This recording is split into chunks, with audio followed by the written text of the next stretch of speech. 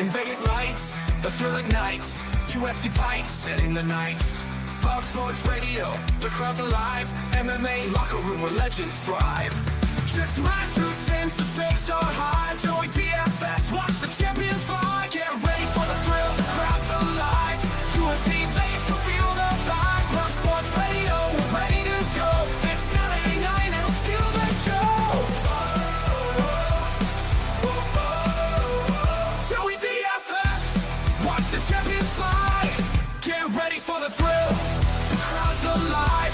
UFC Vegas can feel the... And here we go.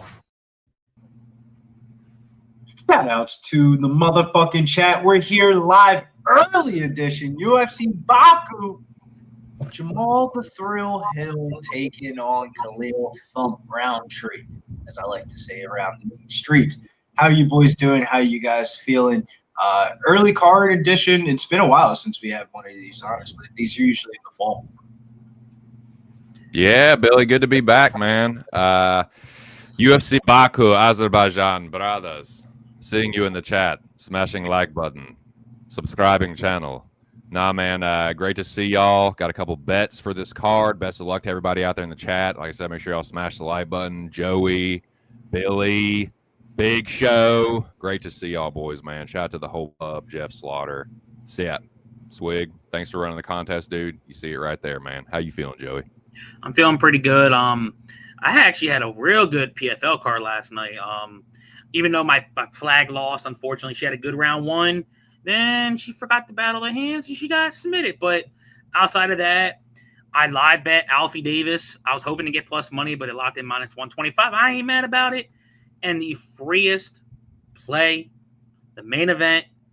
I'm not even trying to butcher old boy's last name, the Russian. Win by knockout. That was the easiest. Put my money on, and I fucking doubled my shit. So I was happy with that. And then the parlay, that was easy peasy. Both fighters won inside the distance, so I was happy. Yeah, the Darrell Kelly spot last night was pretty big for me. I needed that one to get through the hoop to get the weekend started.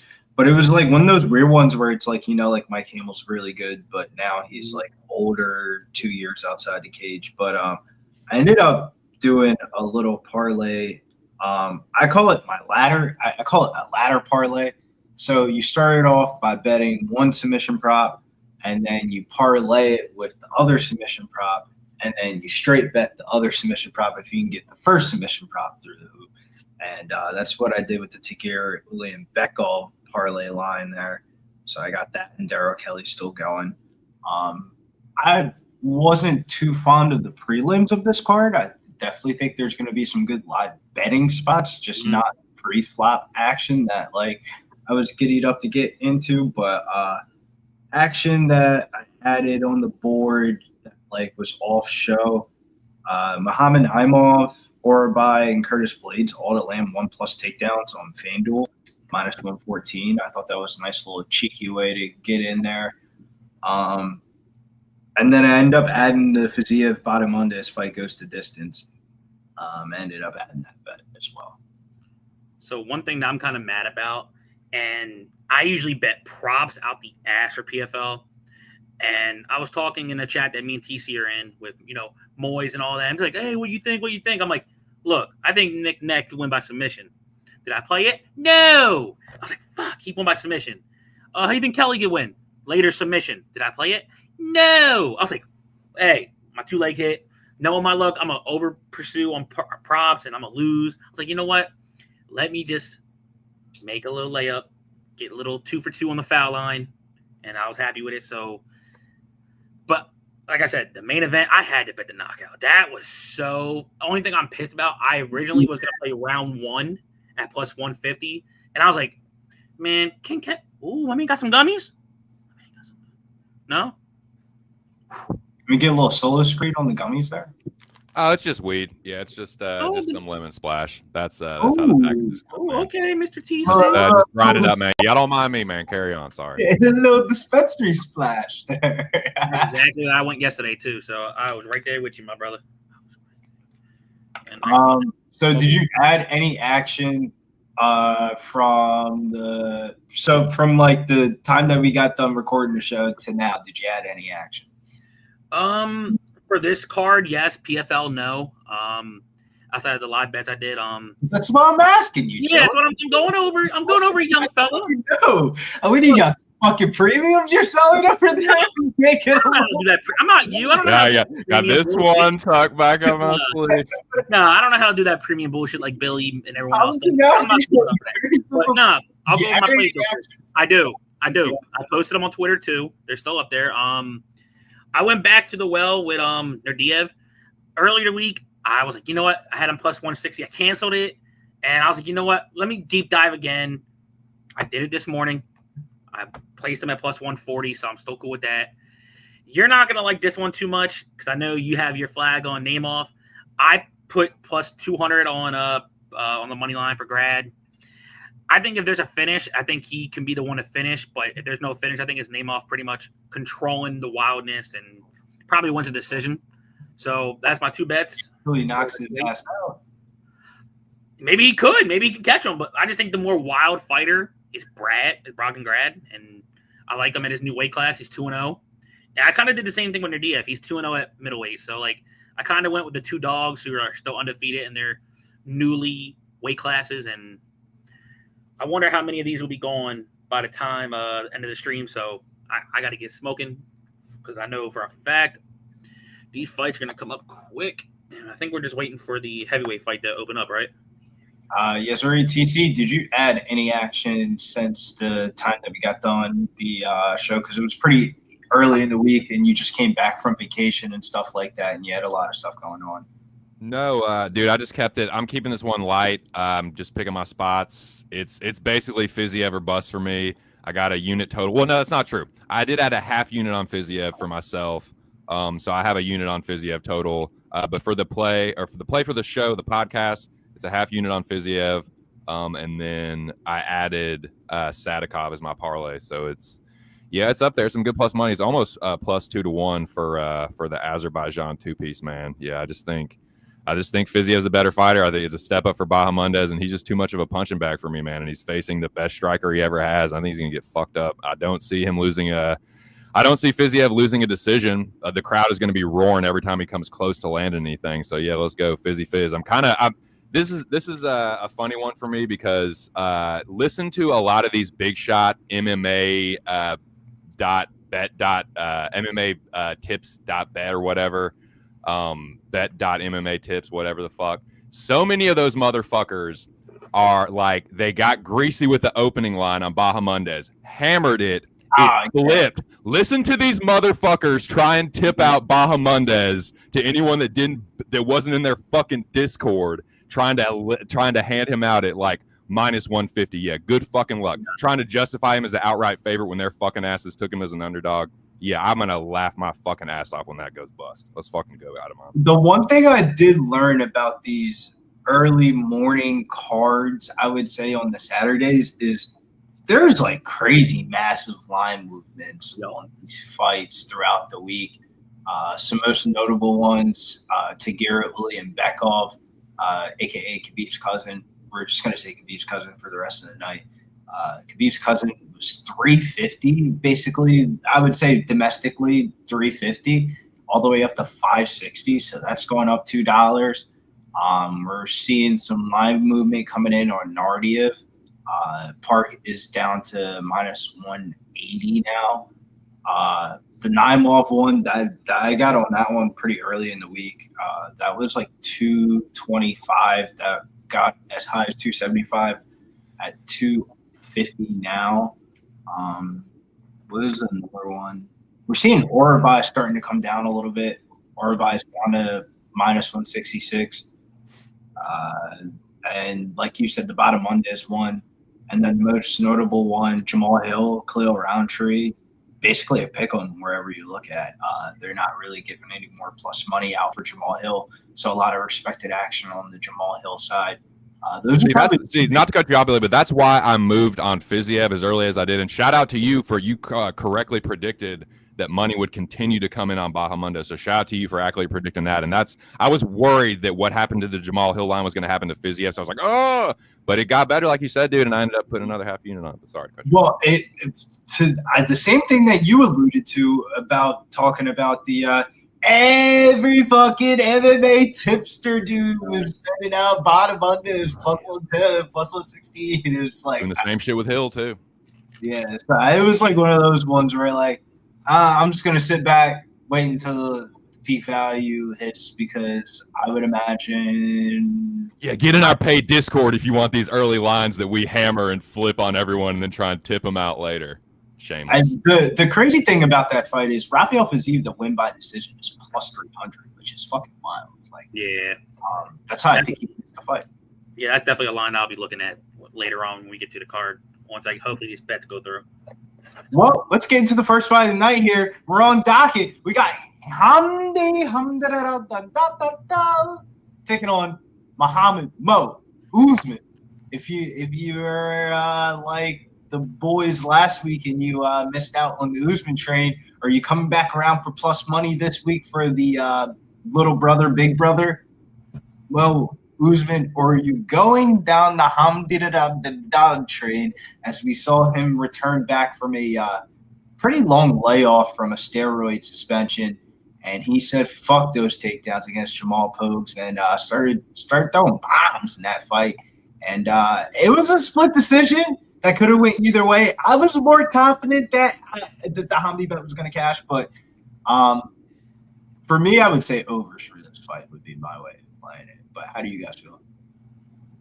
It's a pass for me, man. I feel like Usman can knock him out. Hamdi is hittable for sure, but I don't see Mo Usman winning a decision. So I feel like if Hamdi doesn't get knocked out, he's going to win a greasy split, but it's just a pass for me. Yeah, so I always do, like, when I look at props and everything else, hours before the stream, more money's actually coming in on Hamdi. Early this morning, he was minus 150. Now he's climbing up to minus 180, so he's up 30 cents that way. I'm not picking neither side personally, but there is a prop I do like, and hopefully he does take advantage of. Hamdi's over-under on takedowns is only 1.5, and we saw what Thomas Peterson just did to Usman. So Greco-Roman, all you got to do is get a hold of him twice and potentially take him down, and hopefully it's more of a chain takedown type of performance from Hamdi. So I'm probably going to look more towards playing the over 1.5 takedown for Hamdi. Okay. Let me pull up Caesars. It's minus 140. It's minus 140 on Brigada. Let's pull up Caesars here. But yeah, I don't blame you. Boys. I took the under 2.5 plus 175. Oh, you going for violence early? Top set. Let's fucking go. Welcome to the club, duder. What up, G? Welcome.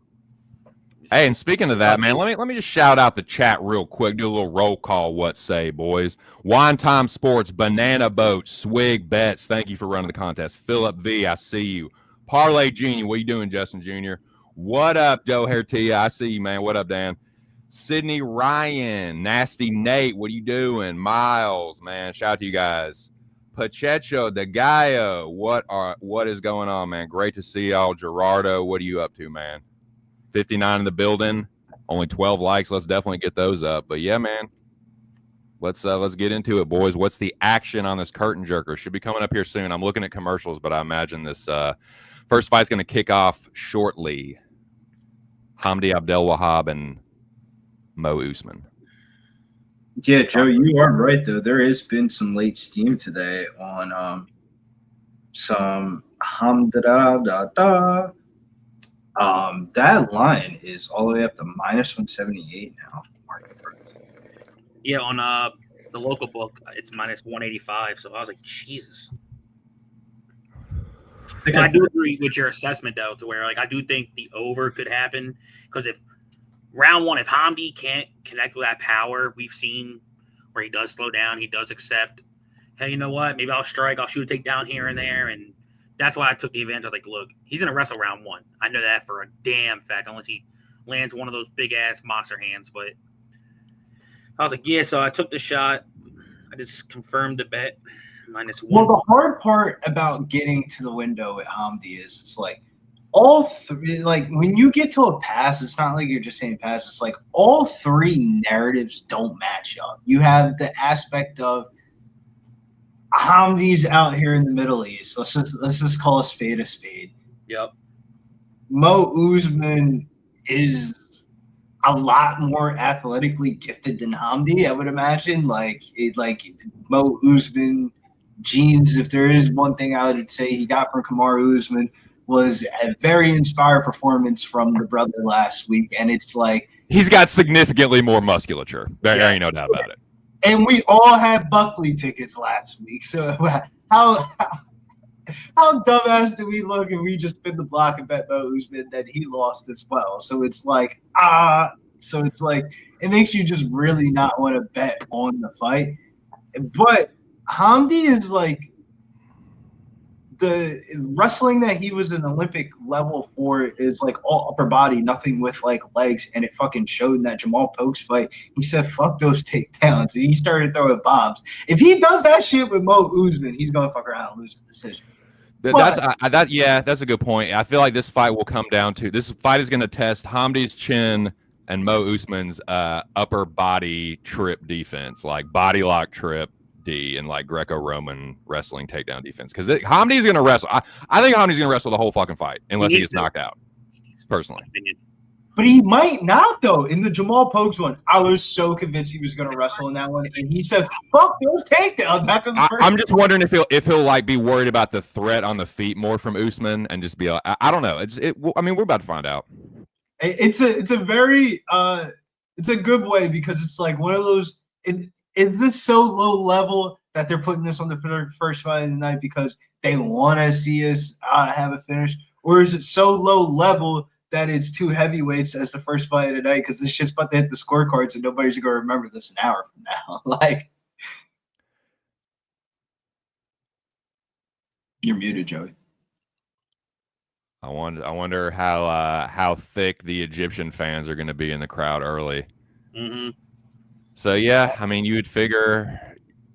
I guess you would assume that Hamdi will have the crowd behind him a little bit more than Usman.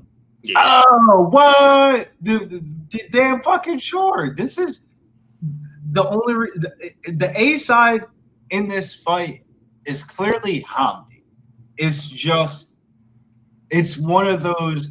Is the A side really gonna come through for you? Because this is one of those ones where, like, if I told you Hamdi lost the decision and didn't get any takedowns, would you be shocked? No.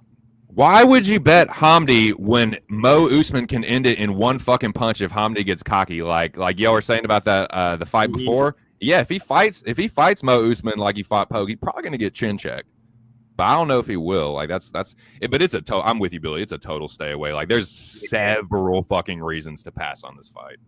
Yeah, that's why I just did the takedown prop because I'm like, look, if you do wrestle early to get 2 takedowns and you lose afterwards, then you're a fraud. Get the fuck out. Then Joey knows where his bread's buttered, man. I love it. I haven't done it for a while either, so I'm like, yeah, let me go back to these takedown props. Hell yeah, dude, it's good to be back, man. Shout out to you guys. Shout out to everybody in the chat. Got 54 in here. Want to see 54 likes. I have a feeling it ain't going to be up there. 15. Come on, boys. Can we at least get it to 20? Jamahal Lee. If not for me, for Joey and Billy, the GOAT. Yeah. Come on now. You going to do Billy like that? Let me hit the retweet. Make sure you guys hit the like, subscribe. What up, Jesse? We got a nice little afternoon card today. It feels nice to be in the, I would say, the driver's seat here for the UFC. Because it's like sometimes when you bet on these cards, it's like you got to wait all day to know the result. You don't know if you're going to be up or down money until Sunday. And then by Sunday, you're so exhausted. You don't really give a fuck if you're really up, down money or down money. Your Sunday's still going to be the same exact way. But when you have the afternoon card, when you have a good card, it really gets the day going. Like when we're down in the essay and we got that Brady main event, that was like a booster to the night, man. That was like a that was more than a booster. That was a fucking vacay saver, dog. That saved the trip. That was like a great little. I would say afternoon cards are always fun because like it feels weird to enjoy a Saturday night. There would fuck you up. And dude, like you said, if you're on a roll, you playing with house money by 6 o'clock, giddy up, dude. You can have a lot of fun in the evening. Shit, I know sometimes when we get some of these afternoon cards in the fall, sometimes just enjoy the sleep. Sometimes just go to sleep and wake it up for football Sunday. It's kind of like how I kind of. Hell fuck yeah, old man TC be catching a fat afternoon nap. often. It's like one of my favorite things to do is eat a fat ass meal after this and then end up going to sleep and then waking up probably like 2 or 3 a.m. But as I digress, Derek said he's got Usman plus 145. I feel like if you bet Kamaru Usman last week, you gotta go back to the well with this one, man. You gotta go. I mean, Muhammad is not Kamaru. I'll say that. Yeah, but he also ain't fighting the dudes that Usman fighting either. He's fighting fucking Hamdi Abdelwahab. So, there's that too. Oh, so one thing I did hear, apparently Kamaru even said this leading up to for his brother's fight. His brother has been questioning if he even wants to fight anymore. PASS. In all capital letters. Where did you get? Where's the credited source? Because you've been sending mad crazy Kev fucking tweets. All right, I'll find it. DMs and he called Joey out and he said, "I No. need I heard So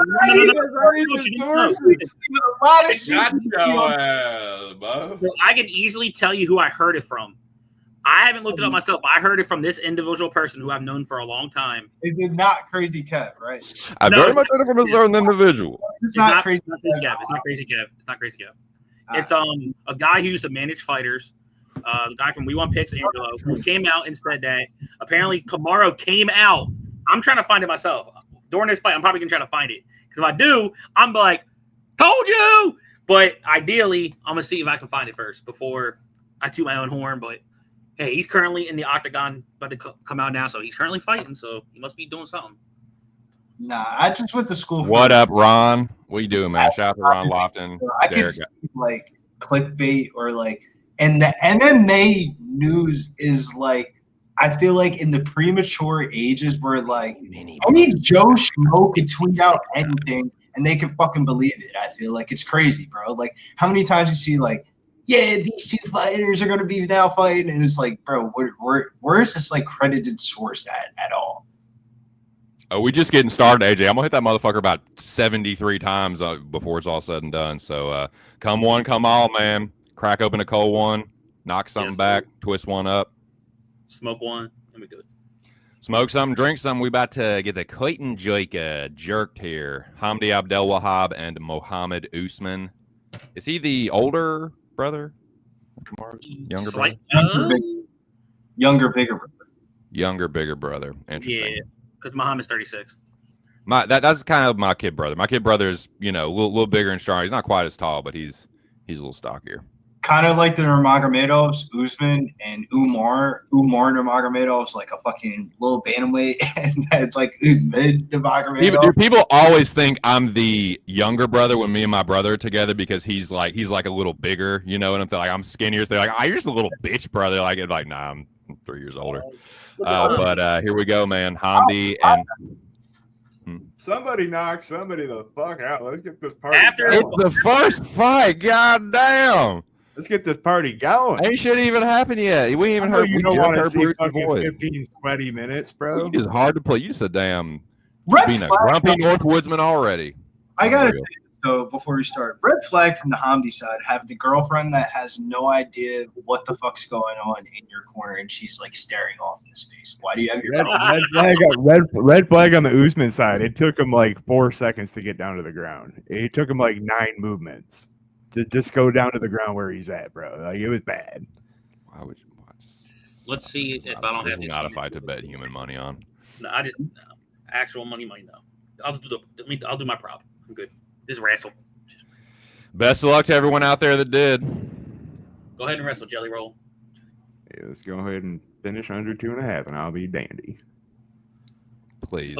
I want Big Show. I want Big Show in a good mood. I want him in a nice, happy cyberbullying mood where he's gleefully fucking with people. That's what we want. Come on, boys. All right. Are they gonna touch gloves? It's time. Yeah. Mark Goddard, referee. Yeah, there we go. That's a good sign. A referee that we know. He's fucked up some shit in the past. But who's ready for TC to call this joint? Andrew G, what you doing, man? One would have to wonder. Dark matter, perhaps. Forged in the heart of a dying star. Here we go, boys. Hamdi and Mo Usman. Here we go. Hamdi taking the center of the octagon. Mo pumping the jab. Outside low kick. Hamdi stumbles Mo Usman with the first kick. Holy shit. That's not a good sign. Devastating low kick. Hamdi putting a little pressure on. Mo Usman behind the black line already. Man, you seen that motherfucker bending down? I'm telling you, that was a fucking sign, bro. Yeah, this does not look steady under his legs. There's another one. And a left hook from Hamdi to follow it up. Mo Usman. He's not checking this at all. He's pumping the jab, but he is getting hit with everything Hamdi has thrown so far. Mo Usman with a wild swinging over like a windmill right hand, about 2 feet off the target, but he threw it. Mo Usman pumps a double jab. And again. And a third and a fourth time. Just pumping that jab out of range. Hard low kick again from Hamdi. He hasn't checked a single one. Mo Usman tried to throw another one, and he literally stumbled himself, missing his. What's going on, baby? What's that? Mo Usman misses the 2-piece. Dude, what did I tell you about his legs, bro? He ain't got him. He's at the Usman genetics are definitely geared toward more upper body strength. It looks like not known for their crazy legs or anything. Right-handed body from Hamdi. Catching it.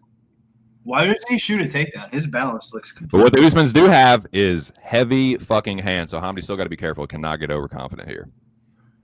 Nice jab from Mo Usman, but he eats another leg kick. He's going to have to get something going.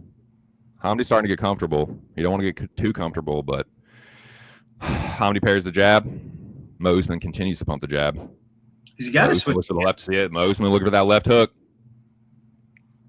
Hamdi with an outside low kick. Mo Usman tried to check it that time. Usman meets him back in the center. Usman goes left hand to the body. Hamdi with a front kick. Might have caught Mo, but he ate it. Mo showing a good chin. Not like Hamdi's hitting anything with too crazy, but he's been connecting. Am I right, though? You got to switch stances or something. I mean, he might have to. Like if he lands too many more of them. The cage and throw in like a right-hand ball that's not landing. Like Mo pumps the jab again. Hamdi looks for the right hand over the top of a lazy jab. He's starting to get predictable with the jab. Hamdi trying to counter over the top now. Hamdi with the left hook. Stumbles Mo Usman. He's still on his feet, but Hamdi is connecting with every single thing. Right hand left hook from Hamdi. Connects on Mo Usman again. Usman's still standing his ground, but Hamdi just can't miss. Hamdi slipping and ripping. Trying to slip the left hook of Mo Usman. Hamdi slips the jab to the outside. You know what? He's got to roll with something. What's that? I'm definitely playing all TC's plays in the contest. Remember when I made your short? Bo? Remember when I made your short? That's on you. You do that shit at your own risk, dog. I mean, I had good picks in the last card, but dude. No, I didn't do it on purpose. I just forgot. I had my picks made, but I made them when I made your short. Oh, okay. I never changed my Oh shit! Yeah, those are all my picks from the contest. Yeah, I'm literally rocking just your. Shit. Let's go. Let's ride. I thought you were saying you were like voluntarily, dude. Like, you know what? I'm gonna bet all yours. I was like, yeah, all right. That's you. On you, bro. But here we go. 120 left in the first round. Hamdi just landing at will. Guess we're not looking good for Mo Usman. Hamdi's he can still land a bomb, but he's going to have to. Oh, left hook on the end of that one from Mo. That's not his own left hook. Hamdi's showing good head movement too, though, man. He's not being a punching bag. Another low kick. Hamdi with a nice jab. Mo Usman with a left hook. Hamdi answers the left hook of his own. It's getting heated up now, boys. Just under a minute here in the first round. Hamdi pushing the action. Pumping Mo Usman, pushing Mo Usman behind the black line. Man, that was hell, bro. That's two big ass heads hitting each other. If he explodes at any moment and like just goes for it, it's like he's conserving his gas tank. I feel like Usman just don't have his feet under him. Usman got scared. Right hand from Usman though. He's still got power. 2-piece from Hamdi, but Usman looks for the check left hook. They circle back to the center. Hamdi putting the pressure on. Front kick from Hamdi. Usman just parried it down, so he didn't eat the whole thing. Double jab right hand from Hamdi. Usman got stumbled by that one. He clearly got rocked there. Whether he's hurt or just can't keep his fucking balance, you tell me, but he definitely stumbled. Did the stanky left hook right hand from Hamdi that Mo Usman just got out of the way of, boys. And there's your first round, gents. What do you think? I'll give Hamdi some credit. He's being more precise with his strikes. Like other fights, he's trying to bull rush, get things done early in round one, and now he's picking his shots, knowing like, okay, this man's not checking a single leg kick. I'm landing almost at will, but Usman is using his jab well. I have a feeling, and this is more of a hope play, is now he knows that, okay, he's not checking a kick. Maybe I can really start getting some overall clinch time and try to get some takedowns. Without being biased. Concern though, he landed that first leg kick within like the first 15 seconds of the fight, and it looked like he was about to stumble off of that one. And he was like, "Fuck those takedowns! This striking shit's working," and it really is. I feel like he's like conserving his gas tank because he's gassed out in some fights. At any moment, I feel like he could just explode and knock me. He's gonna strike until he feels the threat, and then it's. It feels like Usman's on the verge of getting knocked out any second. Like it feels like Hamdi's just like hitting him. Everything is stumbling him, Billy. Leg kicks are stumbling him. Right hands are stumbling him. Like he can't stay steady on his feet. And that last one looked like it hurt him when he stumbled back against the fence. That one looked like it actually like start around two. The blunt force trauma of that one. Here we go. Hamdi, you're licking your chops now. Hamdi was showing good head movement, man. Slipping and ripping. Hamdi been working on his boxing. Mo Usman just stepped behind. Uppercut left hook that time from Hamdi. Double jab from Mo Usman. Mo getting pushed behind the black line again. Hamdi pushing forward. Hamdi with a jab. Mo tries a left hook. Hamdi with a takedown. There we go. That didn't take long, Joey DFS. He tried. Mo Usman did a good job of shucking it off, though. Usman to the body. He's going to have to change levels on him. Mo Usman with the right hand. Step in right hand. Hamdi got to be careful of that. He did get a good job getting out of the way, though. Hamdi slips the jab. Outside low kick, Hamdi. Mo with a nice jab.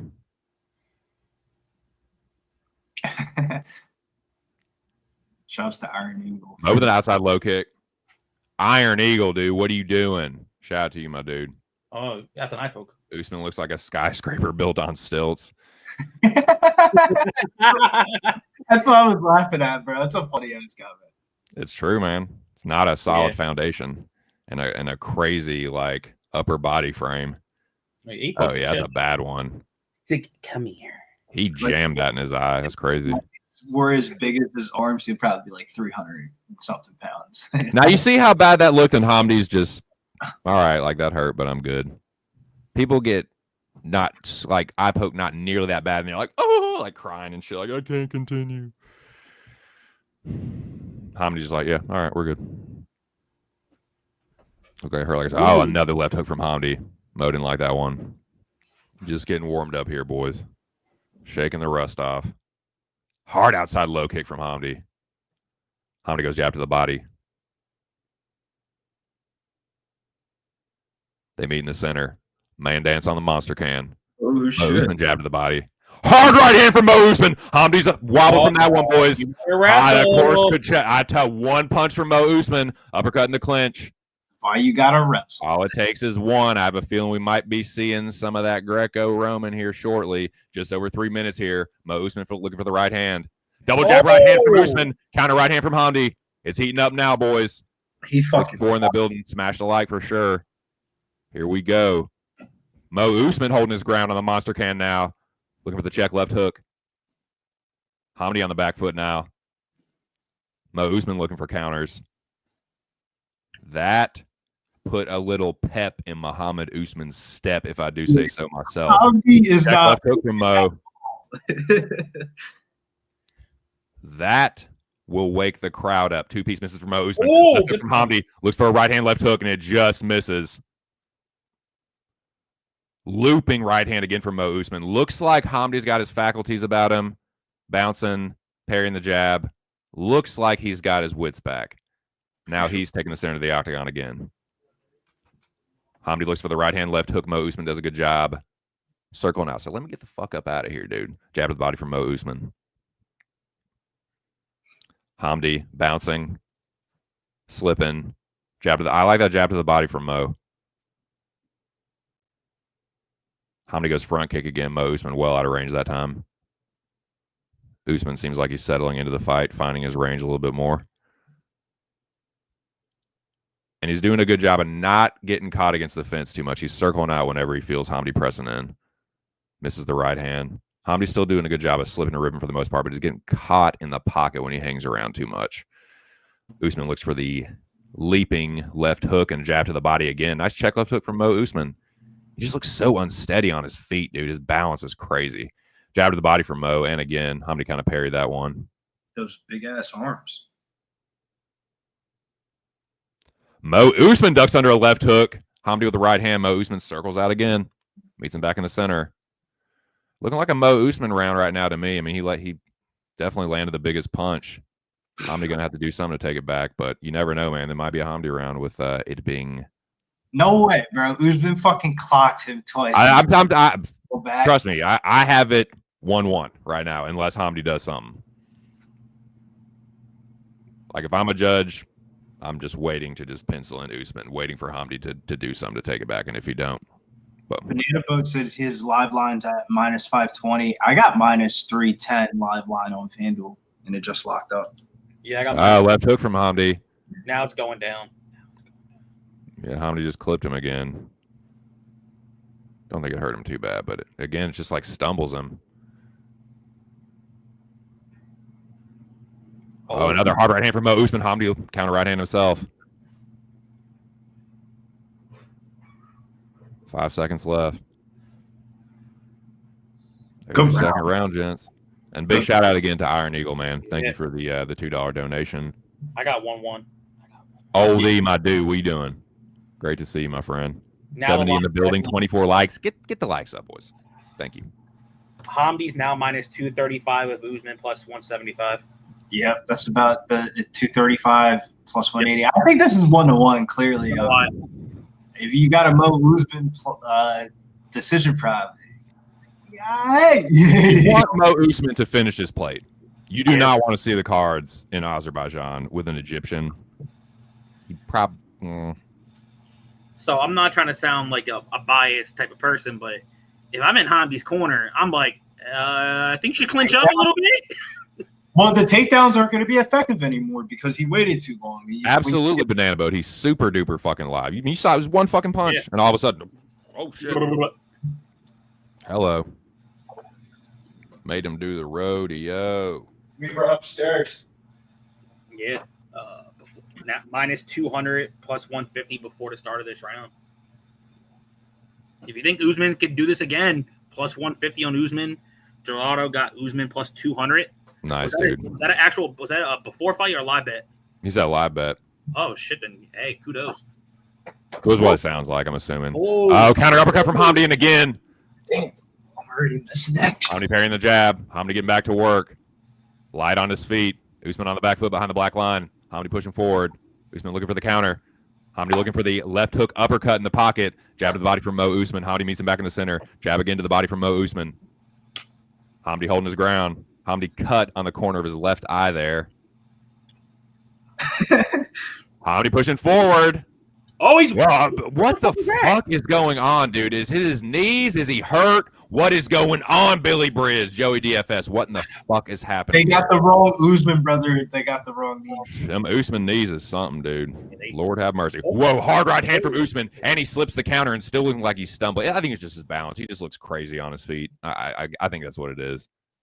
His upper body is so like, big, muscular, and then he has these like not chicken legs, but they're not like it's incongruent.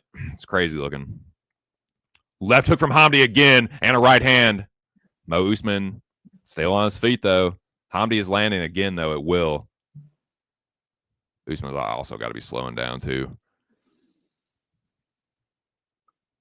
Yeah, but this is a 50-50 fight. This is anybody. For sure, man. This is greasy, Billy. Big time. Right hand from Usman. Hamdi misses the right hook to the body. Try to punch him in the titty. Left hook from Hamdi.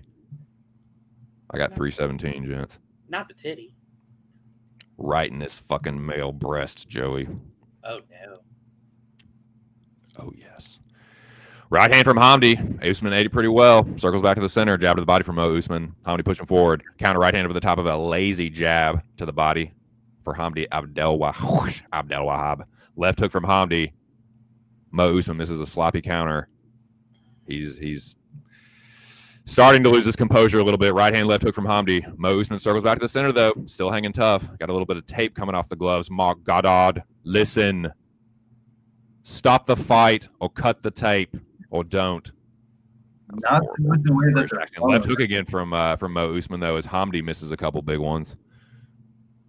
Hard outside low kick from Hamdi Abdelwahab. Jab to the body, Mo Usman. Hamdi misses the left hook. Mo Usman lands his own counter left hook. Hamdi slips the jab. Jab to the body from Usman. Usman thought about another right hand. They both missed their hooks there. Usman with he's just throwing like arm punches now. I mean, how could you not be so fucking dude, the lactic acid's got to be building up. Usman with a slight advantage in the significant strike numbers, but you know how fugazi those can be. The UFC stats. Counter left hook over the top for Hamdi. Pairs the jab. 150 for me, boys. Hamdi the visuals are just way better. Mo Usman does try to land a right hand, though, and a left hook. Pumps the jab, circles out on still unsteady legs. Hamdi just pushes him back. Mo Usman can't even stand. It's his knees, dude. His knees are fucked. He can't stand up. When Hamdi starts, he just literally almost pushes him down with a takedown, and he just stumbles back. It's crazy looking. Hard outside low kick, countering a jab. Left hook, right hand, but Usman lands a nice right hand over the top for a counter. Left hook from Hamdi again. Whether it's hurting him or not, Hamdi will hit him with something, and then Usman will just wobble.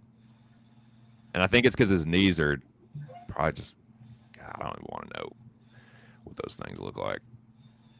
Step into two-piece for Hamdi. Usman looks for the counter left hook, but it misses. Hamdi parries a jab. Write this down. Usman can't walk. Yeah, good little note there. Left hook right hand from Hamdi after Usman landed a right hand. Damn, though. But I think jab to the body from Usman. I think Usman that's his best work.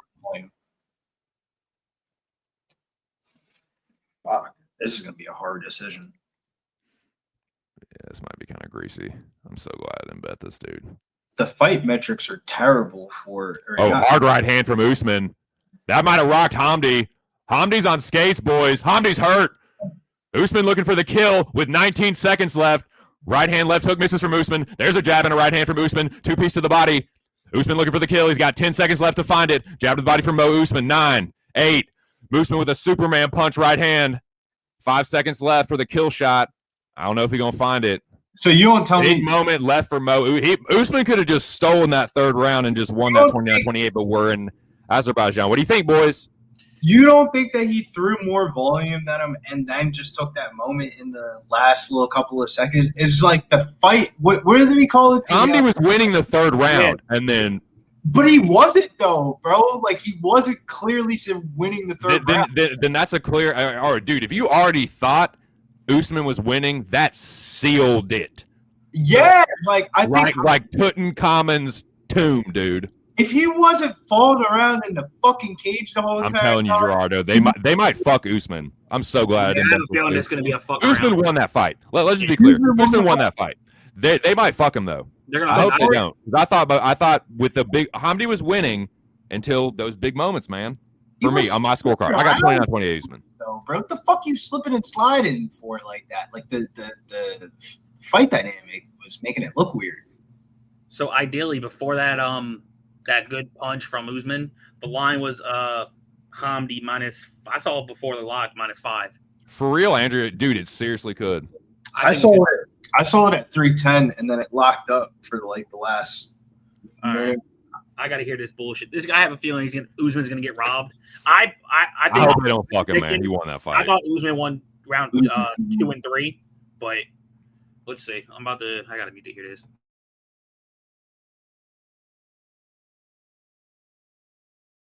Agree, Derek. He could have made it look a lot more close.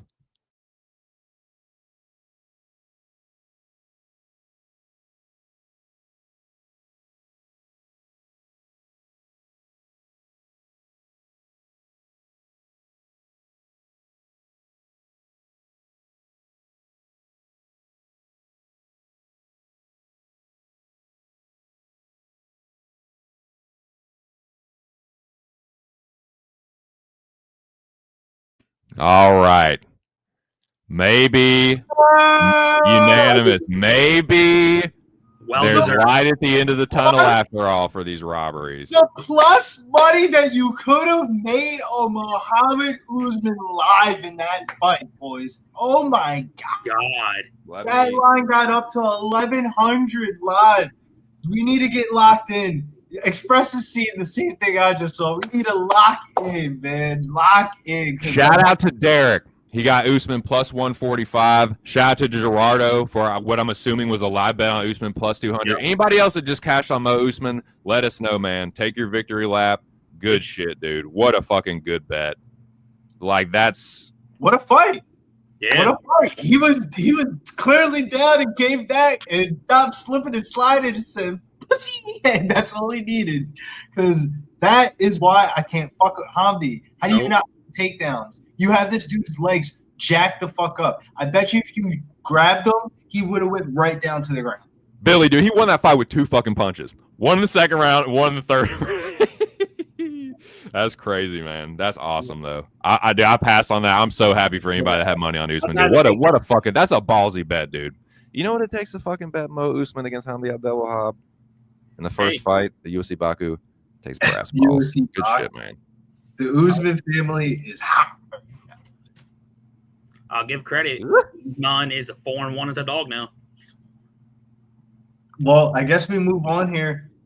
If you thought that last fight was sweaty, it's about to get sweatier tonight. Tagir Ulianbekov, a.k.a. Khabib's cousin. It's just easier saying Khabib's cousin than it is saying Tagir Ulianbekov. And he just kept on winning, so you ended up having to figure out how to really say his name because he used to say Tagir back in the day, but it's like, all right, you're ranked down. I'm just saying Tagir. I got to say Tagir Ulianbekov versus Azamat Maxim. Azamat Maxim, a little bit weird case scenario. We ended up cashing on him in his first UFC debut. Very front-loaded fight. Like, he can throw bombs in the first round, but man, outside of that first round, I feel like he just kind of cardio dumps. That's what kind of happened in Charles Johnson fight. One of those ones where, like, I don't like playing MMA math, but you can't help but not MMA math this one of, like, Charles Johnson getting takedowns on you. And Tagir was about to fight Corey Horiguchi, who's, like, top 10 fighter in the world in this weight class. But take your ass down. Yeah, shout out to Charles Energy Johnson. Nothing against Charles Johnson, but you can take down by Charles Johnson. If energy is taking you down, you getting taken down by Tagir. So speaking about the takedown, if you like Tagir for his wrestling ability, if you think he does it all 3 rounds, which my prediction is Tagir by decision, is over on takedowns 3.5. So that's, and guess what? Charles Johnson, I believe he got 2 in that fight. So if you're telling me Charles Johnson can get 2, Ulianbekov with his chain style, he should get over 3.5. But that's the thing, though, Joey. He might get the sub off of one of them. He could. Because the reason why I was so convicted on the sub prop for this fight is because when you look at a fighter's tendencies in the film, like sometimes you can rewatch a fight and like notice a fighter's tendencies, and one of his tendencies is he tries to explode off of his, like, when he gets taken down, he tries to explode back up, and that gives up his back. Like, he gives up his back a lot in fights. Like, Charles Johnson almost got a little rear naked choke drawn on him. Like, I feel like if you're giving up your back to Ulianbekov, who is, like, that's his specialty, is back chokes, this is about to be a rear naked choke all day. So one thing I just noticed, thank God I dodged a big bullet. Early week lineups, I had Hamdi in it, and I got rid of him. So I was like, fuck, thank you, Lord Jesus. So I dodged a bullet on that. Steam is coming in on this Tagir sub pro. So out of curiosity, I know this is long fetch. I don't know what the fuck happens. Where the fuck do you give Hamdi next? Like to me, heavyweight, that bottom tier is weak already. So if you want, I can say, hey, let's give you a rebound win. Maybe you can be okay. But he just showed if he can't get takedowns, he's hittable. You know what, Joey? Yes, sir. Oh, you say who you give Hamdi? Yeah, Hamdi. Like. Oh, okay, yeah. Everyone thought Usman was on his way out. He's 36. Everyone's like, oh, Hamdi should be able to wrestle, but He shot one takedown. He stopped throwing. Think about this. After round 1, what did he stop doing? He stopped throwing leg kicks. He didn't throw a single fucking leg kick. All he kept trying to do was throw looping shots. Because he thought he was about to knock him out. Usman's never been knocked out yet. So let's see. Uwan Bekoff and Mullins. Hey, I like both of those, Gerardo. Cut Hamdi? Yeah, nah, I was going to say the same exact thing.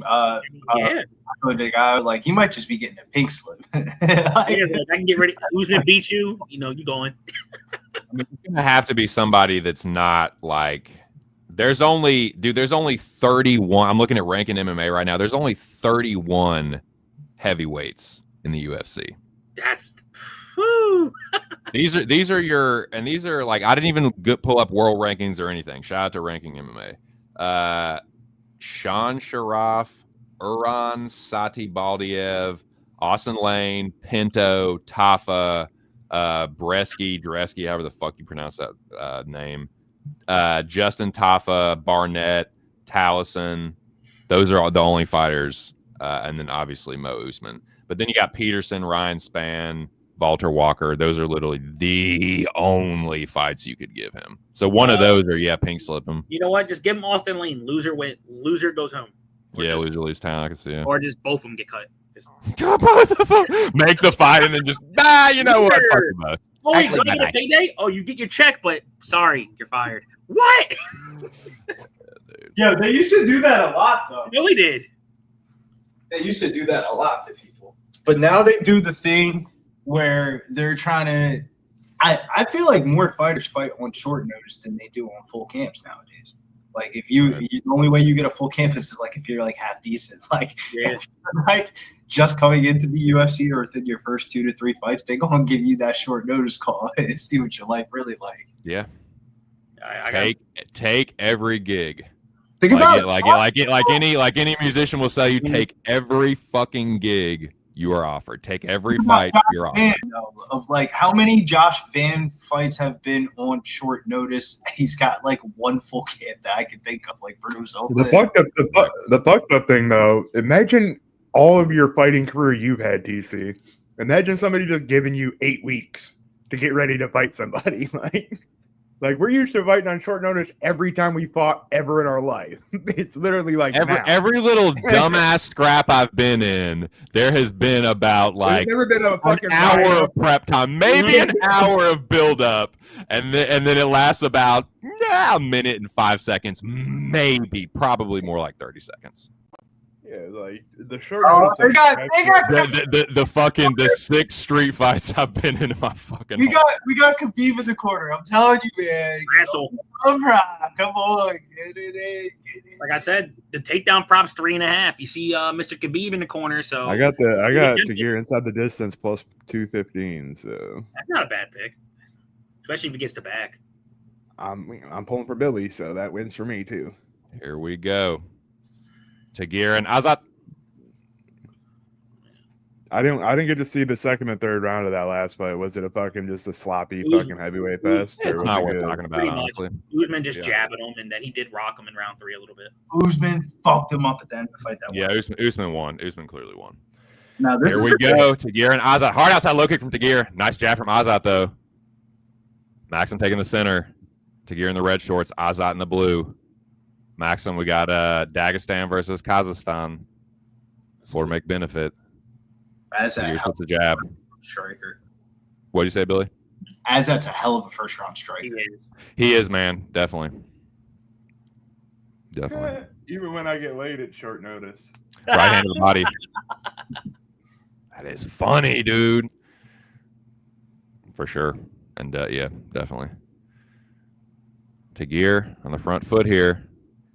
Showing pretty good defense so far. Right hand and a left hook from Tagir, and he's in on a takedown attempt already on a double leg. Azat with a nice sprawl here against the fence. Tagir does look like he might have the hands clasped here, but I don't know for sure. I can't really tell from the camera angle, Billy Briz. I'm not really sure, brother. That's a hell of a balance, though, from Azamat, though. It is. He is. He's splitting the legs against the cage like you're supposed to.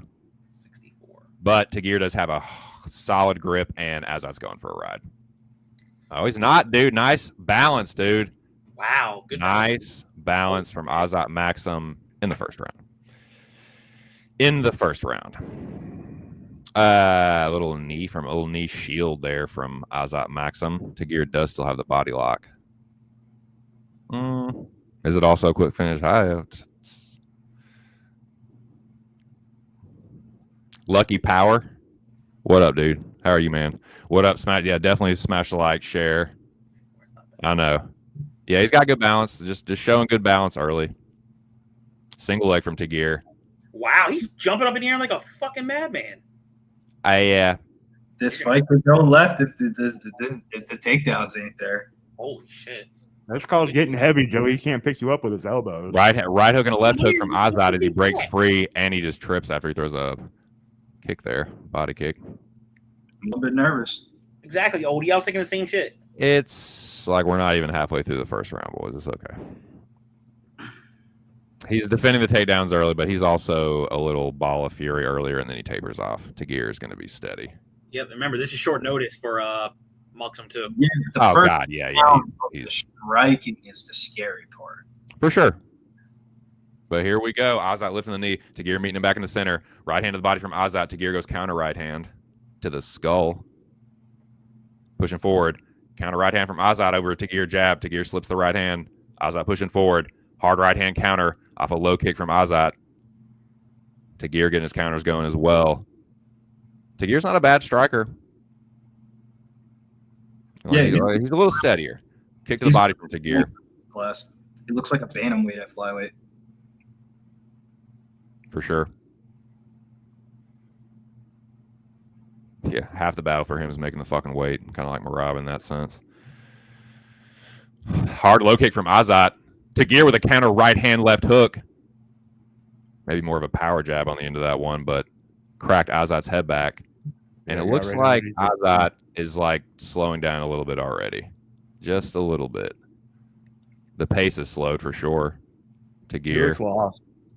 Right hand left hook from Tagir after he ducks under a wild right hand.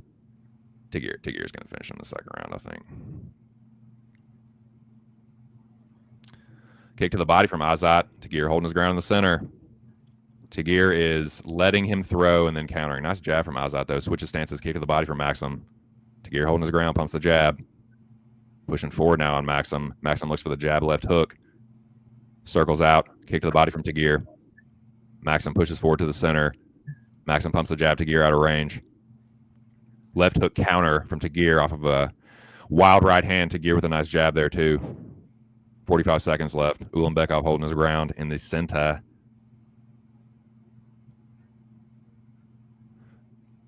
Yeah, I think there's going to be a crazy adrenaline dump for Maxim as he misses a couple left hands. Nice body kick there from Azat.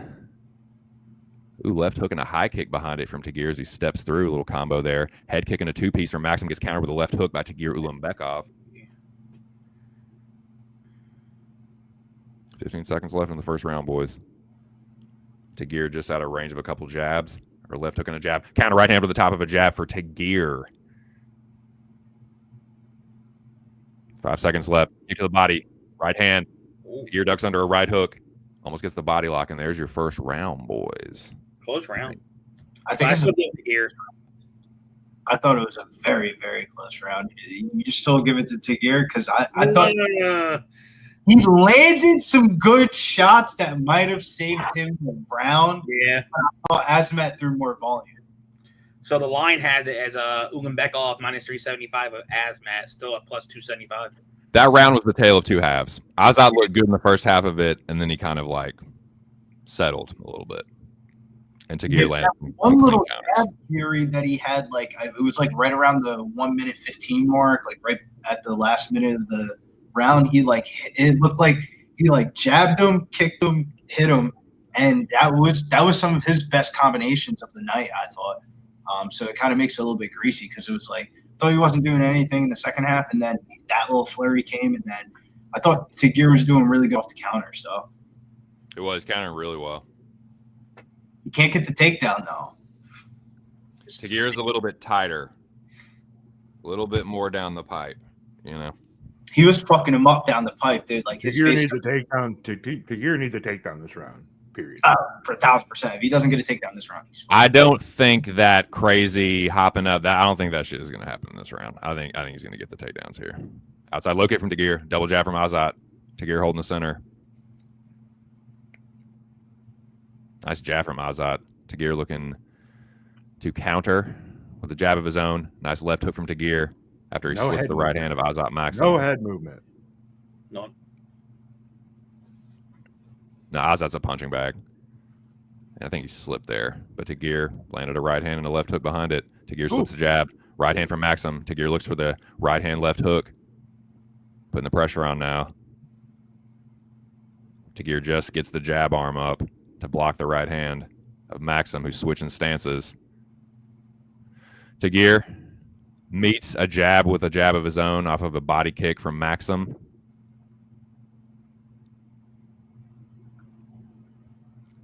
Nice jab from Maxim. Oh, two-piece from Tagir over the top. Maxim didn't like that one. Maxim backing up. Tagir might have hurt him there.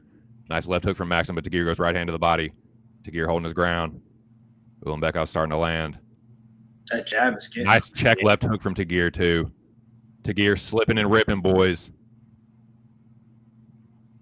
Slips the left hook of Maxim. Nice jab from Tagir. Azat going crazy now. About to blow his load. He's going to dump. He's going to fucking dump after the next minute. Two-piece from Tagir.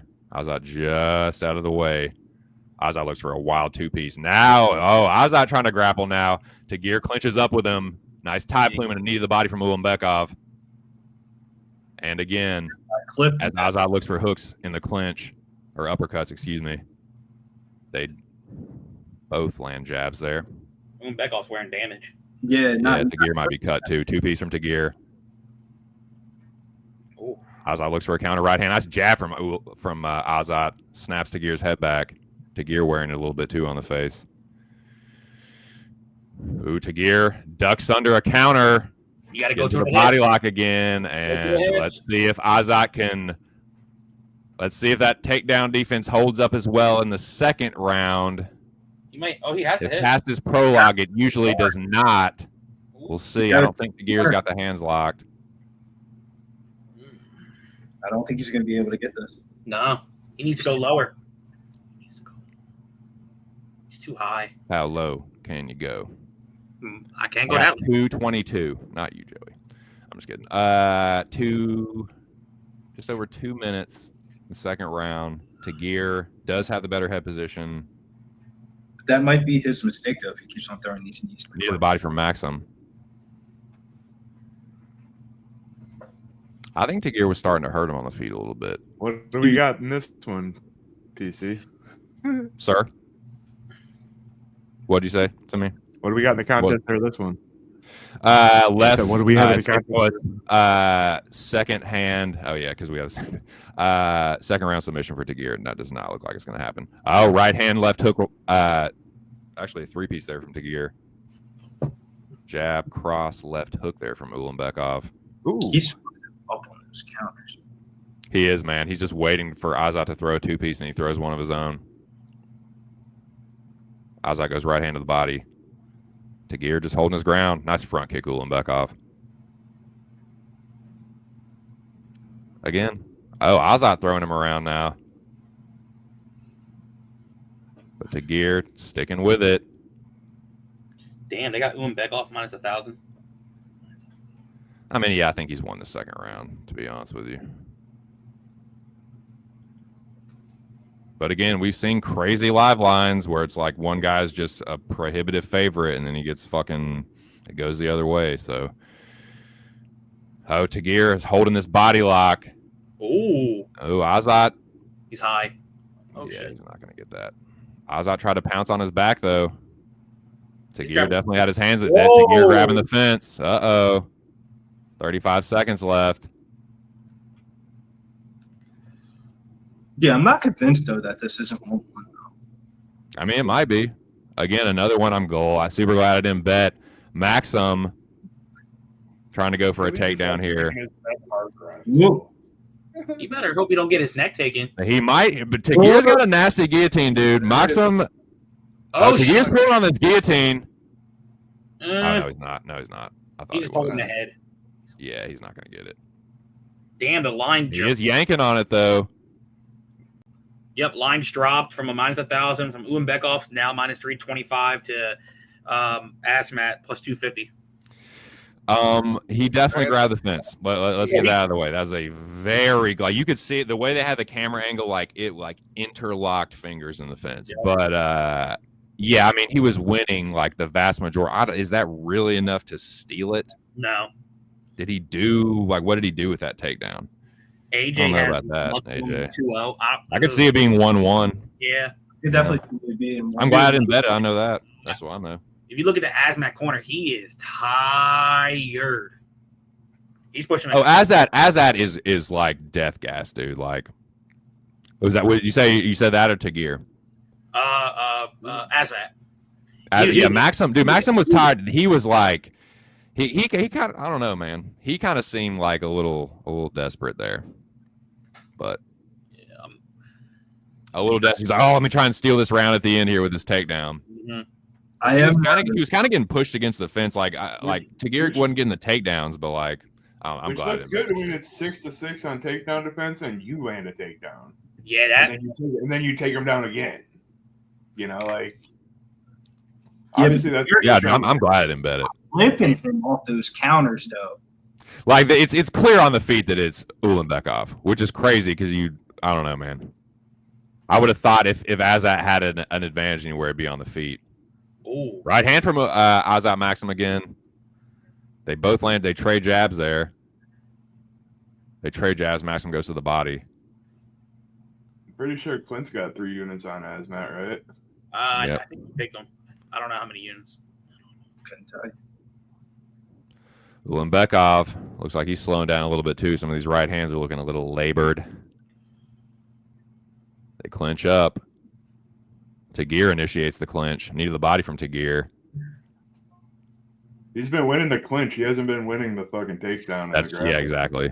He's got a better plume. Like he's a better clinch fighter. It seems. Bro, he's a better boxer. It seems too. There's another right hand from Tagir, slipping and ripping, lands a 2-piece again off some wild Maxim punches. Tagir ducks under a 2-piece, looks for the takedown. He has not had success whatsoever with these takedowns. As Maxim showing improved takedown defense for sure. Very much. It's definitely like, got to give him credit. Credit where it's due.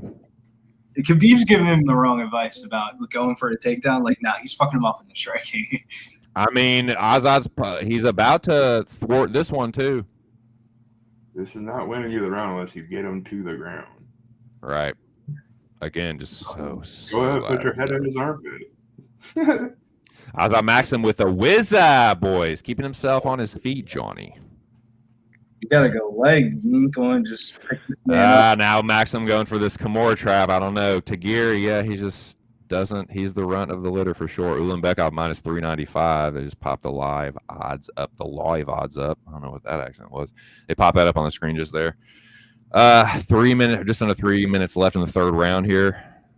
Ulanbekov looking for some left hooks from the refs telling him to work. The takedown attempt. G said he's in on a small bet on Maxim +200. Ooh, I mean, the way this fight's looking, it's. They separate and they're off the fence, boys. They meet in the middle. 2 minutes and 38 seconds for me. Yeah, if you got parlays, I would hedge. Ulanbekov with a 2-piece counter. Azad Maxim looking for the takedown.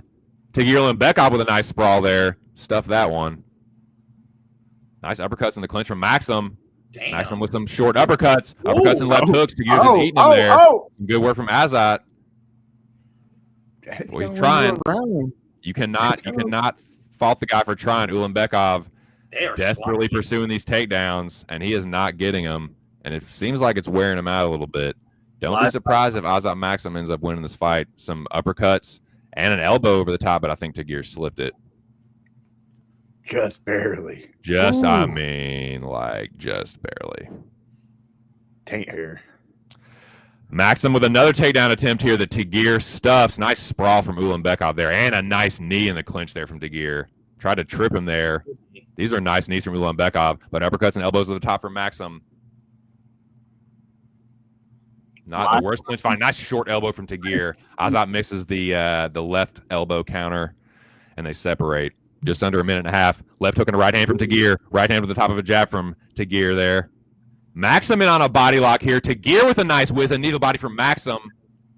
Tagir with a single collar tie in the clinch here. Better head position. Tagir might uncork another knee or two.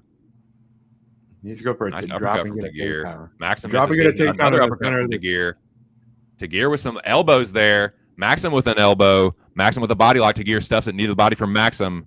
Tagir with a single collar tie in the clinch here. Some nice clinch fighting going on. You don't Elbow see from this that Tagir. often, boys. Maxim misses his. Uppercut from Maxim. Right hook from Tagir. Knee to the body from Maxim. Right hand over the top from Tagir as they break from the clinch. Maxim misses the double jab. Gets it slipped. Tagir just misses the right hand. Knee to the body from Maxim. They separate again. Two pieces from Tagir over the top and another one. Too clean. Two pieces from Tagir Ulanbekov.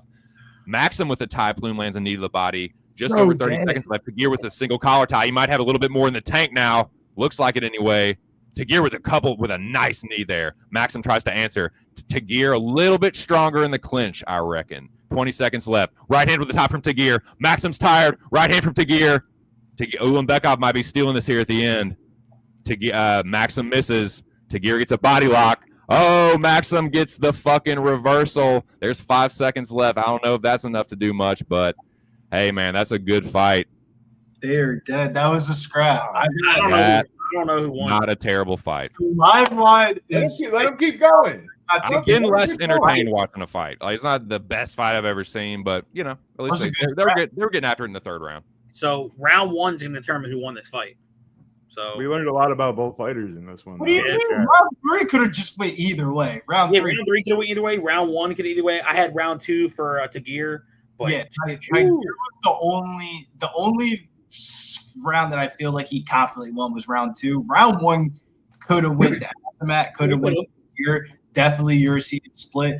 And round 3 right there was just very split. That was a splitty round if you ever see one. Tiger just eked that one out, I thought.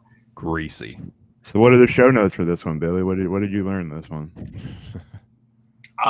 Show notes would be Khabib, maybe a little bit overrated of a coach. I'd rather see Javier in there because Khabib was telling him to get takedowns, but he was fucking him up off the counter punches. Boy, you gonna get a send location request, Billy. Fucking, Am I right? That's gonna be on a short, Billy. I'm putting spicy that on a word. short right now. If we can get Khabib in that, I'm a. Am I right though?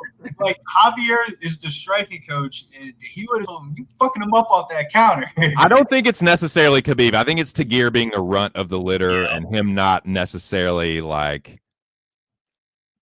I'm just saying, if it was the olden days, he might have gotten pitched off the top of a cliff into a chasm.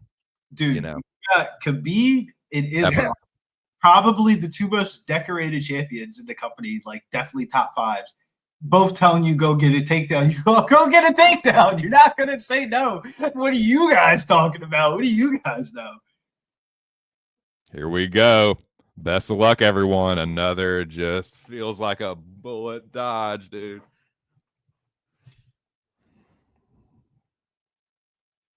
Here we go. What's it going to be? Tagir Ulanbekov is your winner. That's why you back to Obi and Baku. That was fucking you there, but we'll take the 230-27s and the 30-27. They said 230. Two of them.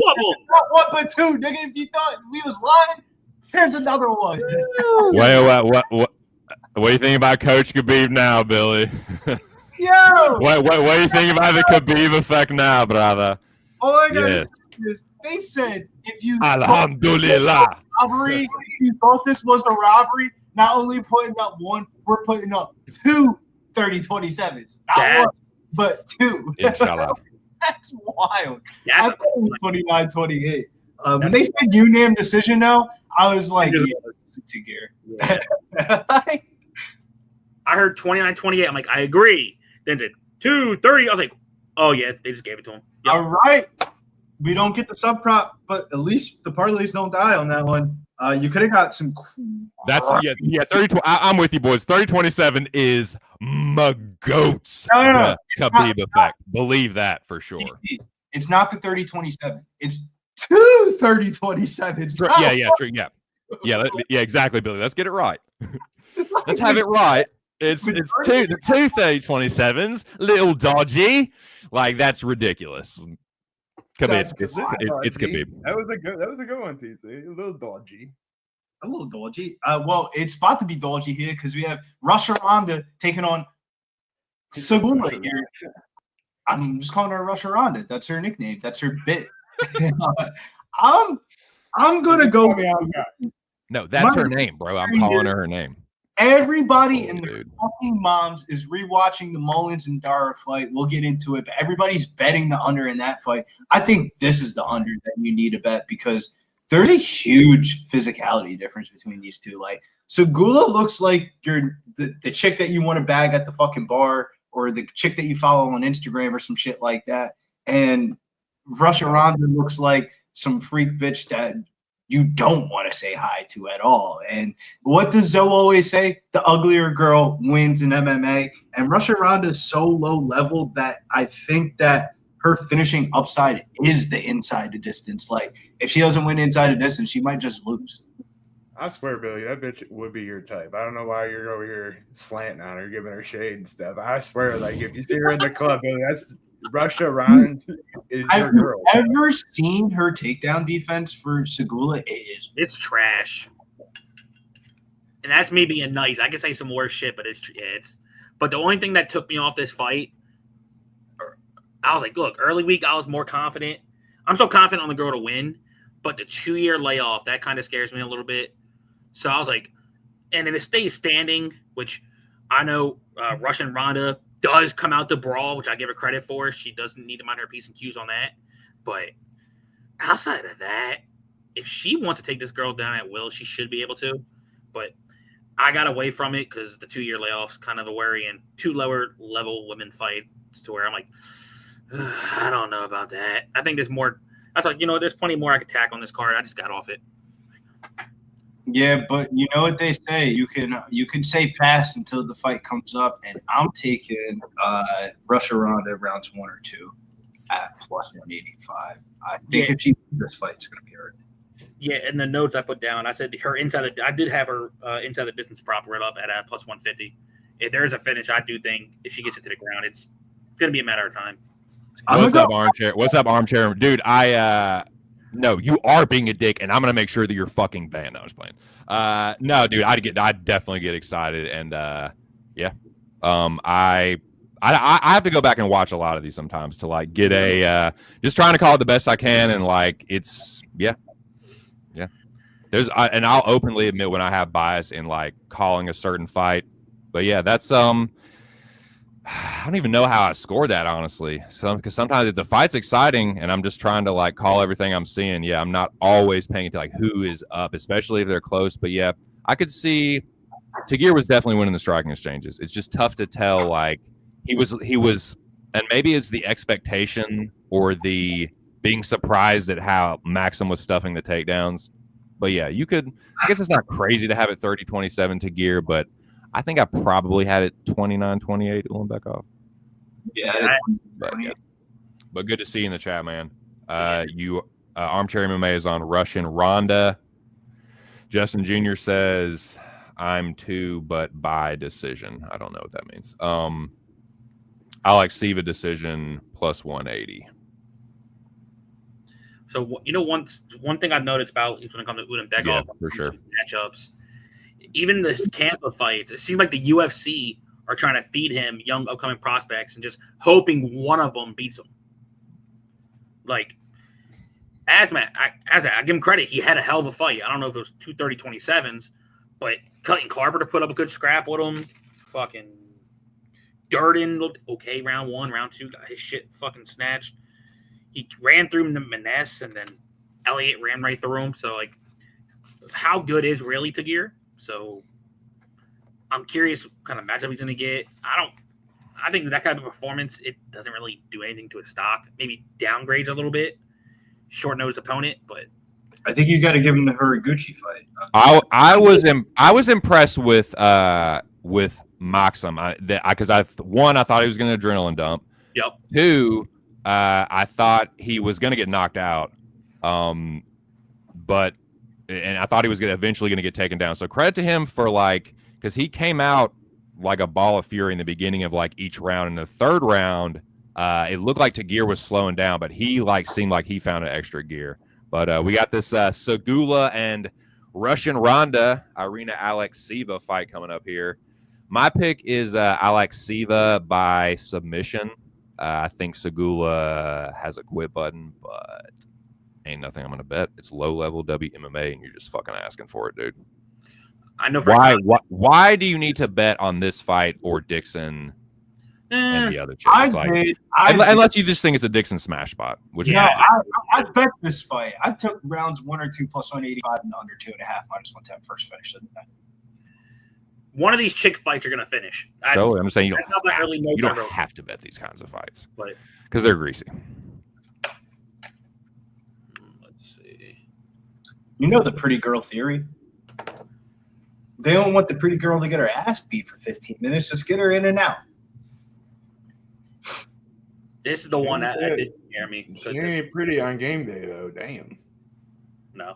She's Capology pretty. She's makeup pretty. She's IG pretty. She's OnlyFan pretty. Nah. OnlyFan, she might be like. I would just say makeup pretty. Like you would totally take that ring girl over either one. Yeah. Here we go. They touch gloves. Segula takes the center inside low kick left hook from Claudia. Oh, yeah. Ronda eats a right hand over the top from Segula, who's holding the center of the octagon. Inside low kick, Segula. Segula outside low kick and a right hand over the top. Ronda step behind so far. Ronda better wrestle. Segula got the hand speed for sure. Double jab and an outside low kick from Claudia. Ooh. Right hand to the body and a jab to the body, right hand over the top there. Left hook, right hand, knee to the body or knee to the skull in the clinch from Alekseeva. Right hand, left hook, right hand from Segula. Ronda eating it pretty well though. Damn. Left hook from Ronda. Segula didn't like that one too much. She's holding her ground though. Inside low kick from two-piece from Claudia. Ronda's getting touched up, dude. Left hook and a high kick from Segula. Double jab and a right hand. Counter right hand from Ronda, though. I got 355.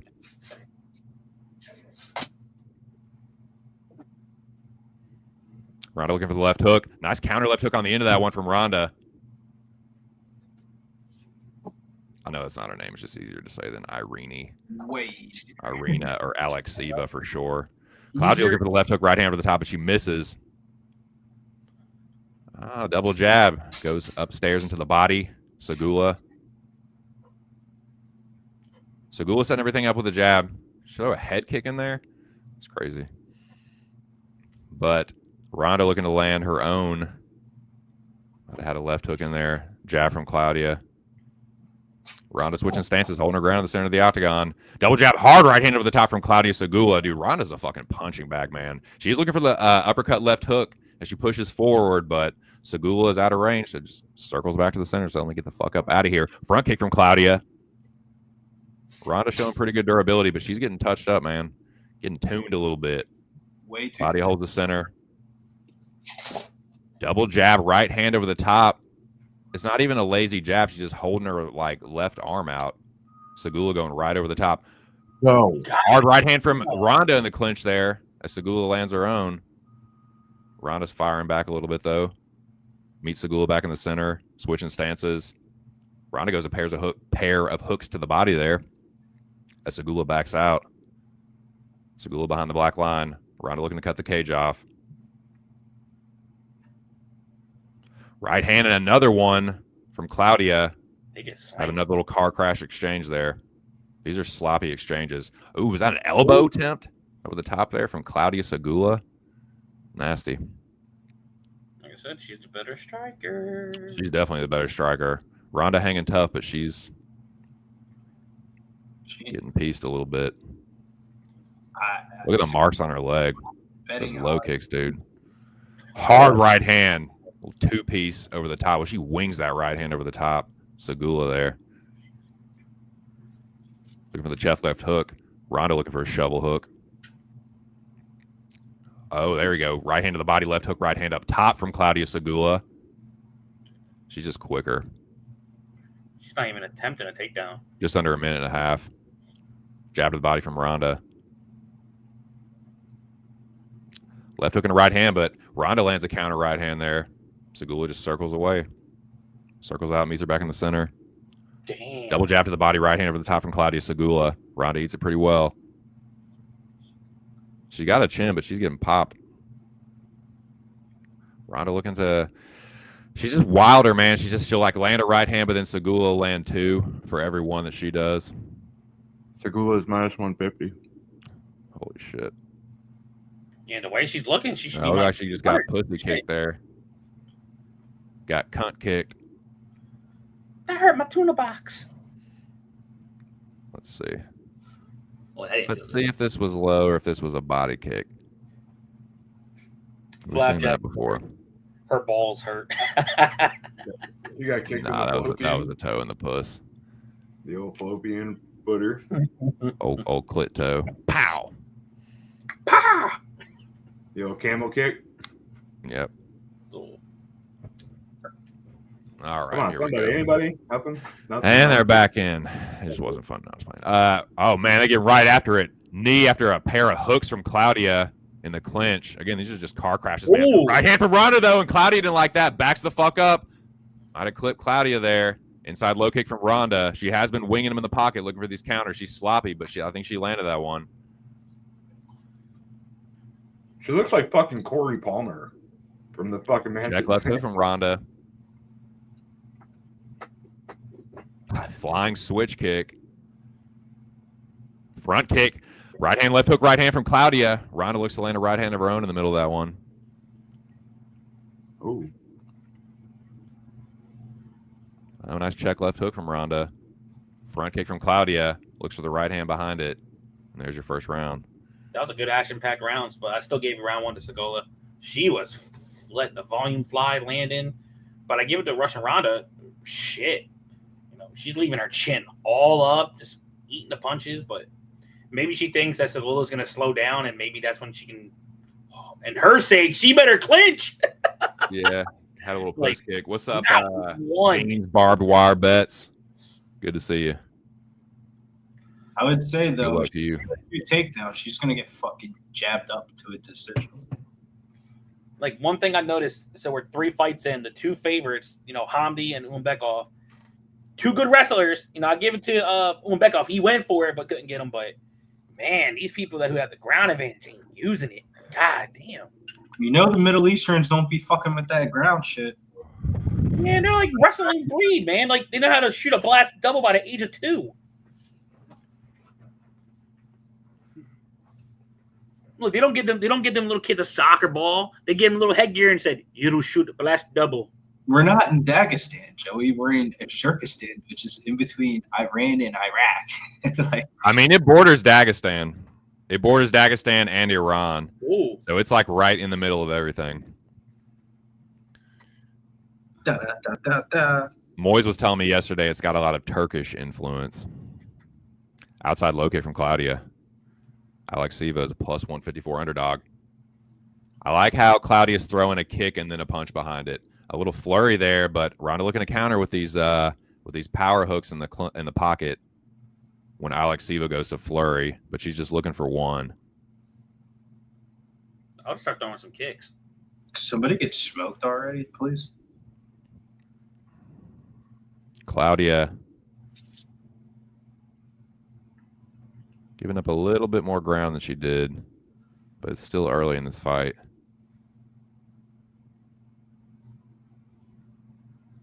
Inside low kick Segula.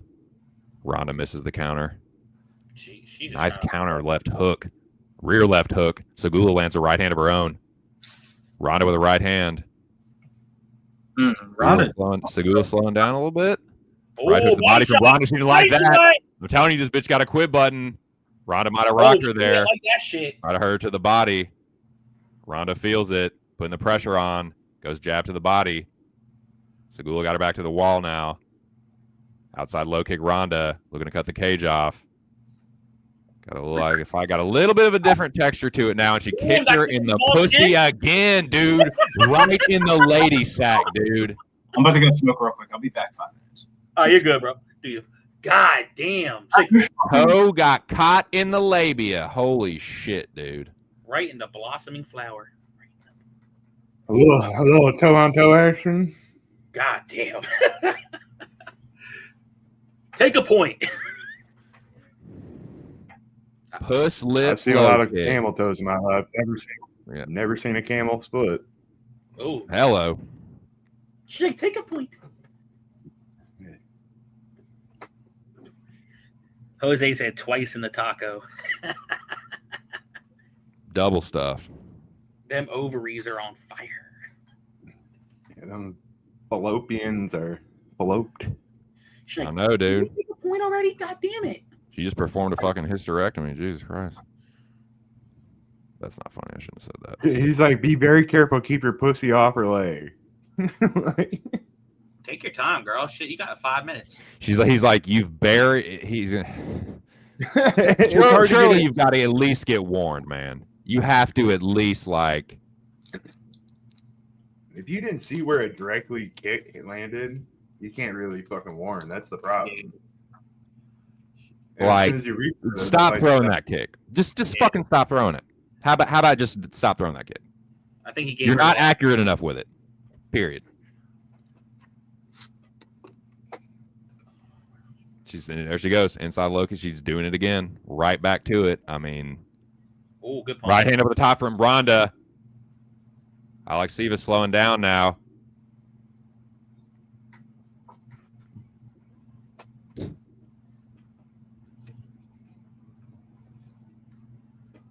Segula pushing forward now. Ronda circling on the outside. Looking for inside and outside low kicks, missing by about a quarter fucking mile. Ronda with a nice counter left hook after Segula lands the right hand.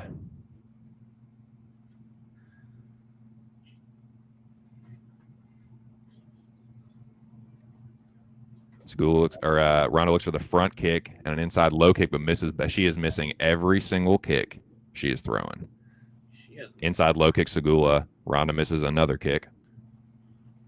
Segula misses a kick. Counter right hand with the top of a left hook for Russian Ronda, Irina Alexieva. I know I've only said her real name like 3 times, but she stuffs a takedown very easily from Segula, who is looking a little bit more tired, and I have a feeling that's going to continue in the second round too. Ronda looks like the fresher fighter here. She's pushing forward. Might not have quite as tight a technique, but she's definitely got more in the tank, it looks like. They trade left hooks there. These are some wild exchanges, man. Ooh, nice 2-piece from Segula. Lands the right hand, but she does not pursue. Damn. These are just car crashes, Joey. Very much. Very sloppy. Round 2's closer on significant strikes. For sure. 2-piece of the body from Segula. Ronda pushes forward, gets off the fence. Alexieva not even close with these kicks. Jab to the body, Irina. Ronda misses the left hook. Segula meets her back in the center. Right hand. Ronda misses the left hook behind it, but she is starting to land a lot more. They trade left hooks. Ronda misses a check left hook there.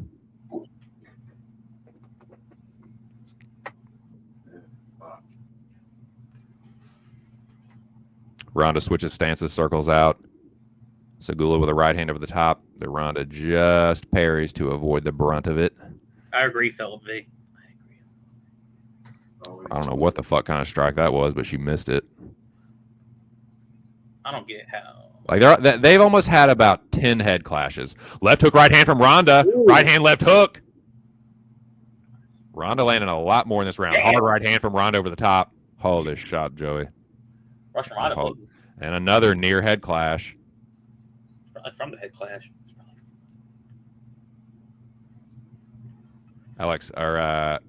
Segula with a nice body kick there. A little front kick. Yep. Ronda looks like she's leaking from the nose. Just as I thought. Opening line. Now switch kick and a fucking back hook kick from Ronda. And there's a second round. She leaking. What do you think, Joey? I got 1-1. I think Russian Ronda definitely brought more of it in round 2. She had her hurt at one point to the body, and she was throwing more looping shots. And you saw Segula more on her back foot trying to circle away from the fight, even though she landed her own little good striking as a whole. But I definitely got 1-1. And last time I saw the line, Alexieva was a minus 160. Right. And Segula's back to the dog at plus 120. So this is any female fight. So thank God I stayed off it. So I was going to parlay her with a couple other people, but nope. I did the responsible thing. I pick my spots. I'm with you. Who said that?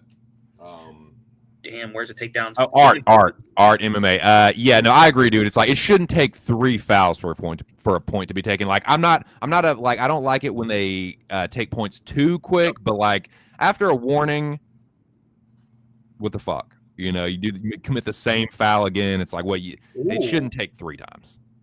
Before the start of this round, Segula's minus 235. Segula misses the outside low kick. Ronda backs away.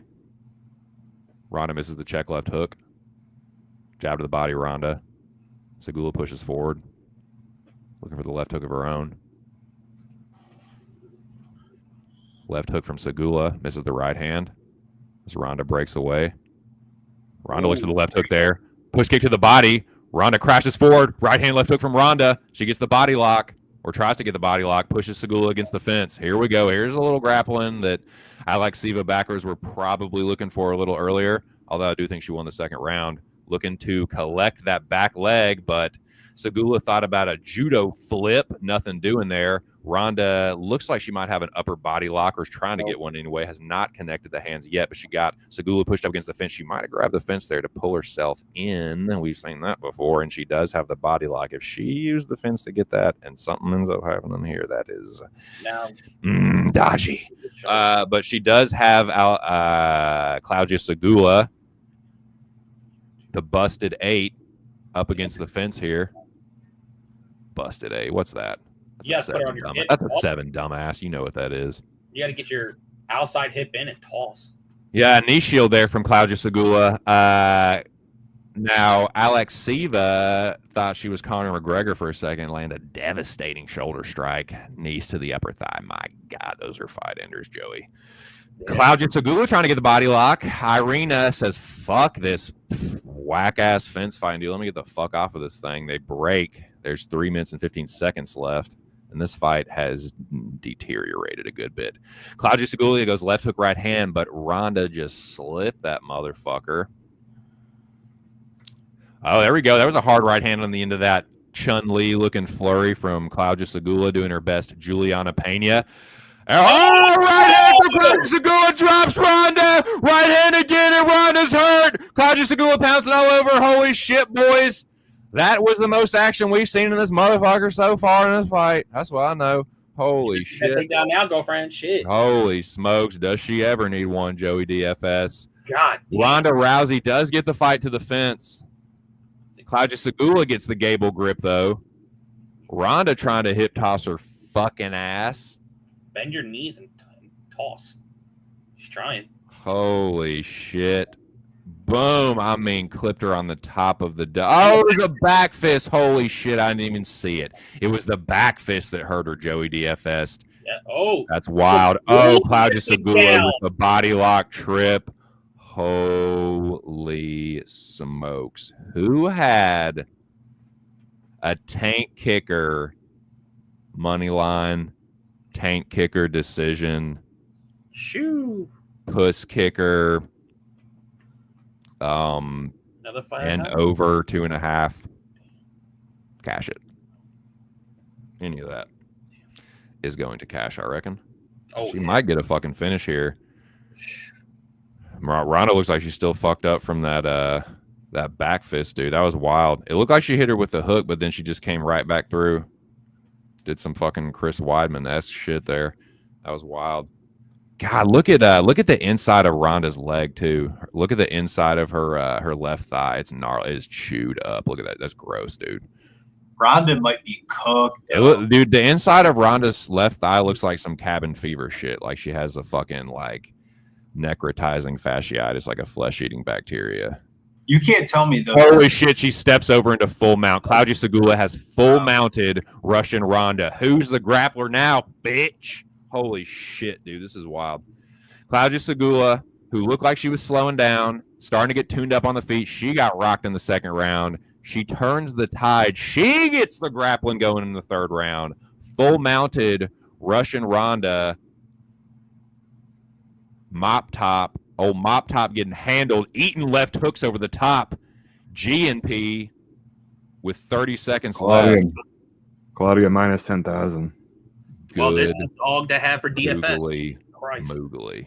This is a pink flick. This is a pink slip. Damn thing. I've ever seen one. Like, I don't think. Oh, yeah. No shit. Scraping forearm into elbow there. She looked man, short elbows from Claudia. Another one. Thank goodness I didn't bet this. Yep. You know what's crazy though? When I was smoking that joint outside real quick. Holy shit, these elbows are filthy. Her corner goes, "Believe in yourself. Believe in yourself." I said, "Oh no, live bet." Joey, what are the show notes, Joey? What's the what? What's the show notes on this one? Shoo. Only thing I know is I'm glad I got off this fight. The shout outs, let's see. I know. Amen to that, brother. I know somebody said they had a betting ticket on Segula. Where the hell are they at? Twizzy Sticks. Why did he tell us Twizzle Sticks? I would have smashed that Claudia Segula spot. No, Lucky Power had it. Lucky Power, Segula. Help a brother out, shit. Yeah. I'm so glad I stayed off that fight, dude. I'm so glad I stayed off that fight. I'm telling you, Andrew. I'm telling you. I thought the fight was going to be closer, but ideally I got off it because the 2-year layoff, and 2-year layoff just showed. Well, the old narrative used to be bet the ugly chick. I lost that under 2.5, plus 185. And there was pretty girl overs and. Yep. I mean, I'm gonna guess you had Irene. I don't want to sound like that guy, but some people, I guess, are into that bloody shit. That what? Pretty girls overs. Oh, newest member, Adams. I can't see that. I'm blind. Adam Digest. Here we go. Thank you, Adam Digest. Welcome to the fucking Cool Kids Club, dude. I'm about to repack the binger. Take a rip for you, man. Grab this real quick. But that was a great fight, though. From the third round aspect, the first 2 rounds were like, what's going to happen? I thought she was going to get knocked out a couple of times. I wouldn't say a great fight, stretching it. I just mean we'll christen this new membership here properly. Marissa Mullins, Dara Zelevenkova. Why she got her hand up? I can't stand that shit. You know you won't about to win that fucking fight. I really can't stand that. Just like, there's nothing wrong with just being like, yeah, it doesn't make you look like a bitch to be like, just be like, you lost and like fucking, you know. So far we got 2 dogs that won on the prelim so far. So no finishes yet. Will this be the first fight to finish? I'm sure hoping to God it will be, because we got Melissa Mullins versus Dara. Yeah, I'm just gonna call her Dara. Don't even try to ask me to butcher that. Zelevenkova. There you go. Thank God Billy got it. But yeah, Mullins is my first leg in my parlay with Mr. Curtis Blaydes. And she's the opening fight for my DFS lineup. So far, no finishes. Melissa, this is a rematch. If you know by numbers, 68% of the chance. The person who won the first match wins the rematch. And she did it with no problem the first fight. Both fighters have gotten better. You know, Daria is the better striker. Melissa Mullins, I wish I was playing it. Damn, I wouldn't play no flag, no minus 300. That's tripping. But hey, I like to see that flag. But yeah, I got Mullins. I got Mullins on DFS, and she is my first leg in my parlay. Gerardo Hernandez got Mullins inside the distance, which that's more my lean. I'm still trying to see if I want to play it. You know, I already had the money line. I'm not trying to get too greedy, but if she does win, I do see it inside the distance. Well, Joey, I wish I could share your enthusiasm on this fight, but I'm going to wish you the best of luck. I got nothing. I do think Mullins, it's going to be second verse, same as the first. I do think she's going to get the finish, but best of luck to you. But man, Adams Digest, welcome to the club, dude. This I'm going to christen that new membership properly. This one is for you. Hope it is the first of many streams that you join us here. And shout out to everybody else in the building, man. 89 people up in here.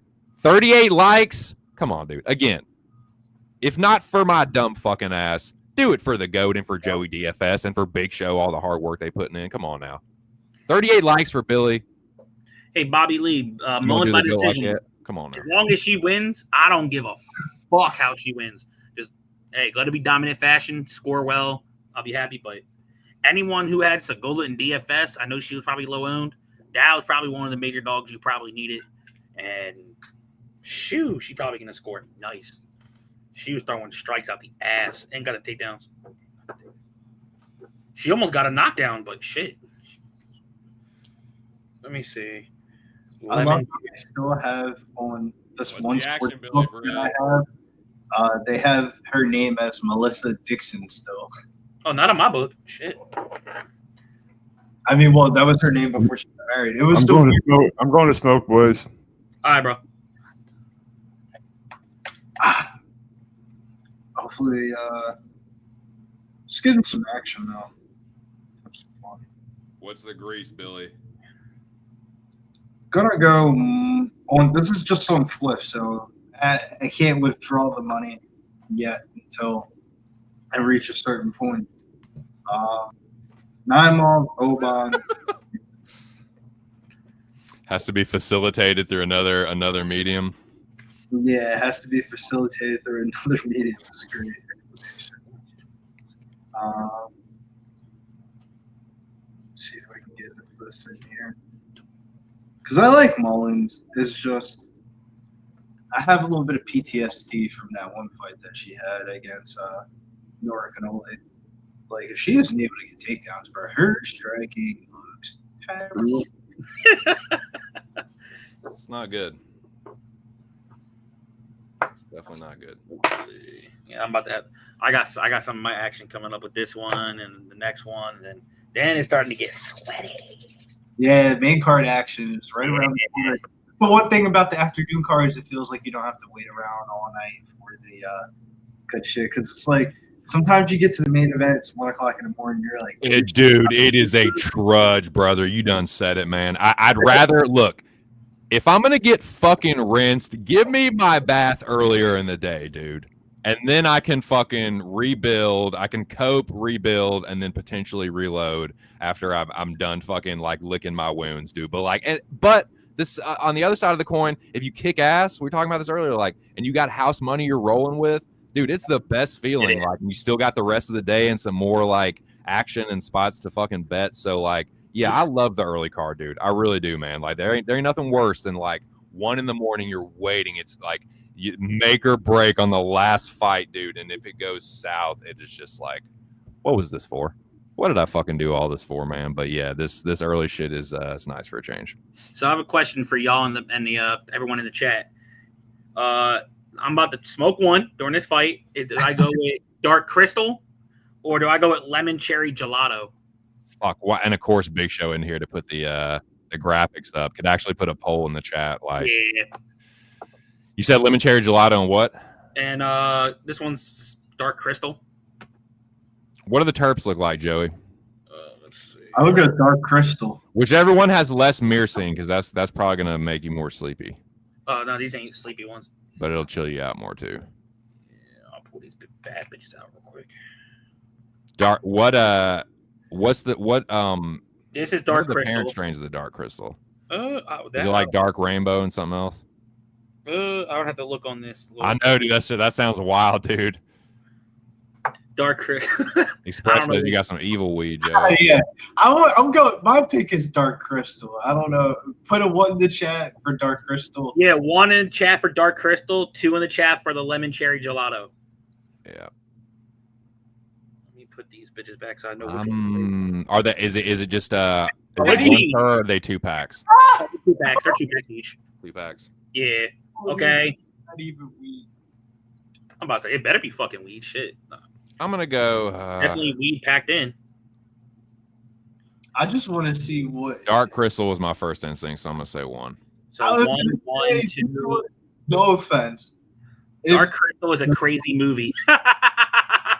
If Dark Crystal's like some crazy ass strand that like gets Joey greened out, I kind of want to see it. Yeah, the Dark Crystal. That was that Jim Henson movie, right? Okay, so Like the dude that did the guy that made the Muppets, but it's like a fantasy. Like I remember that. That's a crazy. I fucking see 1-1. movie. Oh, we got a new member, Kristen Hess. Welcome to the family. Shouts to Kristen. Welcome to the Cool Kids Club. All right, Gonna have to take another bong rip to christen the new membership. Welcome. Cheers. Oh, my neck, dude. Well, it looks like drink some. Definitely smash the like button. 82 people in here. How many like we got? 42. Yep. So That's all Billy. That's all Billy. That's all William Brizzle, the GOAT, is worth to you. 42 fucking likes, y'all. I know that ain't true. Unreal, man. Smash the like. It's free. It is. That is the easiest fucking way you can show support. It is nigh effortless. Literally just. I don't get it. Smash the like. It tastes good. It tastes good though.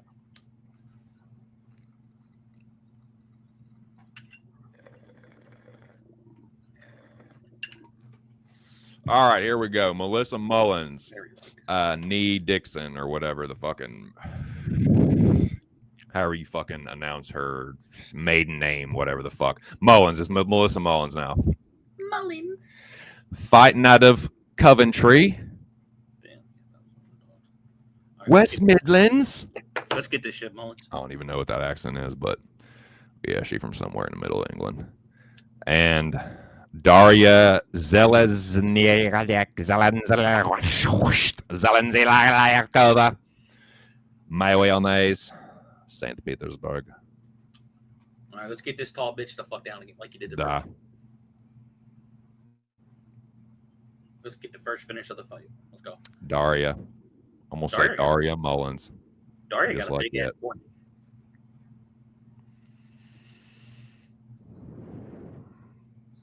Sit down, you sumptuous whore. We got a fight to get to.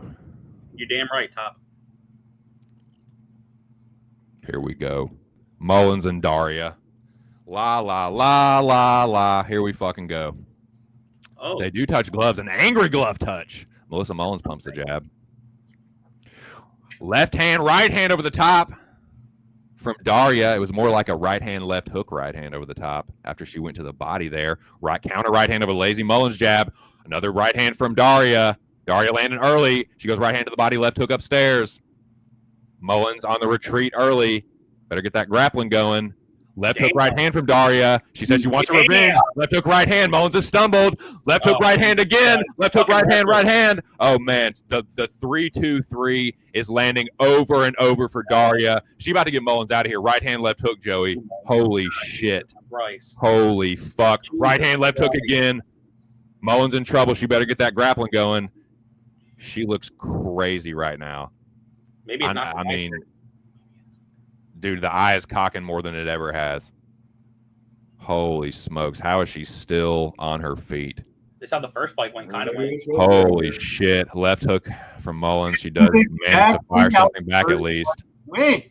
Daria is trying for that get back. Holy shit. Mullins does land a right hand in there. Backs Daria off a little bit. Has she weathered an early storm, Joey DFS? I sure fucking hope so. I bet you do, brother. So Mullins is starting to land back, starting to land again. Was this full camp for both of them? Yeah. Interesting. Damn. Right hand, but a nice single collar uppercut from Mullins on the counter. She's starting to land her counters. I'll say that. Daria's still landing, though. She's a tough bud, Mullins is. Wrestle, goddammit. Ain't none of these favorites going to wrestle. Put your ASICs on, girl. Better listen to Coach Joe if you know what's good for you. -3. Under 3 minutes. What's the line, Billy? 380. Holy shit. You can get Mullins plus 270. If Mullins can hang tough, she might come back. It looks like the original fire that Daria came in with has slowed a bit. Mullins is holding her ground a little bit more. Daria does look. Hard right hand from Mullins. Go ahead, cross-eye. Punch What'd that you bitch. say about me eyes, slag? That's what I'm saying. Shit. What'd you say about me, Oz? You're right. You're right, Skaz. Yep, close that distance. Right hand Mullins. Let's go, Mullins. She's having a bit of success herself. Oh, She can give it back a bit. Darius Her foot not was leading. Left a little hook empty. Mullins. She's got Daria on the retreat now. Right hand Oh, Mullins, but she just ate a left hook from Daria. Got to be careful. They just said, fuck it, dude. We're just over the midway round. Right hand to the body, left hook upstairs. Oh my goodness. Daria landing again on Mullins, but Mullins is returning fire, dude. Mullins is taking one to give one, and she's starting to give Daria a taste of her own medicine, Joey DFS and Billy the Goat. Holy shit. Jab from Mullins, and she slips the counter. Got her Darius wits back now about her. moving. Daria looking a little sloppier now. Mullins looking a little bit more confident. Look at her jaw. Look at her mouth. Her mouth's like staying. Right on. hand from Daria, but yeah, she's sucking wind, Bo. Mullins is busted up, but that was a check left hook from Mullins. Daria's starting to lose her composure a little bit. She's backing up. Jab from Mullins. Daria looking a little worse for wear. Her face getting busted up a little bit now, too. Two-piece from Mullins. Let's go, Melissa. Find that Again. ring, baby. Mullins putting a left hook behind it now, Joey.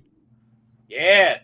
Throw it Mullins right feeling in. it now. Oh, they trade jabs. Oh, Right hand, left hook upstairs. Daria looking a little fucked up now. If she had a poker face, I am buying it. we lost her mouthpiece. I'm Shit. seeing right through this bitch's poker. She looks worried, dude. She looks concerned. Look at Daria's face, dude. Look at that expression on her face, dude. She's about to wilt.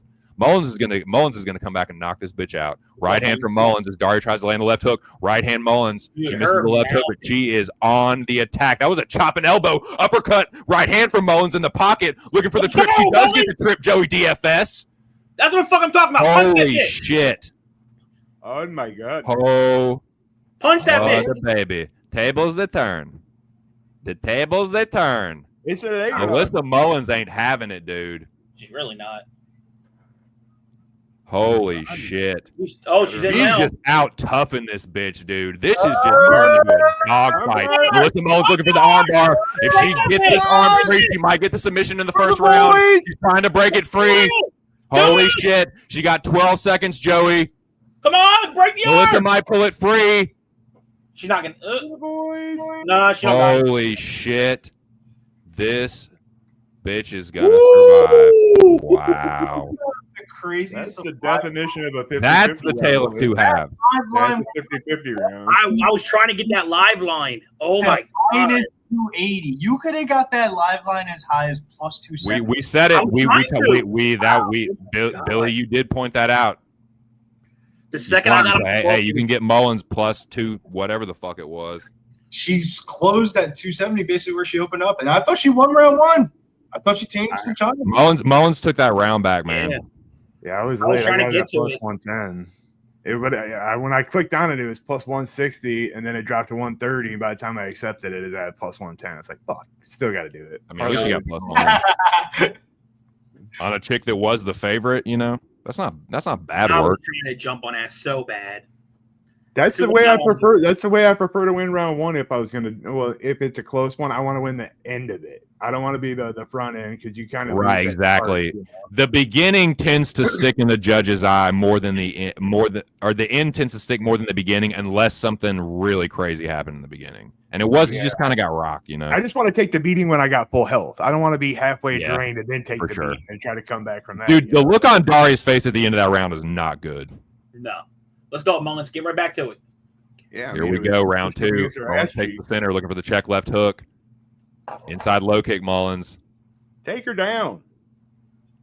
Yeah, T-Moss. Tagir got 230.27. What up, T Moss? What are you doing, Bo? Shout out to you. Hey, remember this name, Billy, from back in the day? Bobby Lee Swagger. It's been a minute since I've seen him in the What's in the- up, Bobby Lee? I remember that. I remember being in the chat with Bobby Lee Swagger a couple of years ago. What are you doing, Bobby Lee? Oh, shit. Here we go. Melissa Mullins holding the center again. She definitely took that round back in my not-so-humble dumbass opinion, but no, that counts for shit. About what my 2 cents is worth. But here we go. Melissa Mullins holding the center. Right hand to the body, left hook upstairs from the Russian bitch. I got Daria. That's her name. I forgot. Daria Zelenzelao. Hard right hand from Mullins. Daria didn't like that. She on the back foot again for Joey. Do it for Joey. You Go ahead, lead West hand. Midland Go for a takedown. soot sucking bitch. What's up, Bobby? Ooh, Hard 2-piece from Mullins. I'm telling you that right hand and go. Dude, she put a tractor beam on it. Right hand over the top from Daria. I kind of want the Daria line to go down, so he might be able She to get found Mullins counter range, dude. get this line. Nice jab from Melissa Mullins.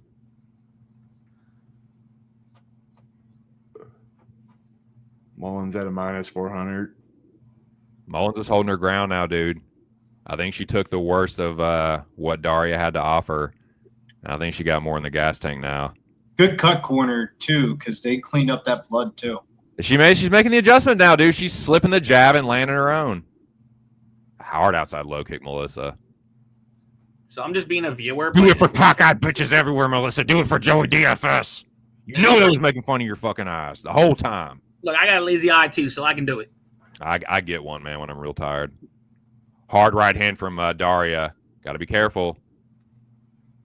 Oh, she thinks she's a boxer now. But the mouth's staying open. Right hand to the jab to the body from Claudia. Mullins looking for the check left hook. Just over the halfway point of the second round.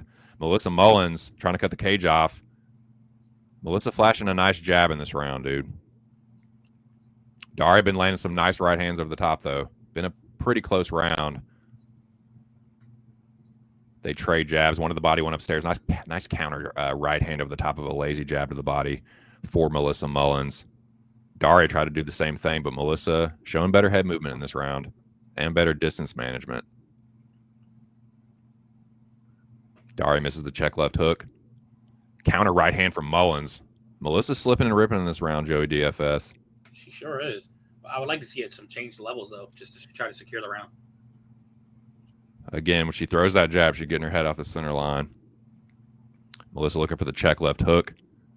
Daria looking for the right hand with the top and the left hook behind it. Not bad work there from Zelenzi. Ooh, right hand left hook from Daria. Melissa got to be careful. Daria's starting to land the left hook on the end of hers, but she is busted up, dude. Melissa, oh, shit. What the fuck was that? Melissa got hurt to the body, I think, but she lands a left Take hook down, right bitch. hand. Take it down. Right hand, hard right hand over the top from Daria. Left hook, right hand. Jesus Melissa's Christ. hurt again. Oh, shit, right hand from Daria. But she might have just got rocked there. Melissa ducks down for There the we go. double What the leg, fuck and are you she talking about? gets it, Joey. Fuck's sake. Melissa takedown saves the day, Ferda. And Daria is getting painted, my friend. Yeah, take a long toke, brother. Yeah, take a deep breath. This is before going to you get pass. greasy. 50 seconds left. Daria busted up, dude. Live line down to -126, and we're back to being locked up. The baby. Pop her head out though, bro. Oh, right hand over the top for Mullins. You can break out at and then get in her guard. Yeah, we'll break out of it because now she's recovered a little bit because she's, I don't know, she needs to pop her Yeah, head. this is weird, man. Mullins needs to break out of this and do something. It looks like she's about to pop her head out, but Daria's just trying to lock her down. Yeah, Daria's doing the right thing, just trying to hold the position, but Yeah, but that's it. don't let her up. Mullins Do got not you. let that bitch up. There you go. Nice left hook. Yeah, Mullins. You gotta have to put a stamp on it. Jesus. Live line's a pick 'em going into the third round. God, this is so greasy, dude. Eased up in that round. This is wild, dude. They're both busted up. They're both tired. They both look a mess, dude. They both had, both of them landed well over 20 power punches to each other's faces. Like, -152 on Daria now. The market is making it set him and you can get +120 on Mullins. holy shit. Best of luck. No, I don't know who's on what side anymore. I know Joey's on Mullins, but anybody else, best of luck, man. I don't even know what happened there, honestly. How do y'all score that? I think it's 1-1. But like that was round This two is was crazy, close, man. but, like she got rocked and then she got a takedown. Really didn't do nothing with it. But before the rockage, I thought. Here we Mullins go. was winning, but holy shit! Hopefully your Yeah. corner is telling you, sweetheart, wrestle. She take down. I mean, they're both fucked up. They're both. This is gonna get crazy, man. This is gonna be crazy. Holy moly, donut shop.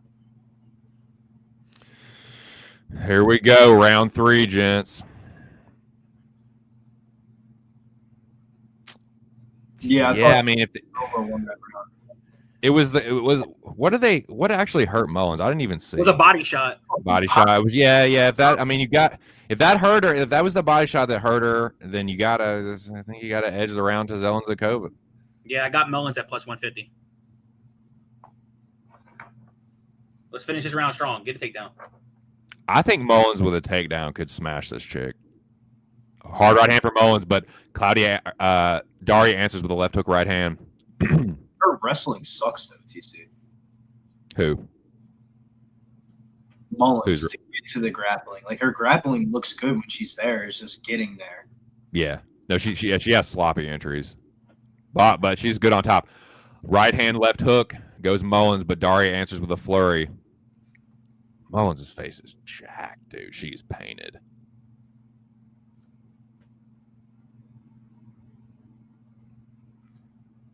Daria looking for the left Plus hook. 200 Mullins.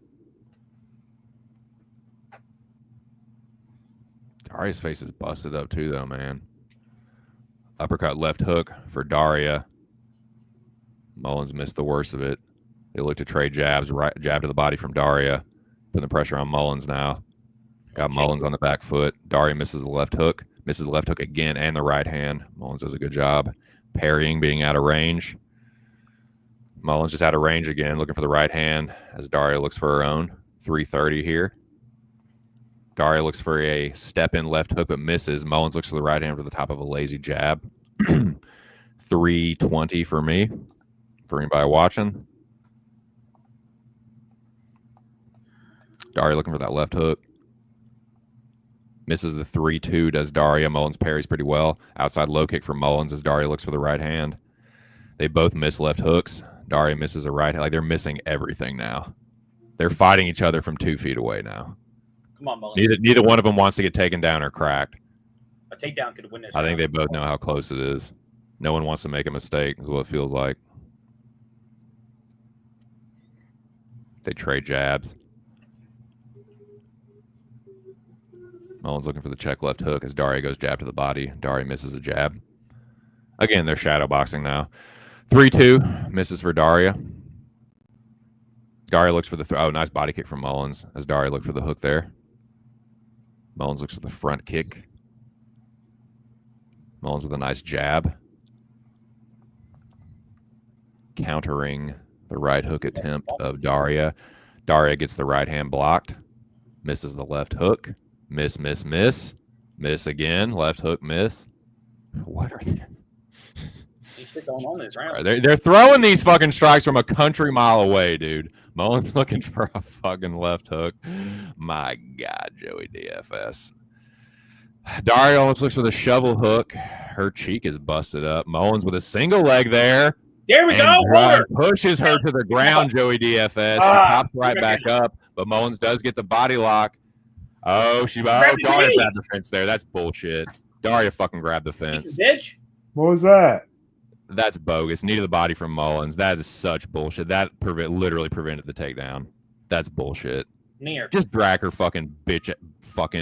Drag this fucking Ruski down again, dude. That's bullshit. You fucking Russian rat.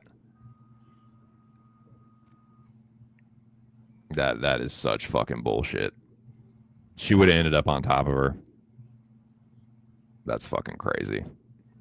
I really hope they replay that. Knee to the body from Mullins. Come on, Mullins. Finish strong. What's the live line? Knee to the body again. I mean, they're going to show. Oh, yeah, they're going to show it. Bam, grab the fence. 1100 telephone COVID. Jesus Christ. I mean, it did close in a little bit. At least they acknowledged it. Oh, takedown for Mullins. There we go. Don't let her get on top. Just pick her up and do it again. Well, not that way. Do it again. You fucking Ruski rat, you. Fucking cheating bitch wants to grab a cage. They trade left hooks. 30 seconds left for me, boys. Mullins with a nice jab, interrupting the right hand of this fucking cheating bitch. Nice jab, Melissa. Yeah, put the pressure on us. She's running.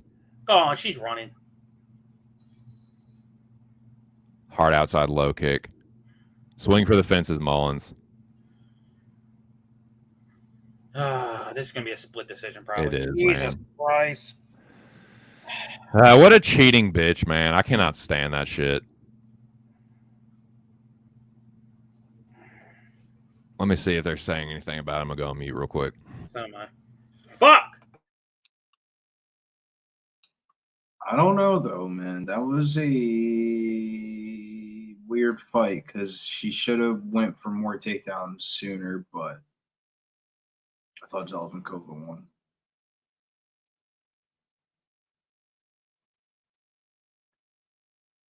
T. Moss says I have Mullins on everything. I'm rooting for you guys because the one scorecard was fucking weird, but I think Zelvenkova, honestly. Mullins lost round 2 off that dumbass shit that she was doing, and she got dropped. And round 3, I don't know. That was very splitty.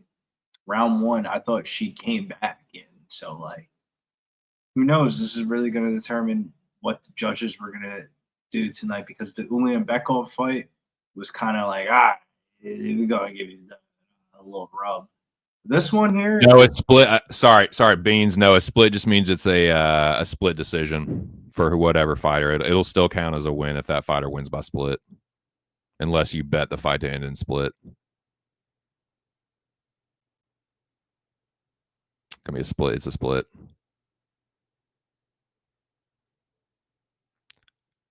Irina Alexeeva. What a Russian rat, dude. What a fucking dirty cheat. Because if she didn't grab the fence, Mullins is getting that takedown and she's spending the rest of the round probably on her fucking back. That is bogus. Yeah, what a cheat fucking whore. You got fucked, Joey. What a rat, dude. What a fucking dirty rat. Fucking cheating whore. And it's that ref's fault. It's that fucking it's her fault for being a rat, but it's that ref's fucking fault for not at least giving her the position back. He didn't do shit, didn't warn her, didn't say peep, and that probably affected the end of the round. That's crazy. These dogs are barking. Wow. Chick fights, underdogs come through. Next fight, they're getting right into it. Ismail Nardiev versus Junyoung Park, aka the Iron Turtle. This fight, I have no idea who's going to win here. My pick was Park earlier in the week. I was starting to lean towards the Nardiev side, but I'm going to try to say this is just gut feel. I don't know. I think Park wins this. Yeah, I got a bet on Nardiev plus 140. I know Danny's also on the Nardiev side. I saw he had a bet on Nardiev. I think it's going to be a good fight. I just think Nardiev's, the way better wrestler. Park's takedown defense ain't the greatest. Park, he needs to get into the phone booth when it comes to a boxing range. Then that's when you really see Park doing his work. Bigger cage. I think Nardiev can try to circle around. Maybe he can get some leg kicks going. And I think for the contest, I had Nardiev by decision. But the way these fucking dogs are going, who the fuck knows? Yeah, man. Shout out to the 180 in the building, man. Jesse Nunez, Banana Boat, Old E, Rick the Ruler, my dude. I see you, man. Who else? T. Moss, man. Zoe, the fellow Merlander. What are you doing, man? Shout out to you from the Eastern Shore and everybody else as well. Make sure y'all smash the like. How many likes we got? 47 likes, boys. Come on now. Get them motherfucking likes up, dude. It is so effortless. And I know sometimes, look, I can be guilty of it too sometimes. Sometimes you come up into the stream, you're excited, and you forget to hit the like. So that's why I know I'm obnoxious with it, but it's just a little reminder. It helps this channel a lot. I know y'all support this channel, and that's just an easy way to show it. So just a quick reminder for anybody, in case you forgot, in case you haven't done it, please smash the motherfucking like button. Thank you so much. That's I'm getting down on my soapbox. I'm going to change the bong water. I'll be right back. Yes, sorry. For anybody that's into the WNBA, Napisha Collier now listed doubtful. I think she leads the league in points right now. Minnesota versus Sparks rematch. Still get 8.5. I'm actually about to put that shit down. That's so fucking stupid. Ugh. All these favorites. Hey, Abdi, you know how to wrestle. Uwin, you know how to wrestle. Alexeva, yeah, you know how to wrestle some, but you're more sambo. Mullins, you have decent takedowns. The favorites do not want to fucking wrestle in this card. Jesus Christ. This has been a dog card so far, and Muhammad Usman, first dog of the night. Tagir was the only favorite. I think that's won so far, right? Yeah. Yeah, so far. Yeah. Tagir. That's fucking stupid. Jesus Christ. I want to see this step. Bro, Melissa's fucking had her in every damn near stat category. I guess they went off damage, I guess. But no, it goes though, bro. Shouts to Bobby Lee Swagger. Be yelling at the fucking TV screen. Wrestle! That shit is no fucking. It was easy too, but 3 takedowns to none. Fucking 80. The only thing that Dar really got on her is three more significant strikes. Outside of that, it was that's I'm a little bit nervous though because we haven't seen a lot of finishes tonight. Ooh, buddy, this main card might be some finishes because you got to remember last week's UFC Atlanta event, all 5 main card fights went to decision. Every fight has gone to decision so far in this card. When do the finishes come? I will say this, and if you tell me we get an all decision card for this card, I need to see.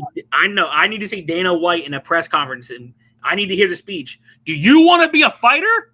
What the fuck? Nobody gives a fuck about no bullshit decision. I want to see finishes, motherfucker. You're saving my money for not finishing, but you want to be a fighter, motherfucker? Let me see some finishes. But still nobody. Jesus Christ. So far, we're still getting some of that side effect from last card on the main card to the prelims, but shit. But more dogs are barking.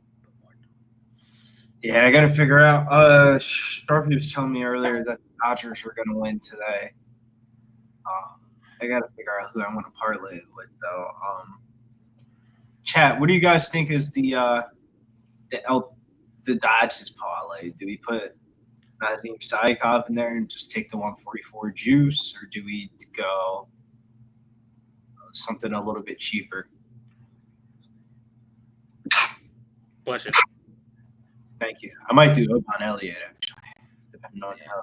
I'll tell you right now, if there's no finish in this fight, even though I got the dog in this one, if he wins, I'll be cool with it. But like, if you tell me there's no finish in this one, I'm going Elliott by knockout. I'll just say that right now. Oh, my nose. Only one way to the bag, Billy Saikov. Yeah, nah, because the way this card's looking like, if you think the dog's live, these dogs have been hard. Both chick fights, both underdogs won in. The good old saying, fights never go the same. And then, like, literally, Tagir barely squeaked that out, in my opinion. Like, I said, Tagir better. I was not impressed. But we got Lucas Velasquez.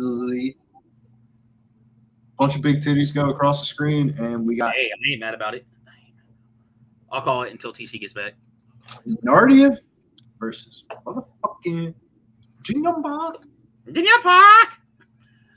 Touch of the gloves. Let's see how this fight's going to play out. Nardiev slowly trying to push the pace, but I do think this is going to, depending on the clash of styles, this could be a decent fight. But Nardiev's trying to throw early on Park. Park trying to find the range with the jab. Good body work from Nardiev. Sorry about that. Appreciate you holding her down, Joey. All right, here we go. No, I'm sorry. Tag, you ain't captain. Oh, appreciate it. Oh, thank you so much. I got 427 for anyone watching. Nardiev with a jab to the body. Park in the white, gray, whatever. Nardiev in the red Muay Thai shorts. Another jab to the body from Nardiev. Park answers upstairs. Right hand over the top from Nardiev. Knee in the clinch and an elbow from Park, but Nardiev answers with the right hand over the top.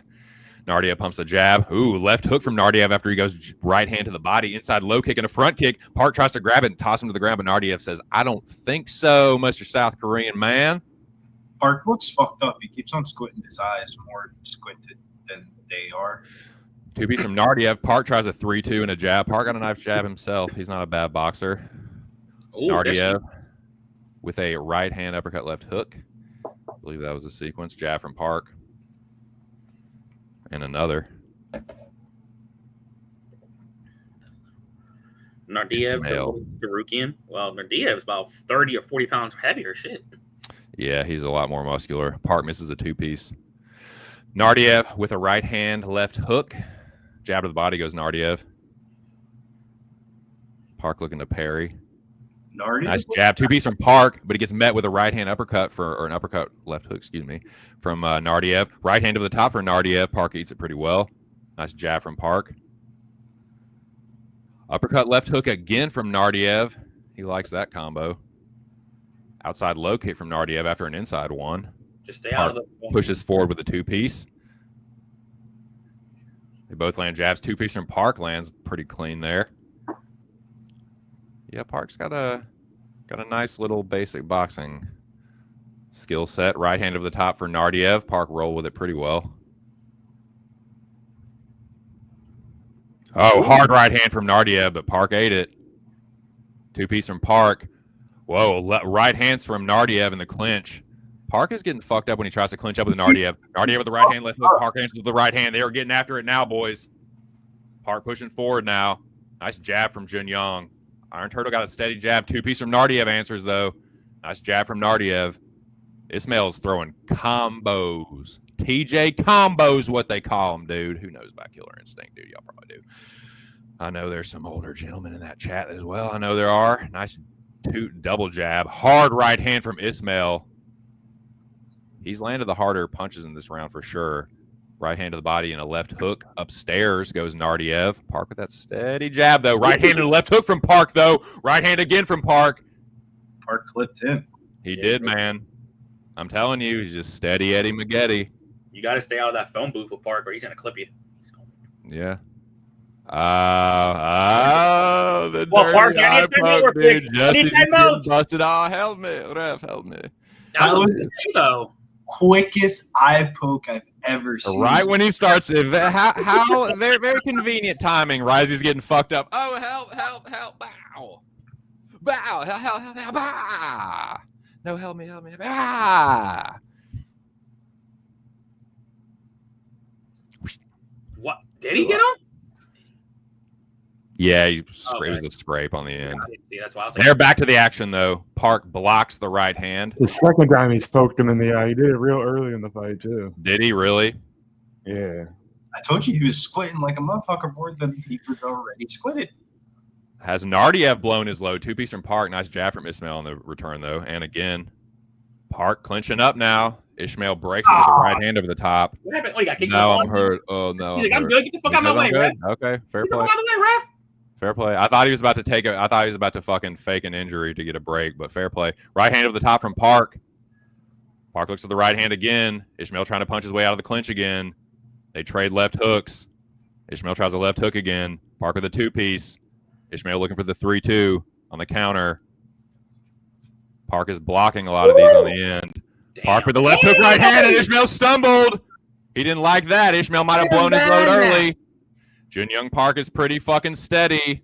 They trade knees and elbows. Elbow and a right hand from Park as they break out of the clinch.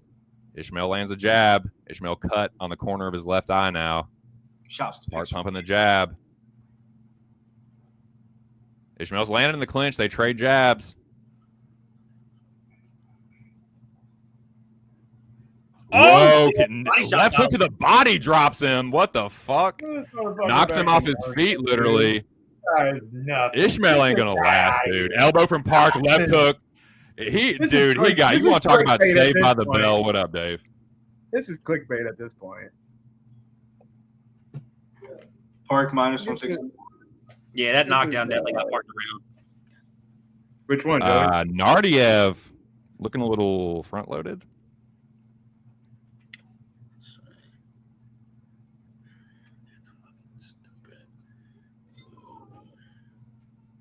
Tell him, P. You got a lot of words for you, Joey. You heard the young warrior. What's up, B? So I don't like the way you talk, Joey. Yeah, keep talking, little man. Where's your gator hat on? Which I don't know where it's at. I don't know if it's upstairs or somewhere down here. I just grabbed a random hat. RKO that Philly fan, P. By God! I swear they was talking about the Lions. He's got a family. He has a family, JR! Ah! You see that? Puppies! Puppies.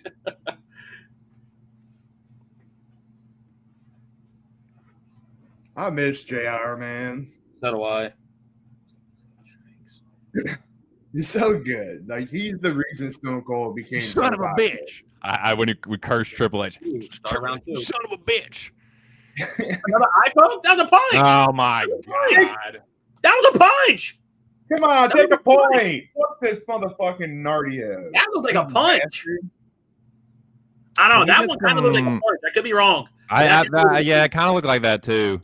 Let's see. Yeah, breaking news, Joe. Nope, it was an eye poke. It was a You pink. greasy fucking it back. bastard. I'll take it That's back. the That was a third pinky. time, dude. Take the point. That was a pinky. Come on.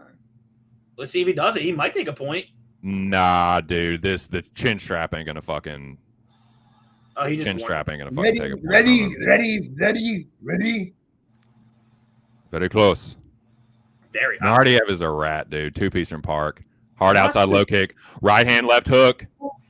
Park's mad now. Go on now. Yeah, right hand, left hook. Nardiev looks for the left hook counter. Oh, good knee. Oh, I think he try got to it. land that knee. That hurt. Oh, that was an illegal knee. That's a fucking That's a illegal DQ. knee. That's a Time DQ. out. No, that's a That's a fucking DQ. illegal knee. That's a DQ. That's an illegal knee. That's illegal. That's an illegal That's knee. He was on the illegal. ground. This Nardiev is such a rat. Oh Where my is this God, motherfucker that's from? illegal. Because I don't want to No, get the the country dude wrong, but got his wherever this slip, dude is bro. from, he is a whatever in rat. That was bad. And now his eyes fucked up. That was that's What a oh my god. Eye is jacked. knee. Let's see. Oh yeah, look at that. One. Bro, Two. Oh, and the hand. Yep, that's a DQ. DQ this fucking rat. I hope it's a no contest for my money back, but that's a DQ. Bro, oh my god, that was It probably will be a no contest since it's Yeah. in the second round. Yeah, that was that. You fucking Austrian Moroccan rat, dude. That was bad. his eye, bro. My You stomach. you disgrace Austria. You disgrace Austria and Morocco. You fucking rat. Oh my That god. was bad. Even the ref saw it right away. He's like, hey yo, dumbass, what you doing? Oh my god, my stomach is turning. You disgrace two countries at the same time. You fucking I don't cheating even rat.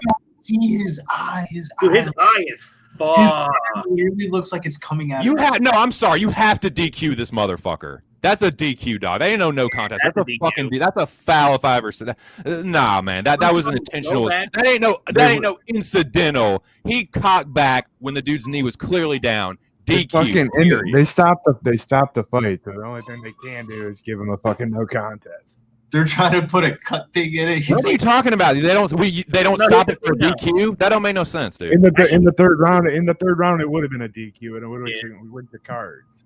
Because if you look at it, So the thing You can you can still disqualify. It doesn't. You can still disqualify somebody. You can disqualify somebody at any point for a foul. yeah. this is a time. It's up to the ref's discretion. Okay, I gotta mute myself so I can hear this shit. Right now, it's just a timeout. They Right now, might- it's not. Yeah, right now it's just a timeout, bro. He might get back up and fight.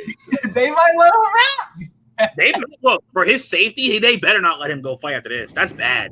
I Like, don't know where the doctor's at, but they might let him rock. This is a timeout. They need to at least take a point. Well, yeah, no shit. Darn. If they don't take a point, then I'll be. They need to fire. We'll be lucky if we even see the fight go on. No contest. Come on, man. That's a But fucking. not so DQ. two things. One, the knee was down, so that's rule number one. You see a knee down, but two, the hand was down. So that's like, hey, buddy. That sets a horrible precedent if you fucking call this a no contest. To not DQ this motherfucker for a blatant foul is ridiculous. There's no way he can see. There's no chance he can fucking see. I don't care if his corner's like, hey, watch my hand. Joey, stop. Don't go down that rabbit No, hole. Like- at the moment, I'm saying like knowing the blurriness and I had a DPS red note. So I know the feeling. I'm just saying it don't look too different. This is so fucked. I'm up, not dude. saying like long term. I'm just saying like, I'm gonna yo, be this so guy pissed if blurry they let as him shit. fucking fight again and he goes out there like this and gets dumped. I'm gonna be so pissed. Like Yo, that's bullshit. Like nah, man. If they let him fight, you dump all the money that you have in your name to Nardiev live. Like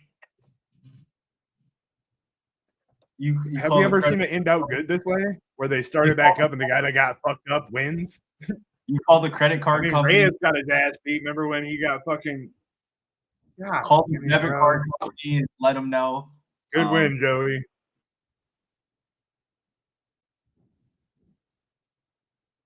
What do you mean good win? I think this is a deep I mean, Herb, please, for the love of God, bring some. What the fuck are these jabroni refs doing in here, man? Yo, it's always the jabroni fill-in. You got Herb cage side. Come on, man. What the fuck is this?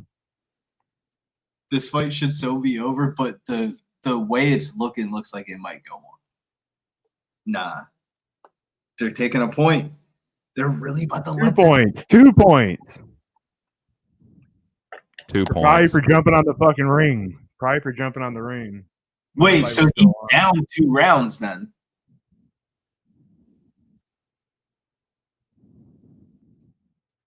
Right? Because this Now quit. Now quit. That makes this an automatic. This makes this round an automatic 10-8 for Park. Yeah, like how the hell is he Park fighting. I don't know. Actually, no. If he loses, isn't it 10-7 if Park wins this round? Yeah, I guess it's still early. If Park does his round, it could be a 10-7. I don't know how this fight's still going on. That's fucking wild. I don't I know. wonder if they took a point for jumping on the fucking ring Maybe. Hey, I wonder. Yeah, I think while you live put- right. fight was going on. While Probably live fight right. was going on. You That's put probably a what Herb was telling him. bet Nardia plus 520 right now, though, just in case if he does finish. They suspend the line. I mean, 5 minutes might have been enough for a fucking Iron Turtle. You never know. Maybe he didn't get concussed and he played it off well, but that looked like I a fucking guarantee- pretty. Yeah, that looked bad. As long as he's the What one happens if he gets pressuring. one more eye poke? You just call the fight? I mean, if it's. I'm poking the fuck out of him if I'm Park, dude. I got 2 points. right. I'm kicking him in the fouling. I'm balls. kneeing him in the fucking. I Well, think- no, because he'll quit. Nardiev will quit if he gets hurt. I think you have to take Nardia live, though, bro. Like, Park is clearly not cool. So much time left in the second round, dude. It's such a bad There's fuck. so much time left in this fight. Where can you go wrong at plus 400? Like, it was plus, 550. Well, Or do where you- you can go wrong is you're already down fucking 2 points. He's So got to think get about a finish, Billy. He's got to get a finish for it. Yeah. to So win. round one, who do you give round one to? Bro, it doesn't even Where matter. does that Just weigh into the plus 400? No, I'm just thinking like if you think about who gave round one, that way into Well, the Nardiev's still on the back foot too, but Yeah. there's a chance he might not have any much left after this little break still and get finished because Park still looks a little fresher, honestly. Yeah, but he can't see, bro. I know that, Billy. We know you like Nardiev live. You've given it out. Heroes It's and a half. official. Like Heroes and a half. y'all though, heard Billy. Heroes Bet and a half. Nardiev live. Just Nardiev needs to finish. don't cry when he fucking ends up getting finished in the third round, I'm gonna. or if he loses a split. That's all I'm saying. only thing I can say is if you gave round one to Nardiev, Nardiev grabs the fence to try and get the takedown. He's such a cheating ass motherfucker. That motherfucker be using the fucking black belt to choke people out. God, this could be a 9-8 round. Oh shit! Give up the. Nah, Park's gonna end up on top. Nope, Park's gonna end up on top. All right, maybe not. Maybe not. Yep. So you get for letting cheaters fucking go, man. It's fucking leave. Right. How did you see Park still got out. Park gets out of it. Don't throw another knee, you jackass. You Jesus dumb Christ. rat. He might be trying to go for. I thought he was trying to go for head and arm. Nope. Park gets it. Park gets the body lock. Park gets around to the back. Park gets the takedown. The baby throws the hook in. Cowabunga, dude. Uh-oh. Oh shit. Uh-oh. Uh-oh, Nardiev, you fucking Moroccan rat. You Austrian fuck. Uh-oh, collecting the wrist. Just don't burn Park yourself collecting out. the far side wrist. You have so Uh-oh. much more than him right now. Just fucking be cool. You can't get it in this 45 seconds. Start off way more pressure than him. Trying to face crank him now.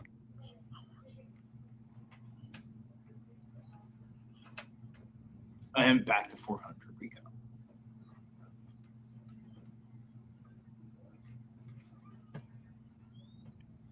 Watch it end in a draw. How? It's possible. How though? He lost 2 points in that round. Hey, we'd have to have 320. You would have basically the only way to end in a draw is if you gave every round to Nardiev. I thought it was like if Nardiev won round 1, the 10-8. I thought that's a tie right That's there. 3 to 2 then, right? So that's a 10-7 round, right? So that means he would have to. He would have to win every fucking round. You would have to there's no way you won that round, right? So he would have to get a 10-8 to force a draw. Yeah, there's no way. I don't think there's any way he loses the fight if this goes to decision, like Rick Ruler says. I don't think there. Yeah, Rick's got it. If this goes to distance, no way he's losing. The only way that Nardiev wins this fight is ITD from here on. Yeah, he has to. He has to get the finish. But I'm genuinely stunned that's not a DQ. This is insane. That was bad. If that was happening in Vegas or on another New York or any type of card, that's a DQ. What is a DQ? If that's not a DQ, what do you DQ somebody for? There's no precedent. There's no Exactly. What do you DQ somebody for? That's a genuine. I'm not saying that's a smart ass. What do you DQ somebody for if not that? What's DQ worthy? It shouldn't be up to the ref's discretion. You know what's DQ worthy if not that though? Can anybody answer that question? Because he's got 2 eye pokes, possibly 3, a cage grab. Big Show. If you're not going to DQ for that, what would be worse than that you would DQ for? That's an automatic DQ. If a hand and a knee's on the ground, that's a fucking DQ. For real, that's crazy. It's just wild. Maybe in Vegas that would have been a DQ, but over here, fucking everything but rocks is good. Everything but rocks is good. Yeah. Park with the left hook. Nardiev didn't like that. Needed the body and an elbow from Park and a left hook behind it. Park with an uppercut in the clinch. Here we go. Park with the tie plume. Yeah, Park's left hook to the body from Jun Yong. Nardiev's gonna quit. Left hook to the body from Park. Come on, Jun Yong. Don't piss off a Ninja Turtle. Oh, he's gonna crumble. He's gonna crumble him. Yeah, in this spot. Uh-oh. Park knows it too. He's just get the hooks in. You motherfucker. Get the hooks in, get the neck, and it's over. Yep. He's gonna squirm he's gonna squirm or he's gonna scurry like a rat though. He did the same thing in the defense last time. You gotta roll him to the other side. You gotta get the underhook on the other side. Fuck this side. I think he can get a choke if he can get this into the right angle. He wants to choke. John wants to choke him. Ooh, that was a nasty elbow. Nardiev had to. Yeah, he had to change position. Yeah, don't you want to choke somebody that hits you? Yeah, after all what just happened, I would imagine he probably wants to choke him out. Put him to sleep. You're look it, I got points. I'm gonna knee you in the head now. Ooh, that was a nasty elbow. Don't let this rat fake a fucking foul. Don't throw elbows, man. Yeah, left hooks. What a scurrying, squirming rat. 12 to 6 is illegal or legal here? What's going on? I'm not, bro. You tell me. With these rules, they're so inconsistent, man. How do you fucking know? Just rubbing his fucking chin right into his own fucking knee. It's fucking shitty. Ah, he's trying to Kimura him. It's working. My favorite. Come on, Park. Come on. Guard. Bro, he could have finished him on the feet. He definitely could have. He's trying to isolate arm now. This is safer for me, though. I like it. Kimura is my favorite submission, especially when big boys pull it off, too. the amount of strength you need to fucking just We take don't somebody see, down. yeah, we don't see a lot of Kimura's in the UFC though. That's like some regional scenes. Because it's hard to do, man. They're fucking strong. When's the last time you seen a grown ass man get Kimura? That's why I appreciate it. All right, TC, my bad. No, you good. Y'all see what's going on? Uppercuts and right hands from Park as he tries to collect the far side wrist of Nardiev, who's just scurrying and squirming like the little rat he is. Fucking cheater. This is just Park. bad karma. This is just manhandling. Park trying to isolate the arm. Full mount him again. Even though I have a bet, I'm Eye not control. Uh-oh. Park takes the back. Uh-oh. Uh-oh. Oh, you're ahead of me.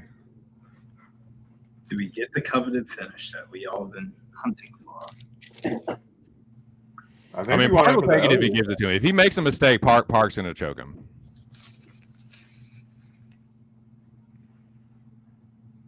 He's doing the right thing, soften him up with the punches.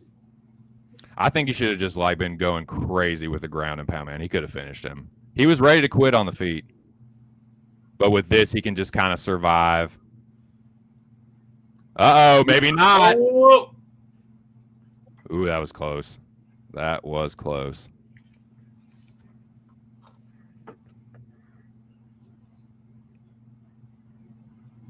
What a fucking cheater. He is a cheater, dude. He is a dirty fucking cheating rat. No, I never broke an arm before, done yet.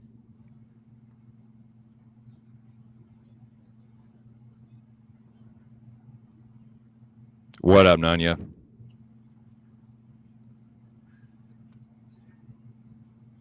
I got a hairline fracture in this bone. Right there. When I was a kid. I was like 12. Only thing I will give credit to Park. A lot of people would have said, hey, I'm not going back out after that. I thought he was quitting. The way that Iron Turtle's a G for that one, dude. Yeah, that's mad props and respect for Park. Holy shit. But like I said earlier, maybe the cut isn't bad because, I mean, he was already scoring. Oh, he almost had it at the very end, too. Good win for Junior and Park there. Probably can't see out of that left eye at all. Billy, don't say that. No, I'm just saying from that. Don't say that. Now we just need that Iron Turtle dance. I actually want to see how they're going to score this card. It's going to be like, yeah, me too. Like what, 30-27, 30-26, and I don't know. No, it'll be like 30-25. It should be like 30-25. Well, let's say I don't even remember the first round, honestly. Do y'all remember what happened in the first round? Round one was somewhat close. So if they gave it to Park, so it's going to be like 30-20. It's got to be 30-25 if you give Park all 3 rounds. I'm about to listen to this.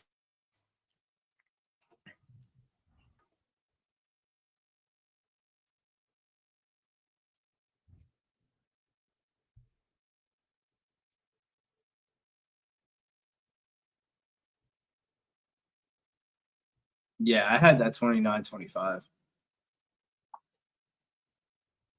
A lot of them had it 29-26.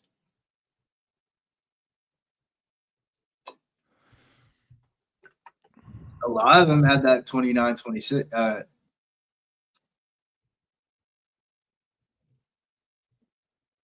guess you could have given Nardiev the first round. Yeah, they definitely gave Nardiev the first round. It's not crazy, you know. He looked good in the early part of it. Good fight. Good fight. Yeah. Move on to the next fight of the night. We're getting right into it. Song Hong Ko versus Oban Elliott. Talk about a clash of styles here. You got Ko. Basically, what you see in the name is what you get. He's really like a knockout artist, kind of just smoking a lot of these regional team bumps. Then we saw him fight on the Dana White Contender Series against Cavalcanti, and gave a really good account of himself. He ended up winning the decision in that one. He was the biggest underdog of that card.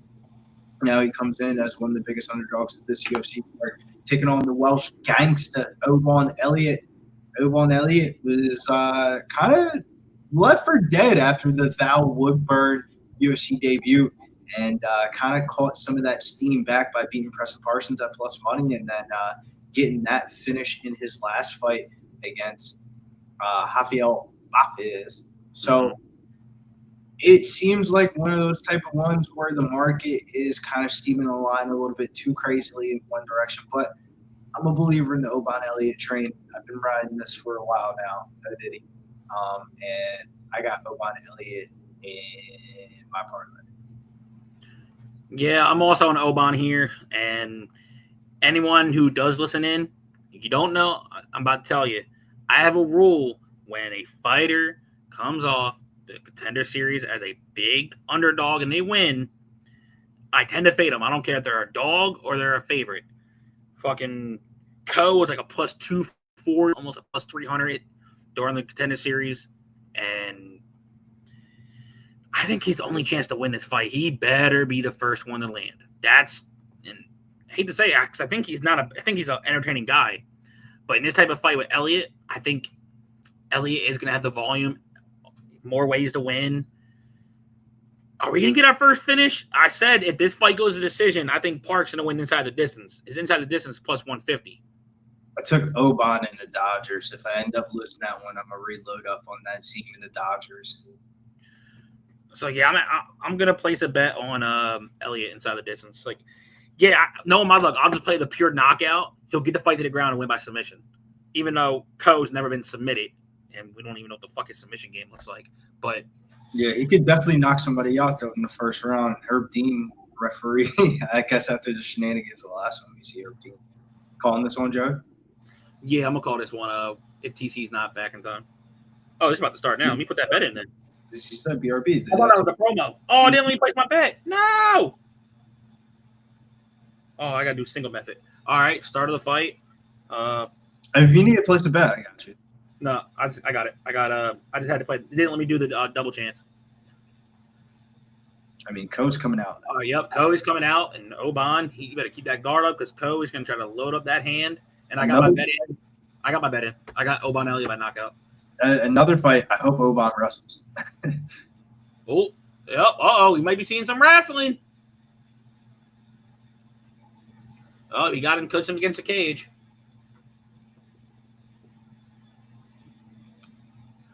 Damn, I'm so mad they didn't let me lock in the inside the distance. So I just placed the knockout. Let's see.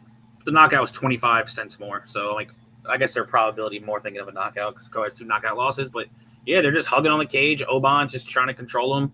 And Co's trying to get the break. And, yeah, they break off. I give it to Co. Co's trying to bring the forward pressure, but he better fucking put that guard up because his guard is low as shit. He's super aggressive. You better hope you don't walk into a counter shot. Oh, good punch by Co. Oh, Co's trying to swing for the fences.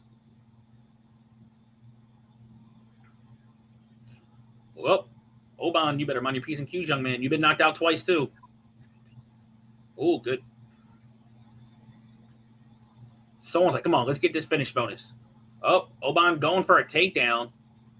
This is the right idea. Even if you don't get the takedown, at least pursue it early. Yeah, get him thinking. Oh. So, yeah, so far, good takedown defense from Co. He's pulling the wizard. Battle in the arms. And come on, Oban. I'm Oban. I'll just, at this rate, shit. You don't want to. Oh, Oban is really trying to pursue this takedown. And good judo toss from Co. Co gets, Oban's like, oh, shit, this motherfucker took me down. Oh, watch out for the knee. Co's putting up a good fight versus Oban. He's putting up a great fight right now. Damn, another takedown from, I guess it's a takedown. I don't know. I think he's winning this first round. Yeah, so far he's definitely putting the pace on Oban. Oh, Co with the wrestling shoes on for this fight. Okay.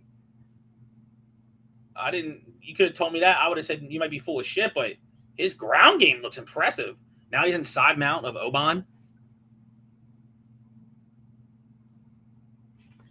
Oban's trying to hold on for dear life. Like, oh shit, I didn't expect this motherfucker to fucking judo toss my ass. But yeah, he's protecting that knee. If he gets over that knee, then he's gonna get good position for Ko. But yeah, so far this is a big time Ko round. Oh, Ko, fucking blue screen? What the fuck? what the fuck? What, the Ko elbow him? Okay, there we go. I was gonna say did Ko elbow him so hard to fucking make the blue screen to happen? But yeah, now Ko's starting to stand up. He's still in the full guard. So Oban's thinking, oh shit, okay, let me survive this little early storm. Maybe this motherfucker will get tired. Let me roll out. Oh shit, guard that chin, homie. Now they're back to the feet. Oban's like, I ain't about to lose this motherfucker. I'm the Welch gangster. Good kick from Oban Elliott. Oban's got to start biting down, start doing something, because the wrestling, he might have him on the wrestling there. Yeah, like holy shit. Ko looks very aggressive. Yep, Ko's against the cage again. Oban needs to circle off the cage if he's smart. Nah, I think you got to pursue. You got to gas this guy out somehow in the striking. Start doing some body work then. Throw some like short shots for knees and like this might not win you the round, but this might get you some cardio. yeah, agree. Because we're seeing Oban right before that live line went blank. Yeah, Oban Elliott plus 128. Ko is actually live. Ko's fucking doing work. 2 takedowns. TC. Ko's doing work, TC. Yeah, I've seen it, dude. I've been watching. Good stuff, Joe. I appreciate you holding it down, man. Sorry I had to go. My food was here. You're good, my brother. And yeah, Ko's Appreciate you though. He's still in the clinch. But Ko's definitely having the better moments. Look at that. Ko is one of the biggest dogs on the card and currently a minus 140 favorite. Hey, is it a live bet Oban Elliott spot? Plus money on Oban? I'm just asking a question. I ain't betting this one. The grappling.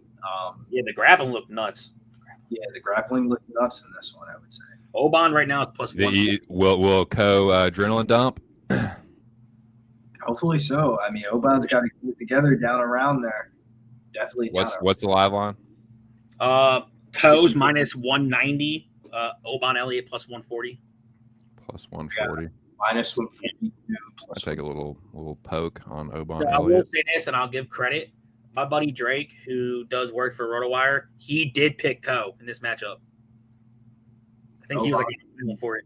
Your second half of the round. Yeah, I mean, Oban's got to start taking the fight back over. If I didn't have a parlay with him in it, I probably would bet it a lot. But I'm tempting it. It's plus 140. I'll put a few bucks on Oban. Nothing crazy. I'm not tracking or anything. Just a little live bet action on Oban. I got him at plus 120.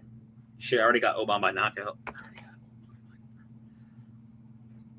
Oban, I don't know what the game plan is because the wrestling, he got judo toss, and the striking. All right, got it.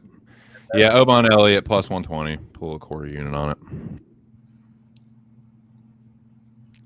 Let's go, Oban. Now I'm invested in this motherfucker.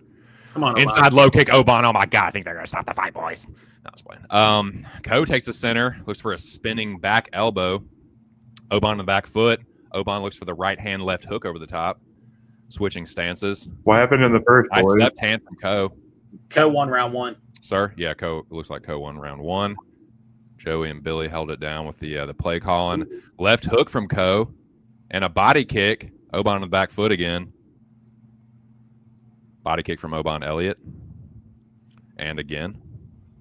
Almost was like a knee there. Ko putting a lot of pressure on. Oban with a single leg here. He drives through, rips Ko to the ground, who looks to spin around. He does float around to the back of Oban Elliott. Oban does almost get back to his feet, but then gets dragged down by Ko, who is on his fucking back. Oban does get to a knee. Does get back to his feet. Blocks the knee with his arm there, but he's still got the body lock. Minus 500, huh? Looking like a plus 120. Looking like a plus 120 that hopefully will fight for my fucking money. Ko got a strong body lock. I didn't know Ko can wrestle.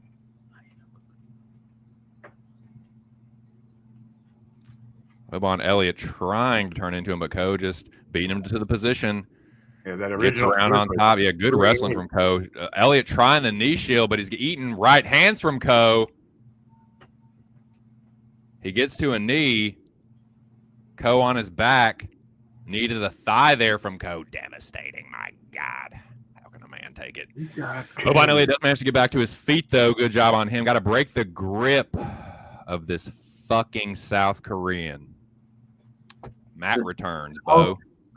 Throws the hook in, trying to choke Oban Elliott. Oban does defend. Goes 2-on-1. End up turning the tide or never? He needs to do a little tide turning if he's gonna do it. The time is now. Turn that motherfucker. Ain't no better time. Ko manages to get in Oban Elliott's half guard. On top here, threatening with an arm triangle now. Oban Elliott does pummel his arm underneath. Does get the knees through. Butterfly hooks. He just ate an elbow, though. Goes to his back again. Ko in half guard. And Elliott's half guard. Drops an elbow. Just over 2 minutes here. This is crazy. Yeah, this is. That looks great. I definitely didn't see none of this on tape.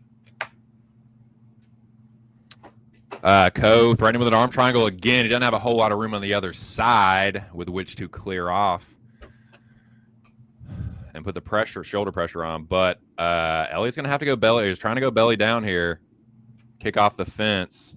Nothing doing. Does manage to get the knee back through and get the butterfly hooks in. But Elliott says, fuck it. Does go belly down. Gets to his knees. Ko throws the hooks in. Minute and a half left for me, boys, in the second round. Now threatening with a rear naked choke again. Ko throws an elbow. Ko threatening with a rear naked choke. Oh, that might be in. Oh, shit. Is it in? It's on the jaw. It's on the jaw now. Just over a minute here. He's threatening with the arm triangle again, boys. He got a little bit more room to clear over now. Elliott did the right thing. Turned into him. Oban getting fraud checked? Dude, he is getting worked, dude. I don't even want to use the word fraud check right now. This is bad. Yeah. I think he's more impressive from Ko, honestly. Yeah. Like more of like a holy shit, who the fuck is this guy kind of thing. I think Elliott's a pretty good fighter. Like, not a world beater or nothing, but I'm very impressed with Ko right now. This is a very impressive performance. It is, dude. Like, fuck. Very one way. Got right. Short time to work here, 21 seconds. Elliott doing just enough to get like the knee shield through, get the fucking butterfly hooks, feet on hips and going belly down when he needs to, and just enough to not get choked, but like Ko's beating him to every position.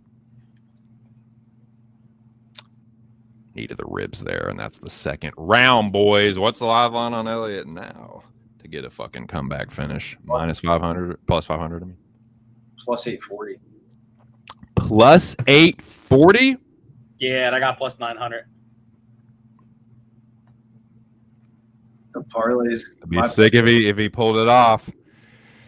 It'd be sick if he pulled it off. I don't think he is. I'll live with the plus 120 either way. The dogs are barking. I'll take any plus money over parlaying him or putting any kind of chalk on him pre-flop.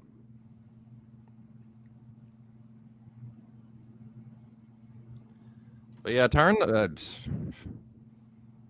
turn the tide is now, my dude. In case you ain't know. And so far, no finishes.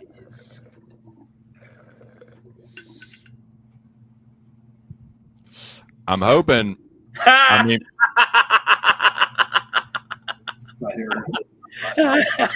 fucking bully, why'd you do that right when I took a rip, dude? I almost lost it. Bully. Oban, you better bite down your mouthpiece, my boy. Yeah, you got to. You need to finish now. At least there's that. At least the urgency will be there, hopefully. The fucked up thing is I'm not even the first one to post that. There's motherfuckers that already got him. Yeah, there's already people that got him. You stole that from somebody else. I stole the idea, but Oh, he cracked him. Ko cracked him with an elbow. Oban gets the body lock. Jesus Ko with a judo Christ. flip. Holy shit. Dude, this dude is a legit fucking grappler. Holy smokes. Who knew Ko had the grappling? Dude, he is a I nasty said it before the grappler, fight. I was like, man. I don't think this dude can grapple, but excuse the fuck me. Holy shit, man. This is We wild. really do got to start taking show notes, though. Like, Oh, I shot him. The mental note is taken for sure. Oh, that's that dude that grapple fucked Oban Elliott. Oh yeah, north south now.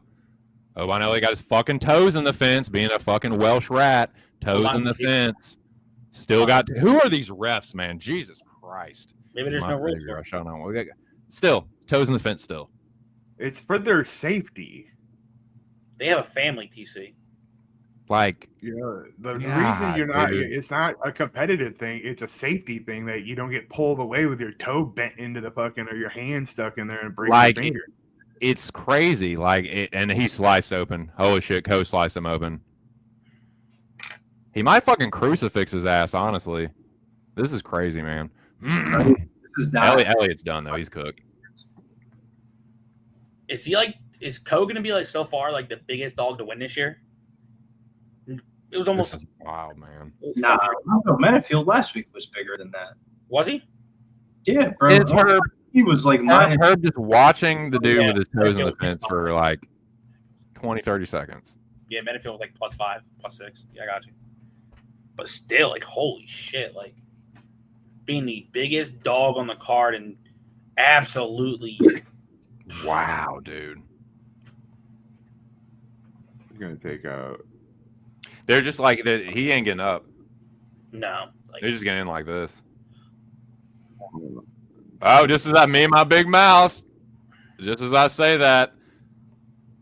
Dude, Nah, it is and Ko just fantastic. bop. He does get up. He does get up. Ko drags him down. He's just a better, stronger wrestler, and he's just beating him to every position on top.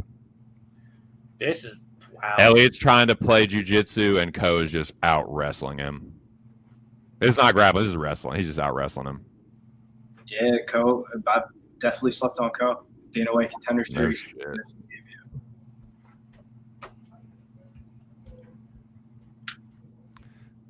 Oban almost he almost gets back, and then Ko just fucking, that was a nice little hip toss there, a little judo flip. And Ko full mount. This is RIP any Oban Elliott. RIP my little flyer. RIP Oban Elliott parlays. yeah, RIP Elliott by knockout, but Jesus I Christ. think we're scooping on the prelims today. Beautiful. Nice to meet you, Mills. My name is Joey DFS, and I also bet on Oban. Man of honor. Oh my god, dude. At some point. Hi, Mills. Hello, I'll parlay Mills. minus 500, I guess. This is fucking crazy. Got me spooked for my Yeah. next. This is a shit show. This is a shit on the fucking leg show. Billy, is that the weighted shoulder thing? You gotta sit. You gotta sit. This is a back massager, but I have it on my Oh, shoulder. okay. I don't know why my left shoulder's jacked. I didn't know if that was like a weighted blanket kind of thing. They say it works for sleeping and shit. That shit gives me a panic attack, dude. I can't sleep with a weighted Heavy blanket. blankets. Like I wake up and I like it feels like someone's like just like pounced on Like a top of me. toddler Like, choking "Oh, you. oh." Yeah, dude, I don't like it. Like a 3-year-old got you in a chokehold. Like it's not gonna put you out. Right? but it's Yeah, like- exactly. But she's like, hey, get the fuck off me. God. R.I.P. Oban Elliott. Okay, so I want to say something real quick. God. So, Co. all what he just did to Oban Elliott, Billy Goff was I'm almost like a hitting- 250 minus 300 versus Ko. That's fucking Co's making up for all the wrestling we should have earlier as Iron Eagle. Yeah, no, that was pretty impressive. I didn't think he could wrestle like that at all. Like I watched his fights that I could get my hands on, and I didn't see him wrestle once. Nope. That's what I was saying. Like he was either KO or I know he was undefeated with the decision. No Hulk Hogan poses or fucking no promos after this one. No WWE promos or Hogan poses. Parlays go down to shit in that one. How many do we have of Oban Elliott in there? We had me and Mills. That's not bad. So let's start this up next. Let's start with the right parlay with Mr. There TC. we have only two only two hopes left for the parlay plays this week. It seems real familiar. I've seen this movie before. I've seen this movie before. Co won, dude. What the fuck? Dude, this is fucking rigged, dude. This is some bullshit, dude. Robbery. Bro, that's going to shoot him up the rankings. Not like top 15 or nothing, but like, bro, like. Oban Elliott. Great win, man. Co-backers. Yo, Drake, you said it all week, my boy. Hey, man, kudos, bro. And I think he was the only one on RotoWire even picked Co, so kudos, my boy.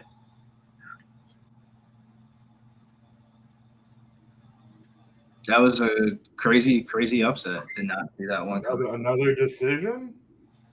There's Another decision. Can we get some finishes here on the main card? It's been fucking decisionation. Man, Oban got unanimous 30-27 wild. Yeah, no, that was wild. Nazim and Fiziev inside the distance would be sick. That would cash for your boy and the podcast. So we need the Black Wolf, Fizzy, and Naimov. Like whoa, like straight up whoa, dude. Like whoa, biggest bet of the card is Naimov, and we'll make back the parlay money that I just lost. All right, let's not talk about it. Let's forget about it. Talking about Naimov, like it's a leg that we need, boys. It's a leg that we need. Yeah. Fuck. We need that. We need that and Fiziev. Bad. Black Wolf, Fizzy, and Naimov, Ferda. Because I straight up killed both of your plays. I thought about making it on like the parlay sheet, but then it's weird. But like, what do we do? A half unit and a half unit? We might as well just let you do a full unit. Like you said, you put your own another half on it for you, so you got a full unit on it. Right. So I literally just got a half unit on your parlay and a half unit on my parlay. Fizzy or bust. The fucking dogs are balking. Yeah, the only favorite to win on the prelims was Tagliarelli and Beckhoff. And that was sketchy, bro. And that was sketchy, for real. It was. It sure was. Yeah, we got a little stuck on names, I think, this one. We're in Baku, and Baku is flipping. Well, the prelims are already sketchy because, like, the prelims were like, whoa. Man, I like Bahamondes too, TC. That's the crazy thing is I like Fiziev more, but I like the upside of Bahamondes. Yeah, I don't mind him as a fighter. I just think it's a little bit of a levels fight. Like I don't think when you're comparing cards, definitely it is. You know what I mean? It's like if dudes like Ludovic Klein and John McDessie can get to you, Fiziev's going to get to you too, man. Like, and I don't like his three fights in a row is nice, finishes, all that, but it's like Jalen Turner, like, dude, Fiziev cleaned his fucking plate when he fought. When he hurt Moicano, Jalen Turner, like, you know what I'm saying? It's that kind of like that's what you're dealing with. You just beat a dude that like fucked around with Moicano, got finished versus the guy that fucking smoked him. You know what I'm saying? So I think it's a step up, and Fiziev's going to be fired up in his hometown. What I'm worried about in that fight is him getting slowing down in the third after like being all, maybe him having an adrenaline dump. But nah, man, I think he's the goods. I think he's like Ignacio gets hit too much, man. Fiziev is going to crack him. I could see Rafael knocking him out too, but we'll see. I just don't think 32 is washed. And it's like, yeah, he had a couple tough fights with Gaethje, and didn't get finished, but you think Ignacio is going to smoke him. Like, I could see Bahamondes maybe getting like a robbery split that'll make me sick, but like I feel like if anybody's going to get robbed, it's Baha. So let's go Fizzy. At plus money, yeah. So we get into the main card. Has anyone best bet not started? Mine's about to come up right now, Jim W. But I got Muhammad Naimov earlier in the week at 225. A little bit sketched out the way these dogs have been barking, but I need Naimov to come through as a straight bet here. I was gonna parlay him, but I'm glad I didn't, because when I first looked at it, I was like, all right, this line's already fucking moving from when I saw it last Saturday. Last Saturday, it was like minus 180 on the opener before we did the stream. And then when I looked at the card again, like Sunday night, it was like 220. And I was like, I got to make a decision. I haven't laid 220 on a fucking money line in God knows how long. Do I bet the money line, or do I try to parlay this and get the juice down? And I was going to parlay that shit with either Nazim or Oban, but then I end up doing the Tiger Oban Nazim parlay and just left this off as a straight bet, and I'm glad I did, because the straight bet would definitely cover that parlay ticket. I didn't go too crazy on like DGen parlays in this one, but this would be huge if I can get this Naimov one through. Well, dude, you need Naimov. Big show. We need Naimov for the podcast. What's the action here, Joe? Are you going to do anything? I originally had Bogdan Grad, but I'm not going to lie, with all these dogs, it kind of scared me. I took my bet off. Don't be scared. This could just be a dog card. I would never try and talk another man off plus money, but no, you do whatever feels right in your gut. I'll pick some other spots on the card. Yeah, I feel like I wouldn't say Grad is like round one or bust, but I do feel like he's more likely to be the front runner as opposed to Naimov. We'll see. But I feel like if anybody's going to get knocked out in the first round, it'll probably be Muhammad. You want to hit a quick commercial break? Take a picture. Best of luck, Gerardo. Best of luck, everybody.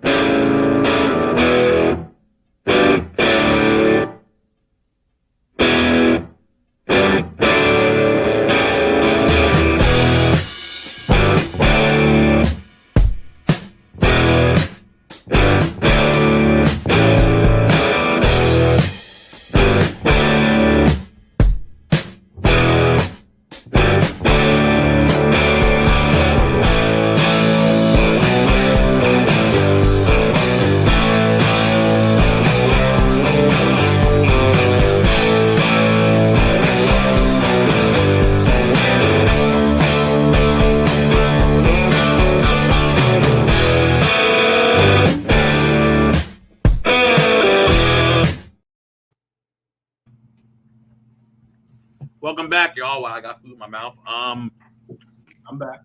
Okay.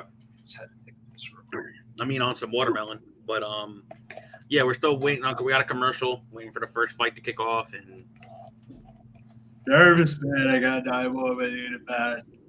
If you don't want to bet the money line, I would just take KO decision at like 175. Why? I think he grapples and goes for a takedown. I think the edge advantage in this fight is honestly, which is crazy to say after watching Naimov versus Lima, is really cardio and durability. Like, Bogdan Grad's going to go for a finish. Naimov's got to keep his P's and Q's together. But if he can withstand the early storm, he might be able to be live for a finish, which is very ironic because he got beat by Lima deep in that fight. But this is kind of like the fight of the night for me. Like, I don't know what gravitated me towards this fight. Had a Bogdan Grad inside a distance bet in February, plus 200 against Lucas Alexander. And, dude, that was the most greasy, lucky, good variance went my way bet I can remember having in a little bit. Try to fade Grad on the Dana White Contender Series with Michael Aswell, and I thought he won a bullshit split decision. And Aswell did have a good fight with Oki. in his debut. So, like, take that with a grain of salt. As well as piecing him up on the feet, he just Grad was able to mix it up a little bit. And at the Grad, it's a different weight class. I don't bring this fight up too much as a reference. The Grad thing really started with the Tom Nolan thing when he fucking bopped the Dana White Contender Series. That was crazy. That was I thought Tom Nolan was about to be the shit when he knocked out the Grad on the Dana White Contender Series. But since he's going down at this weight class, his wrestling's been a lot more effective. What is going to be the first fucking finish? We are on the main card. I think Dana White's there. I hope Dana White lit a fire on this main card saying, who wants to be a fucking fighter? There have been good fights, though. It's not like these people are fighting for finishes. Like, there's been a lot of blood in the cage for their finishes so far. It's not like the PFL last night. A couple of those PFL fights were snoozers. I had to bet on Kamidov. That was probably the most angry one. Kamidov did exactly what Ulanbekov just did, and he lost. Here we go, boys. Naimov and Grad. My God, listen. I still see a commercial. Sit down, you big-titted, luscious whore. Okay, I need to refresh that. Good Lord. Hey! Cabra culo. Here we go. With a glove touch, we are off. First round, jumping front kick from Muhammad. All right, Danielson. The flying my Gary. Muhammad Naimov switches into the southpaw. Naimov switches back. Grad takes the center. Outside low kick Naimov. Grad pushing forward. Grad trying to cut him off. Outside low kick Grad. Grad tries a high kick. Naimov switching stances. Hard outside low kick Grad. Outside low kick Naimov. Naimov circling on the outside. Grad in pursuit. Trying to cut the cage off. Naimov circling back. Now in southpaw, switching back to orthodox. Naimov circles on the outside. Counter right hand from Naimov. Grad tries another front kick. Muhammad looking for the left hook behind it as well. Grad pushing forward. Inside low kick gets checked by Bogdan. Bogdan tries a spinning hook kick. Nothing doing. Muhammad showing good defense. Pumps a jab. Outside low kick Grad. Muhammad behind the black line, but he circles out, lands an outside low kick. He's got to counter the leg kick. Bogdan misses the check or the leaping left hook. Misses the right hand as well. Muhammad showing good distance management there. Muhammad with a spinning hook kick that lands. And Grad's hurt! Right hand Naimov! Muhammad cracked him with that spinning hook kick. Now Grad's the grappler. Muhammad Naimov gets taken down by Bogdan Grad with a body lock trip. Bogdan Grad desperately pursuing this takedown after getting rocked by a fucking spinning hook kick from Muhammad Naimov, who's back to his feet, trying to break the grip of Bogdan, trying to lace the legs through. Elbow from Grad, and he's back in on a body lock here. Pushes Naimov to the fence. Naimov with the overhook, double overhooks now. Trying to pummel underneath. Grad on the right side. Well, he is trying to stick to him like glue. Bam! I mean, he wrapped that around his head, dude. Yeah, but he hit him so hard. What a fucking Uramawashi, dude. That's crazy. They break off the fence. Has Grad regained his faculties completely? Only time will tell. Time and a punch or kick or two will tell usually. Body kick there from Grad gets parried. Muhammad misses the left hook. Two-piece from Naimov. Looks for the right hand behind it off a counter. Muhammad shaking the right leg out. I mean, he's getting leg kicked like a motherfucker. Dude, Grad does have really hard legs. I mean, look at those tree trunk legs, dude. It's crazy. I like how he's switching stances, though. We're talking about that in the Usman fight, how he did not switch stances off the leg. Counter left hand from Naimov from the southpaw as Grad tries another kick. Muhammad is countering these leg attacks from, Bogdan Grad tries a spinning hook kick. Muhammad Naimov almost paid for a spinning back fist, but they clinch up. Naimov with a 10-finger grip. Now Goddard warns him, I think, from about clashing heads.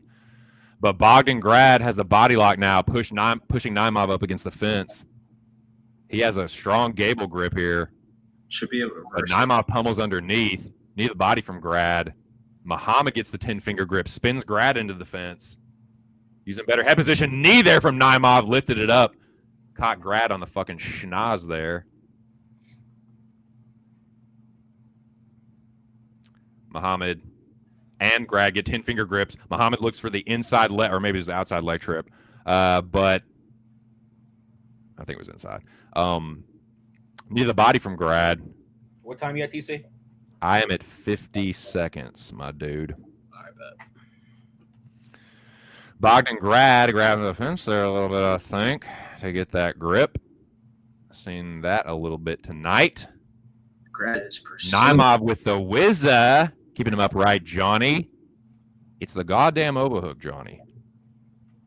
He's not fucking letting him get the takedown there. 25 seconds left. Knees to the thigh from Bogdan Grad. Devastating, boys. They might stop the fight. I don't know. 17 seconds left. Muhammad Naimov. Overhook.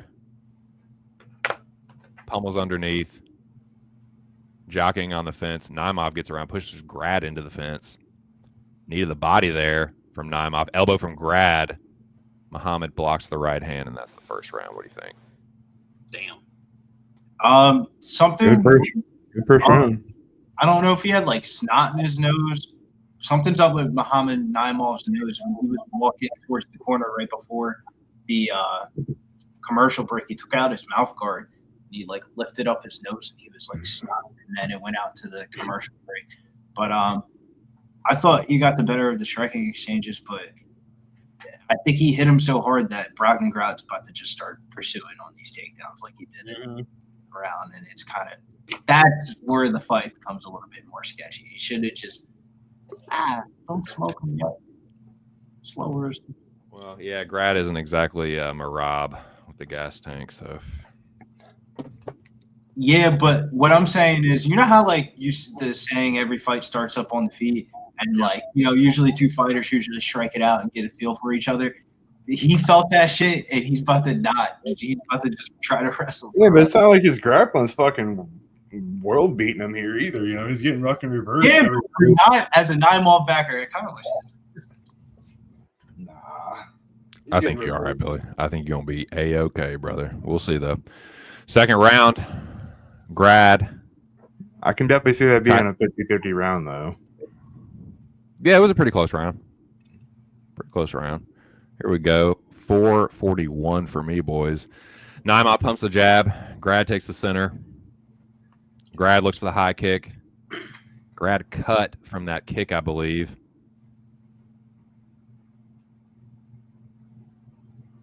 Muhammad took a weird step there, and he is out of range of Grad's spinning hook kick. Right hand from Grad. Misses that right hand. Muhammad is walking weird. He's just being weird. Inside low kick from Grad. I think it was a little rock there, and he just, finally stepped into some recovery. Interesting. Got 4 minutes left. Body kick from Grad.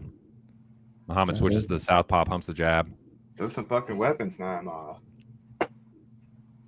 Muhammad switches back to the orthodox. Switch kick attempt from Grad. Naimov interrupts it there with a low kick. Leaping left hook from Bogdan. Left hook right hand from Naimov gets blocked. Bogdan switches to southpaw. Muhammad returns the favor.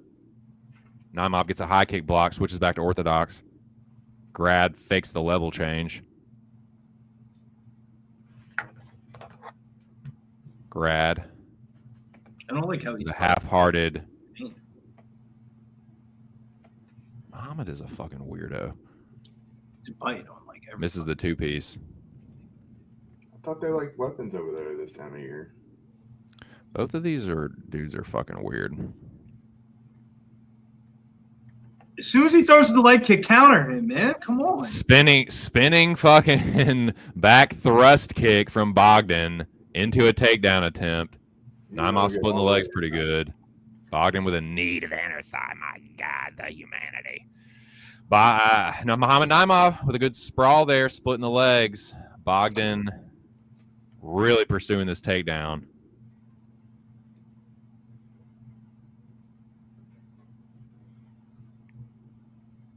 Knee to the thigh. Bogdan gets around to the back.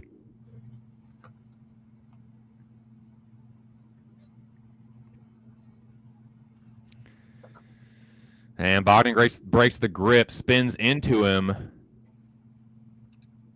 Bogdan drops down, elbow to the far side from Muhammad. Double overhooks, double underhooks, I should say, for Bogdan. Muhammad pummels underneath on the right side, gets double underhooks. Grad drops down again for a double. Right after he gets underhooks, that's strange. Bro, you see what I'm saying, though, about how he got hit so hard in the first round, he ain't even about to strike no more. Yeah, he gave up. And he bails, yeah, off the fence. I think he won round 2, though. It's still a It's minute not over 30. yet, Billy. He's winning this round as of right now. Right on. So if Naimov gets a takedown and gets into full mount, he's gonna. Hopefully he does. I think I don't know. This is a weird round. It's a tough one to score, man. Minute 15 for me, boys. Muhammad Naimov taking the center of the octagon. Bogdan Grad trying to push forward. Two-piece from Naimov. Couldn't tell how clean that right hand landed, but he's in on a takedown attempt. Bogdan Grad shucks him off, though. Misses the elbow over the top. They meet back in the center, boys. Man dance on the monster can. What you know good, boys? Bogdan lifts the fucking knee. Can From never a quarter be mile away. Bogdan with a elbow and a right hand, but it was just a fucking ruse to try and get a takedown. Now Muhammad Naimov's threatening with a front choke here. He's cranking this, boys. This is a high guillotine attempt from Muhammad Naimov here. baby. He's still, God, Grad's a rat, dude. He is a grappling rat. He's still trying to rip this single leg down. 20 seconds here. Muhammad Naimov gets back to his feet. He was only down to a knee anyway. 10 seconds. Hammer fist here from Muhammad. Grad gets the takedown. Yeah, I think That's your second round. Yeah, I think Naimov can knock this motherfucker out in the third.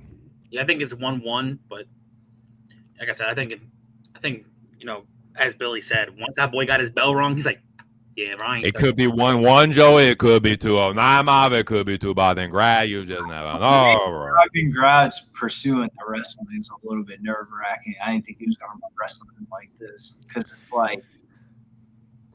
I think he got hit again. I think he got hit with that right hand. He was like, "Fuck, not wrestling." Nope. Yeah, but it won him that round though.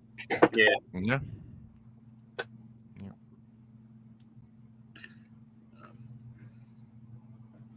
Dude, ESPN. I think it's very important that Muhammad Naimov puts a stamp on this round. I feel like one of the judges will give him one of the, or two of the judges will give him one of the other rounds. I don't know what's up with his nose. His nose is fucked. I don't know what's up with him, period, man. He's like been walking weird. He's been fucking like hand fighting weird. He's like been rubbing his hands like he broke his hand or he's been doing that shit, shaking his arms out. I don't know, man. He's a weird motherfucker. And I thought Bogdan was a weirdo. Bogdan wants a hug, but he'll settle for a glove touch. He said, "No, you're sweaty, bro." Mm-hmm. Yeah, I'd rather not. Muhammad tries a spinning back fist, but he eats a right hand from Bogdan in the process. You gotta be careful though. Spinning back kick again, and I think did Muhammad land that one too? I don't know, but Bogdan ate it if he did. Another spinning hook kick, dude. The spinning back kick and the spinning hook kick making their presence felt like a motherfucker in this fight. Not that I'm mad at that, but I'm just saying. Bogdan Grad dives in on a fucking double leg here, and he gets the takedown, dude. He is just all over Muhammad Naimov in the grappling. Throws the hooks in. He pounced on Naimov, dude. But Naimov stands up, wearing Bogdan Grad. He got pretty high there for a second. Muhammad trying to throw him off, and he will end up on top here. Muhammad Naimov going to end up in Bogdan Grad's full guard. That was a mistake by Bogdan. Naimov needs to capitalize on this. Do not lay and prey on him, brother. Smashing this guy. Smashing this fucking guy. Control the position first. Smashing this fucking Nazi guy. Don't get smashing this Eastern European fucking Nazi guy. Where's Muhammad from? Tajikistan? Wherever back here is prevalent. Well, you're gonna have to be a little more specific. You're thinking about everywhere over there. Illegal up kicks, just about. Kicks. Good God! Into this fucking this triangle attempt here that Muhammad shakes through easily. You need to do something though, dude. Especially with Godard looming over. Action, gentlemen. Yeah, but I'm telling you, TC needs to secure the position first before he starts throwing up shit. We need to see some action. No, we need to see some action first. We have no idea how those first 2 rounds are scored. Muhammad Naimov needs to make sure that he puts a stamp on this fucking round. Yeah, we just don't need to go back to the feet. Keep it down here. Don't let Brad or Grad get another takedown. Yeah, for sure. Yeah, like he didn't even like that takedown. I don't think what he's doing here is necessarily bad. I just a little bit more GMP, pepper him up a little bit more. But yeah, I mean, you're right about the control for sure. The drag control on the cage is just what looks bad. Like right here, it looks like we're fucking winning at least. Right? Yeah. Grad's complaining about him. He's bitching because he's getting controlled. Shut up. Shut the fuck up, Bogdan. Pound him out, please. Yeah, you can't complain if you close guard, bitch. Serbian, you Serbian. That's what I'm saying. Wherever the fuck you're from. Yeah, you're closing guard. You're given this position. Like open it up and get out. Muhammad looking to collect the far side wrist here. As soon as Grad tries to post.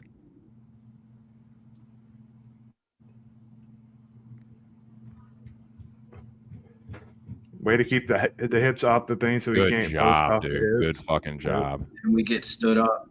Man, you're a bitch, Mark. You're a fucking cocksucker. I'm nervous. His arms. That's some hoe shit, bro. That's bullshit. He had the position. This is bullshit, man. This is bullshit. I guarantee you, if Bogdan gets a position, he ain't gonna fucking stand him up. Yeah, how long do we gotta hold up against the cage before we get? Suck a fucking dick, Goddard.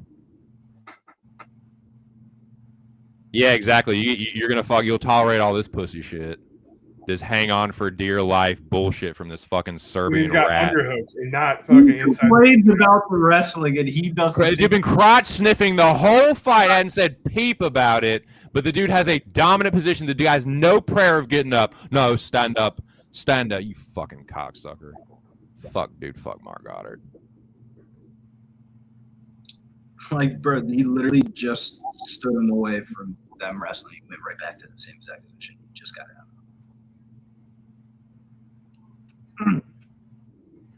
Oh, spinning hook kick again. Lands for Naimov. The fucking Earl Mawashi. Fucking run. Matrix, baby. We're about to see some more of that later. Step in left hand for Naimov.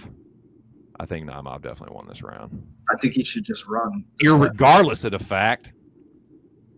Fucking run, Naimov! Run! I mean, if we lose because he ran, fuck. I think he won the fight. I think he won. I think he got up on the cage to him. It's sketchy, though. The hometown rub or the home look rub? I don't know, man, because that was pretty sketch. Like, the line was right. Knock on wood grain. The line felt all of minus 225. Is he gonna get it? Maybe not. And my God, I hope so, Chappie Funk. What up, Action Jackson? Cheers to you, brother. Shout out to all you guys, man. I can't see how many of there are you in there, but smash the like button. 88 in here. How many likes we got? I'm not on the YouTube. I got 9 other things up and running. But shout out to you guys for putting that little chat screen there in the bottom. That's what's up. That is what's up. 88 people in here, 62 likes. Let's get them up. Let's definitely get them up. You need to get to 75 before the get 88. If the 88 in here right now would just drop off screen, use the 7 motions, hit that like button for the boys. Bring this decision in for us. Hit that like button and will this decision in for us. Yeah. Speak it into, like it into existence, brothers. Brothers. Tajikistan.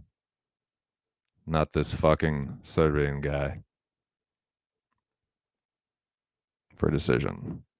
All 3 judges score the contest. 29-28 by unanimous decision.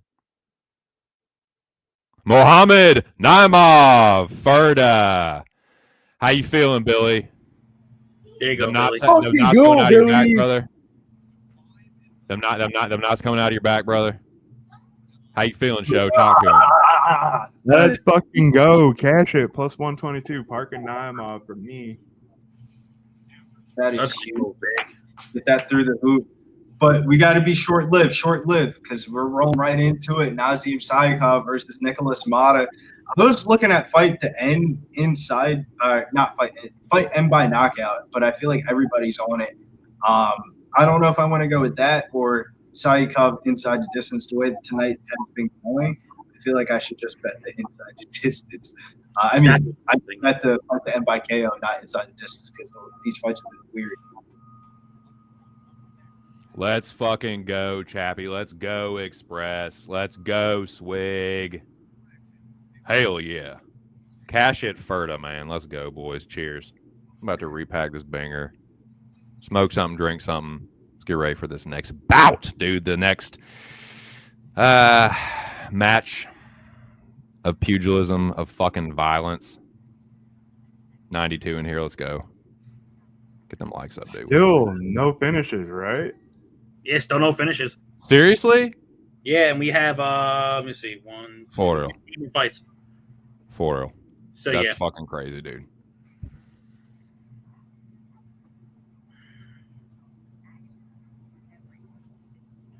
And of course, this one's over 1.5. Everyone else has been at the 2.5, so it's always been like sketchy to whether you bet. This one's at 1.5, so you really have to fucking pick whether you think this one's gonna fucking finish early enough. Right. That's the hard part. Is I could definitely see Saikov getting a finish from rounds 2 or 3. Like he can come at any moment. I could definitely see him get, because like Saikov historically has been a slow starter, bro. Like he starts off slow in fights. G's rocking Sadikov and Orolbai.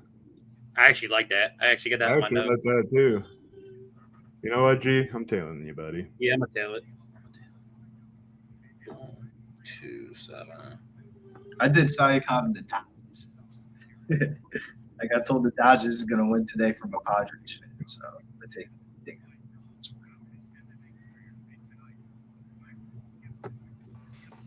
Yep, I did. Yeah, shout out to Dabby for jumping on my little channel yesterday. Do appreciate that. Shout out to all the MLB cappers in the pub, man. Make sure y'all check everyone's show out all throughout the week.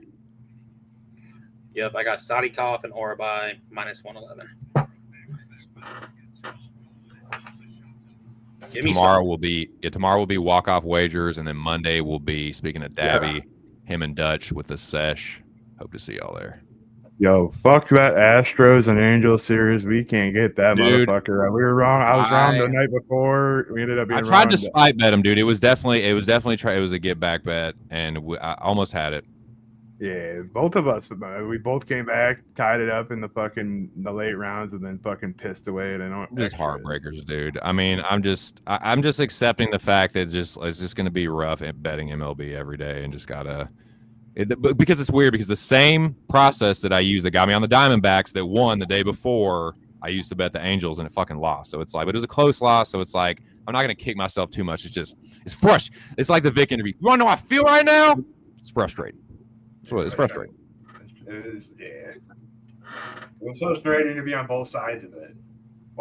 Having to stay up late as fuck to watch my team fucking go into extra innings to lose, and then doubling down the next day. Like, it was just like, fuck, they got us, son of bitches.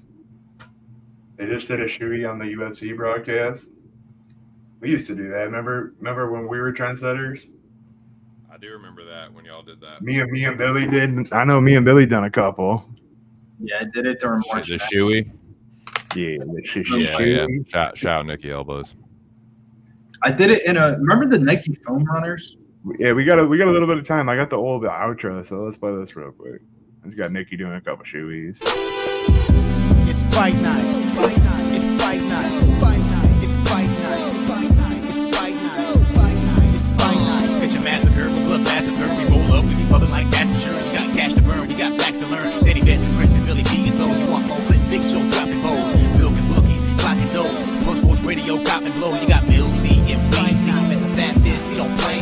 Get down with JTC, breaking down this MMA. Make money all times, monumental minded, autistic. Manifestation meets action. It makes martial arts work like sex.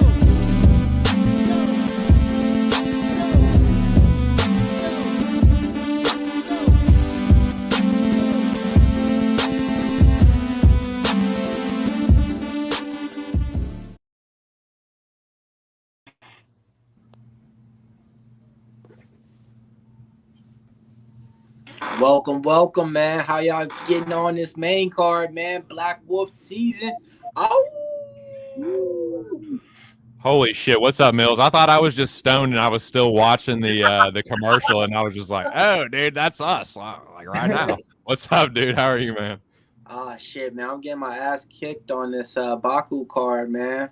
Mm. I only got goddamn one win in, it seems like, man. But besides that, hey, man, still a lot of fights to talk about, a lot of fights and opportunities to make. So, hey, man, as long as I have a good day on the co-main event and the main event, I might be able to end decent. What do you like on this one, Mills? The Mata fight. I like Black Wolf in there, you know. I got a 2-leg parlay with him, but we'll see if that can get through the window. But I do believe that I think the KO is going to come in round 2. I was thinking about taking the under 1.5 is plus money, man. I think this one's going down in the first round, but I wasn't able to get to the window with it.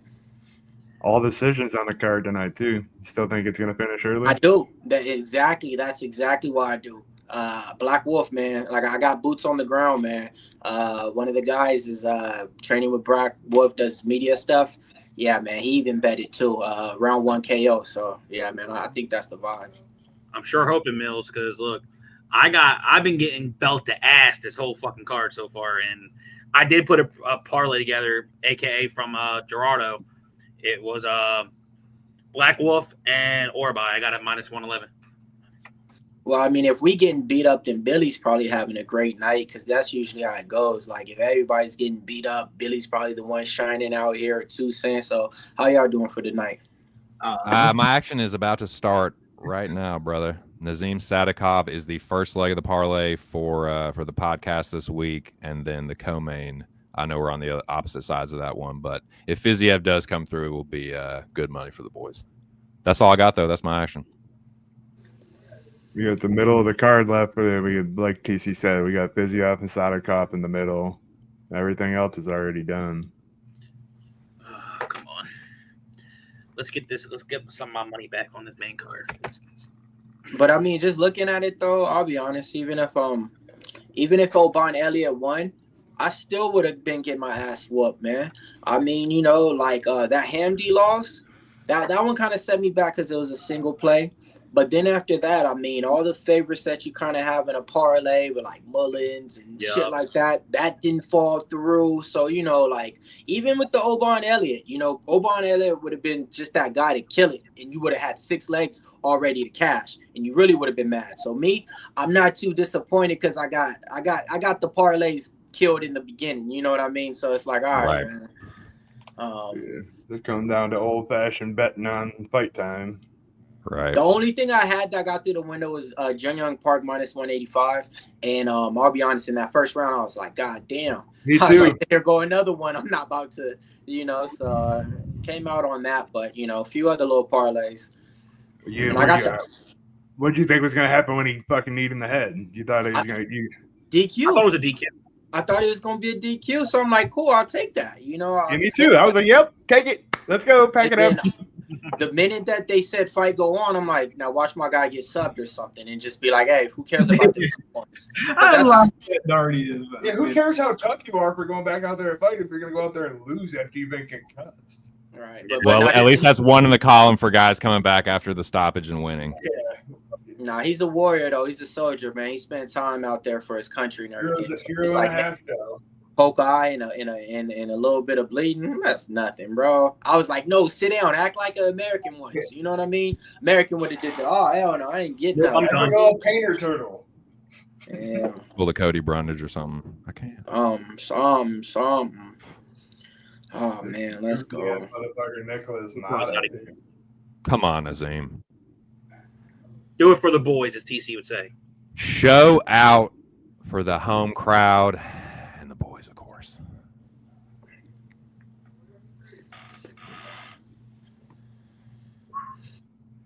Black Wolf, baby, let's go. Azerbaijan. Baku, UFC. Brothers. Here, we here. Yeah, this card, man, I didn't have a lot of single bets on there. I do got Jamahal, but now looking at it, yeah, man, the parlays, they crashed. So, I know somebody out there cashed. Yeah, they definitely did their parlay scooping on this card. It was eyeball at like 225, and that was funny. That was the best. Remember when we talked about on the podcast? But like, I don't see how this doesn't close bigger favorite, this, that, but 1,000%, yeah. Here we go. Inside low kick, Nazim. Mata looking for the right hand, left hook early. Nazim looks for the high kick, right hand Mata. Nazim holding the center in the southpaw, looks for the hook kick. And Nazim will kind of feel things out early. Work from range. Mata misses with the right hand. Nazim pumps a jab. Inside low kick, Nazim. Outside low kick, Mata. Hard outside low kick. Inside low kick, Mata looks for the left hook behind it. Nazim just out of range. Nazim looks for the hook. Straight right. Mata looks for the high kick and left hook. Nazim out of range. 4 minutes in the first round. I'm nervous as fuck. I mean, that first round is where Mata's always explosive. So this is definitely where you should be nervous as hell. Me too, you know what I mean? Because I got the parlay. But if this gets extended past the second and third, dude. Yeah, I'll feel much better about Nazim. But Mata is not throwing everything right now. He's taking his time, patient, so. Nice left hand, Nazim. Nice straight cross from Sadikov. Mata misses with the right hand, left hook. Nazim steps through and back into southpaw. Pumps the jab. Blocked by Mata. Nazim goes left hand to the body. Nice left hand, Nazim over the top. Good distance management, too, to manage the counter. Body kick. Hard inside low kick by Mata. Nazim returns the favor. Ooh, Mata briefly switches into orthodox. Mata blitzes forward, left hook to the body on the end of that one from Nicholas. Nice right hand from Nicholas. Nazim tries to clinch up. Hard right hand from Nicholas over the top, too. Mata landed a couple in there. Right hand and a right hand, left hand to the body. Nazim got cracked with the right hand there. He's trying to clinch up now. Hang tough, Sadikov. Not trying to unload. He crumbled. Fuck. Just hang on. Moto just let off. Hang on here. Hang on. Yep. Back up. Get back up. Machine gun funk. What you want? He's letting off a clip. There is hanging here. He hit him with 30 hits unpunched, unanswered. There we go. Yep, let him gas himself out. Yeah, there we go, Nazim. There we go in a high kick. That fucking landed. Let's go, Sadikov. Crazy. Weather the storm. Mata's killer be killed.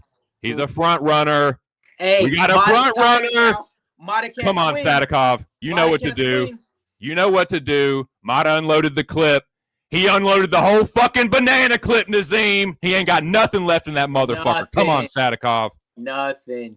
And we were just talking about how he's patient right now. Oh, man, he already has bad first round. Banana clip cardio. holds 100 rounds, and it's down to maybe like 1 or 2. Oh, man, he got a BB gun for the second round. Pow, pow, pow, pow.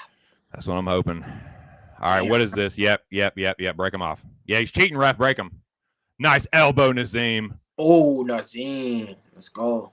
There we go. Baby. Right hook, left hand. Something, bro. Come on. Straight left. There we go. Mata's chinny. He's a fucking quitter too. He's a glass cannon, but he's got quit button. But he got that dog in him though. He do got that dog. No, bro. He's dangerous. No, he's fucking dangerous, but like he got quit button too. He's already looking tired and shit. Come on, Nazim. He's tired, bro. He's tired, and he knows he only probably has like a good 7 more combos to nice throw. Knee and a right hook from Nazim Sadikov. Well, if you're Nicholas Mata, you ain't fighting for a decision. Like, this hits the scorecards, you ain't with it. Oh, facts. Nice reset. Yeah, see now, wow. Everything that Mata had earlier, don't got it no more. Salikov goes for the takedown, stuff like a potato with cheese in it with no chives. Didn't pay for the extra. Both men up against the cage. 10 went up to 235. Like it's gone down. 270 immediately. See, I like that to hop in and do some stuff with parlay, because like I said, beyond there, man, Mata's gonna be done after this. Yeah, he'll have a flurry in like the first. He'll come out. He'll work for like a minute in the second round, and I'll probably get it. Hopefully. Right. Both men clinched up against the cage in the round. Shout out to hard elbows at the end. Ooh, 2 of them too. Mata just standing there and smiled at him. They made sure it was good because one was after the bell. Shout out to Lucky Powers, Action Jackson Express, Bobby Lee, Swig Bets. Who else we got up in there? We got Andrew G. We got Jesse Nunez. We got Choppy Funk. Gerardo, my man. We got and Miles in the chat. I see you guys. Smash the like. Let's get it. Rick the Ruler.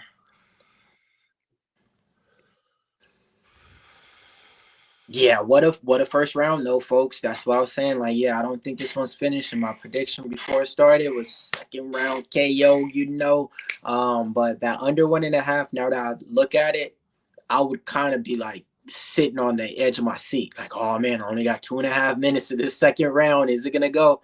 I feel confident that it's gonna go because I ain't make the bet. But if I make the bet, I know I'll be up in there saying, come on. I think Sadikov can finish him. I think it was Billy saying earlier, maybe Joey, that he's a kind of a slow starter. I can see him pouring it on. You think first 3 minutes? I think he can finish him here in the first minute, honestly. Got it. Okay. Maybe the first 2 minutes. Okay. Yeah, Mata might have a minute of a flurry here, but he's a front runner to me, man. Yeah, because I look at it, I'm trying to do the bets and regrets. So far, I made an under on that Melissa Disson fight. I regret that. I made, like I said, I didn't make this as the under. So I'm just trying to see like if I can at least balance it out and think like, all right, man.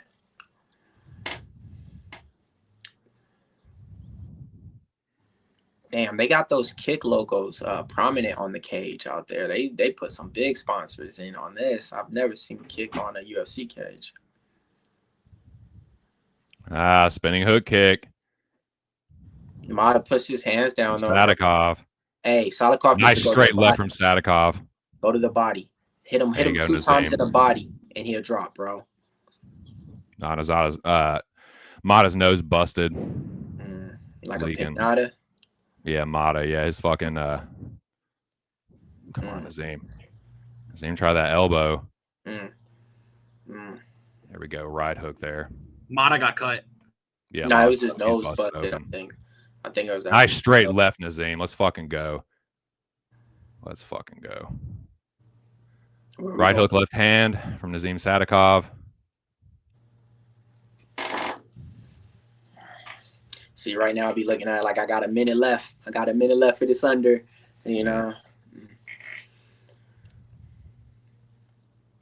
Oh, nice right hook to the body, Nazim Sadikov. Ooh, the body. That's one. Give me 4 more, and we got Well, it. he is leaking like a sieve, dude. Holy shit. Right hand from Mata. Mm-hmm. Nazim rolls with it. Mm.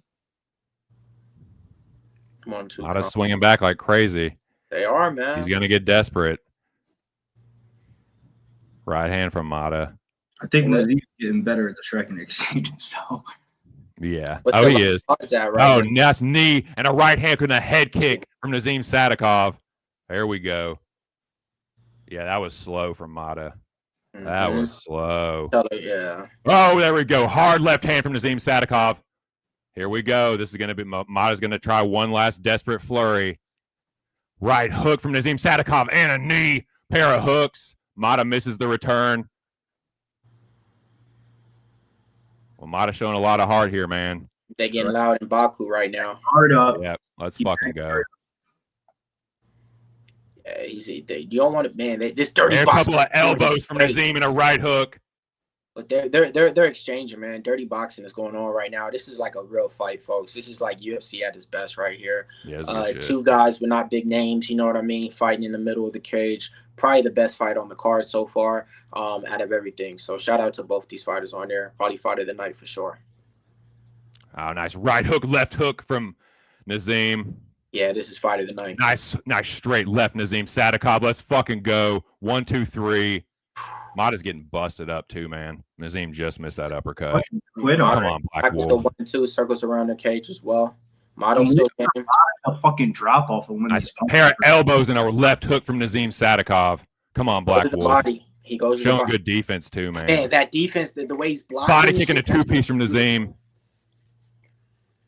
Come on, Sadikov. The striking numbers are pretty much close, and the damage isn't close though. The damage is not close, Correct. man. Correct. But that's why I'm just like I'm giving it to Mata because usually his volume would drop off and everything, and he ain't looking for a way out. Yeah, he ain't dude, looking for no quit. that cut is really bad. They might doctor stop this dude. I'm not saying they will, but they might. It's bad. It's leaking. Or Nazim can just finish. Oh! Holy shit! Whoa! Right from Sadikov, Black Wolf by knockout. Let's fucking go! I can feel freely now that Nazim has cashed. Done. We get all the ITD props in our way. Dun, dun, dun, dun. And Bills is walking on that ladder. I'll say this: watch out for I had to top give the Black 15. Wolf a bow for that one, man. Hey, all I'm gonna say is maybe not get it this fight. I mean, after this fight, but motherfuckers in the top 15, you better watch the fuck out. Holy shit! Fuck, dude. This kid was biting down his mouthpiece the entire fight and said, "Motherfucker, we still haven't got a fair finish. Motherfucker, we in my backyard."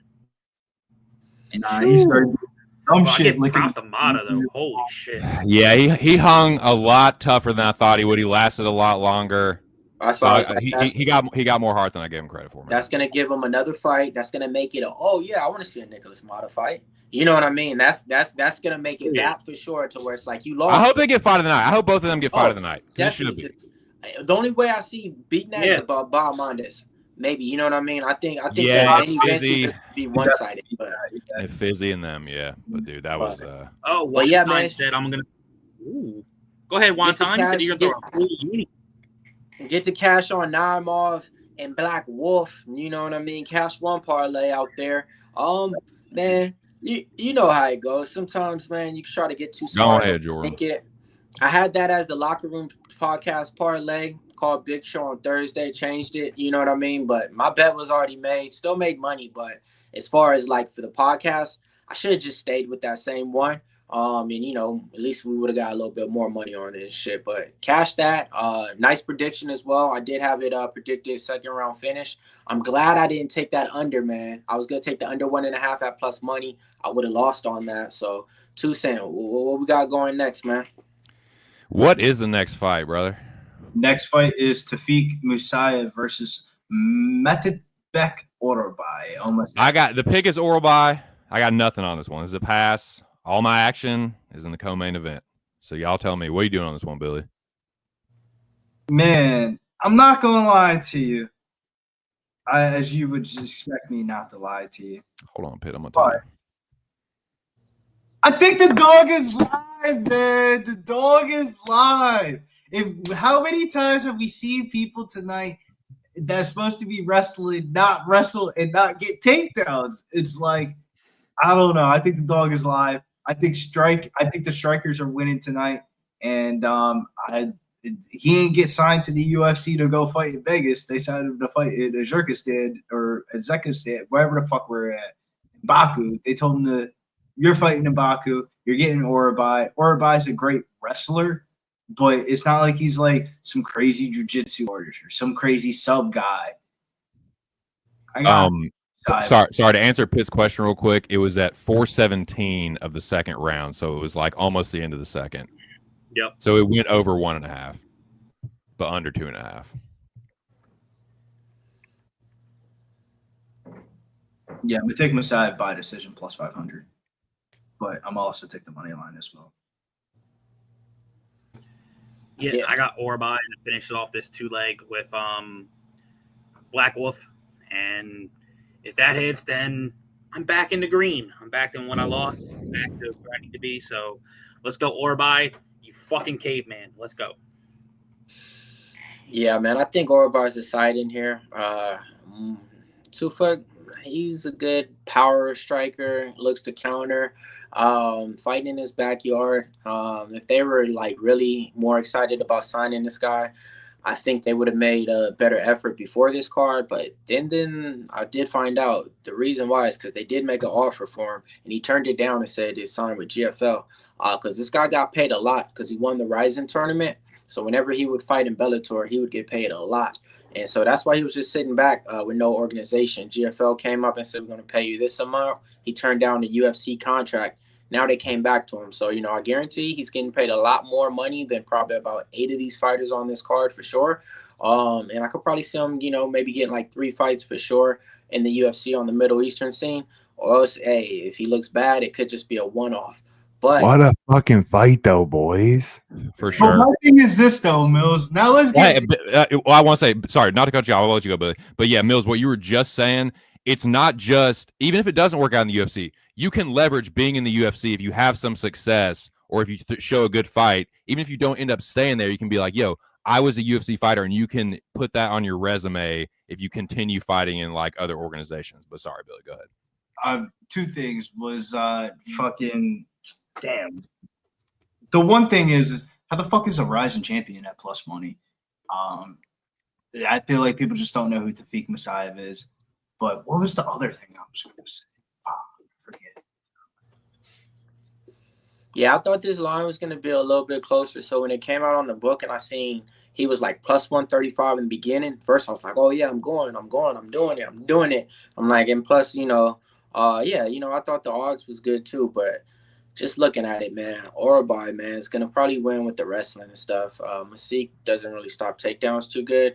And Orolbai is kind of like a machine. You know what I mean? So like, Mills was talking about Musayev before I interrupted you, Billy. If that helps you remember what you were thinking. I just feel like how do you watch the Rebecca fight and see the way these dogs have been barking tonight? They ain't signed him for no reason, man. I mean, like Orolbai. This is what I was going to talk about. When did Chrissy narrative theory? When the fuck did Orolbai start talking about how he was going to become a lawyer after he gets done fighting? Like, what the fuck did this article come out? This week right now, like, bro, this nigga was supposed to be like the caveman guy in the division, bro. He lost so much aura off the Rebecca fight, and I think he's coming back a little bit too soon. No, I don't think he's coming back too soon. He didn't get knocked out. The fight went to the distance. And, I mean, something that we talked about in the podcast, I'll let 2 Cent get at you because I ain't got time for it. But you're saying this Rebecca stuff like Rebecca ain't a guy that was always a big favorite. Bro, Rebecca's a BBJ artist. Go ahead, 2 Cent. He cracks, bro. And he's over here talking like he's talking about like he lost to Rebecca in a war. Like, what do we?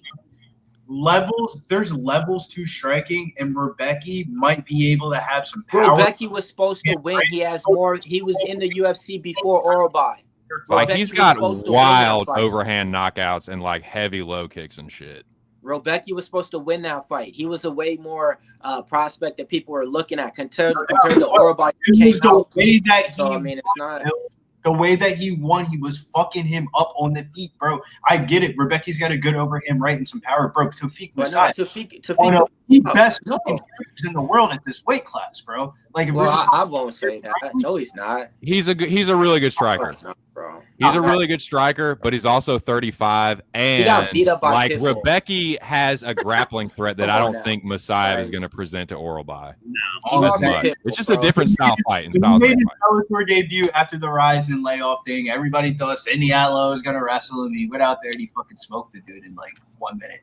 Like he caught him. Ignacio was trash, but Musayev can catch anybody, is what I'm saying, bro. I think if this is the judges' scorecards, they ain't gonna rival Orolbai. Like, I'm not saying that at all. I'm just saying, like, you're thinking about him being the best, one of the best strikers in the division is like on the screen as Musayev warms up. The fuck are we talking about his jiu-jitsu for? When did they ever put a blue belt? No. Up on the TV. Tofiq Musayev is a live dog. When I did the prediction, I'm like, people, you looking for a live dog? That's one. Fiziev's one. Like, yeah, of course. He's definitely a live dog on this card, like for sure. You know, but I got to go with the guy that's been in the UFC. Yeah. And now watch this. You've seen what's been happening with everybody coming from Bellator. He could be the one to break it. I won't say he won't. You know, he definitely can. But like, just looking at it, fighter, bro. He fought fucking over 10 fights over in Rizvan. Everybody knows him as the Rizvan champion, and then he fought over at Bellator. What does that have to do, bro? He fought 3 times in Bellator, bro. But I mean, I'm just saying the fighters that came from Bellator is what we're going off of. I'm just going off of that, man.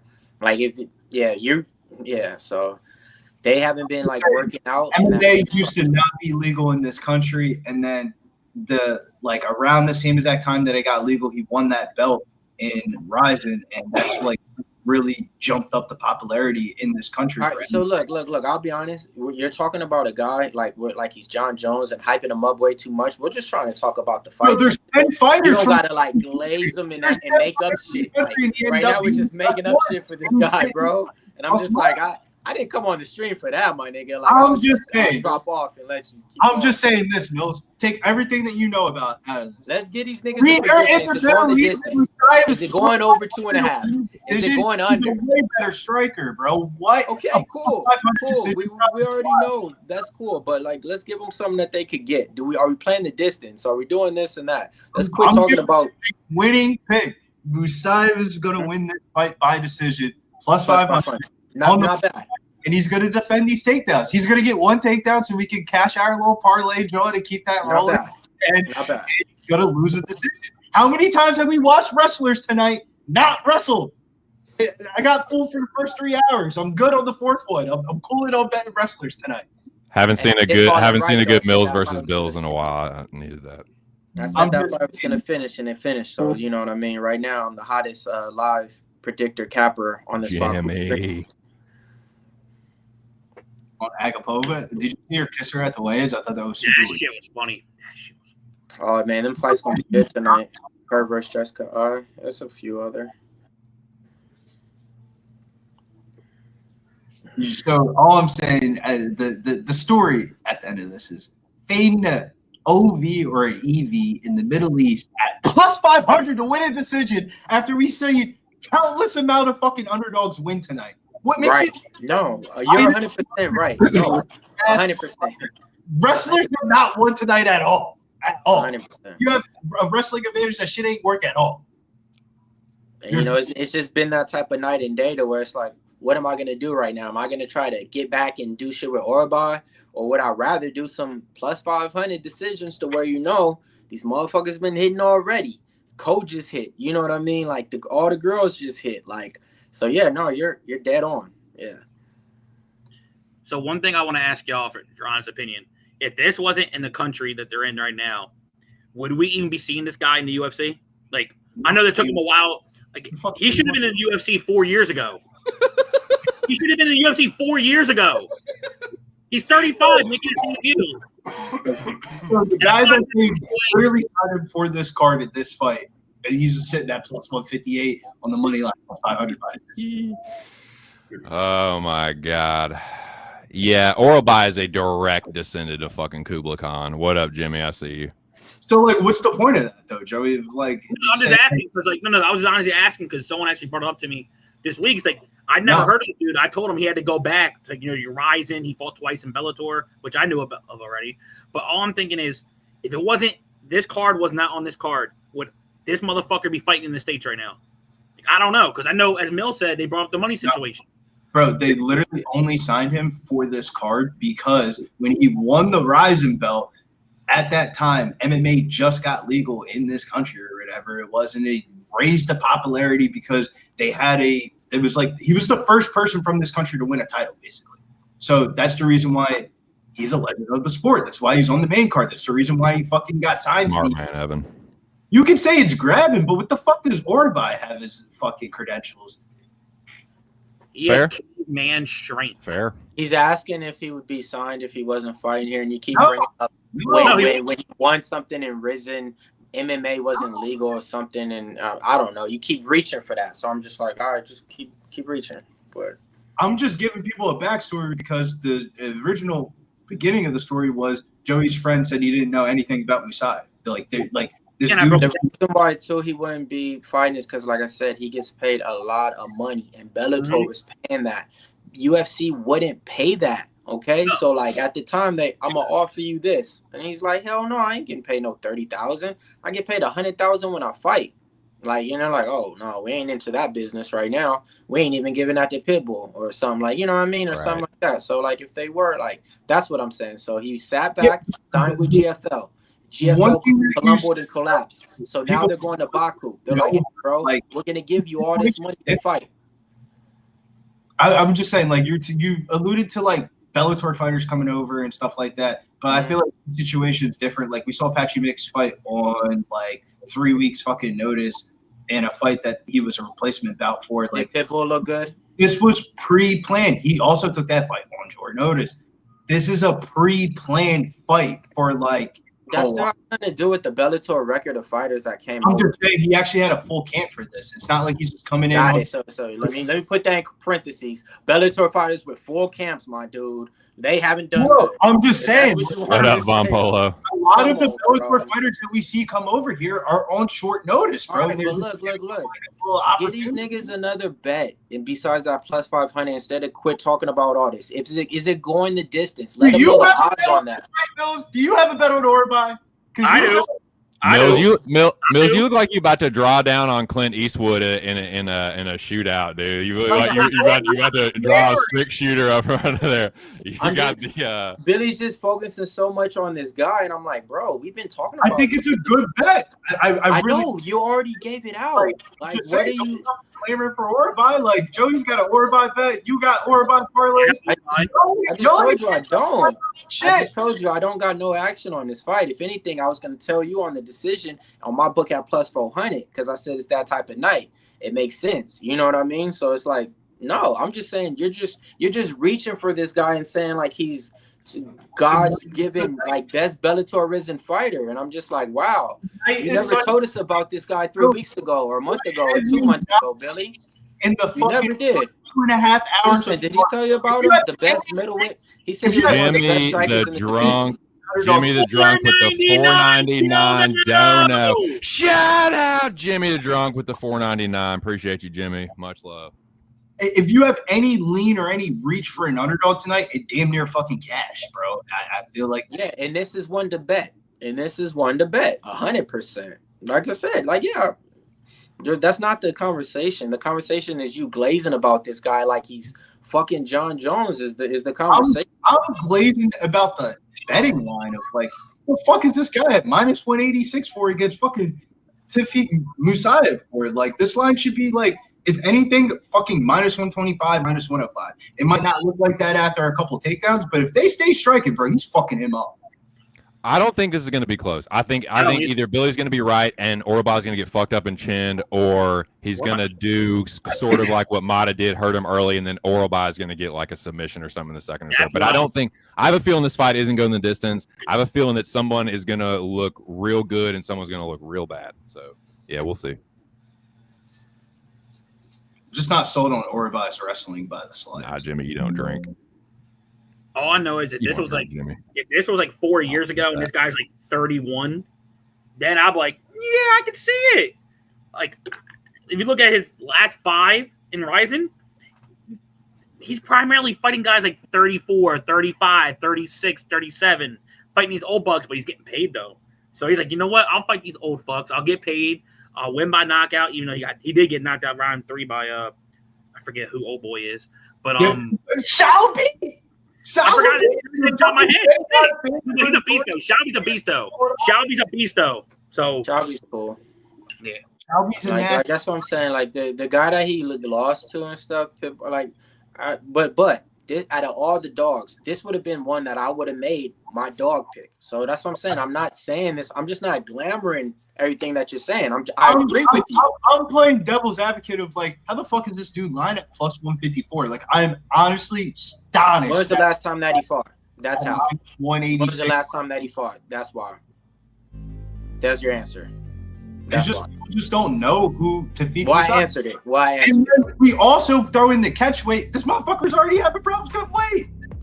That means Orolbai's going to lay on top of him and get the takedowns. Whenever you miss weight, that always favors the wrestlers. Sorry to let you know, it don't favor the strikers. All right. We'll see. I don't know. I heard some kind of beat though. That beat's fire though. Hey, Bruce Buffer looking dapper out there with the tuxedo, white and black, man. Yeah, white did look sharp. I noticed it when they zoomed out. I was like, damn, Bruce Buffer is he's a highlighter out here. Really is. He bought that shit up tonight. I've never sounded like the second or third fight. I was like, all right, Bruce. He didn't at all either. He just into the main card. He said, "No, I'm keeping this shit on. This shit was expensive." Hey, but all good fights from now, man. Like with that Wolf one, that was the beginning one. Trust me. Everything else now, we getting good action, boys. We getting some finishes. We getting fighters, and yeah, bro. I like all these fights going on, man. I like violence in all of them to end. Except What up, Cam? We're gonna see this takedown defense early. Shouts to Kuji Cam making it a birthday. Hey, happy birthday, dude. Happy birthday. Big up. No, Cheers, but that takedown defense is going to be all the fight. Yeah, you might be able to stop it in round 1, but let's see what happens in round 2. But yeah, if that gets to round 2, Tofiq on the feet, he could crack, man. So that's the thing. But he don't got volume like that. I still think Orolbai gets it done.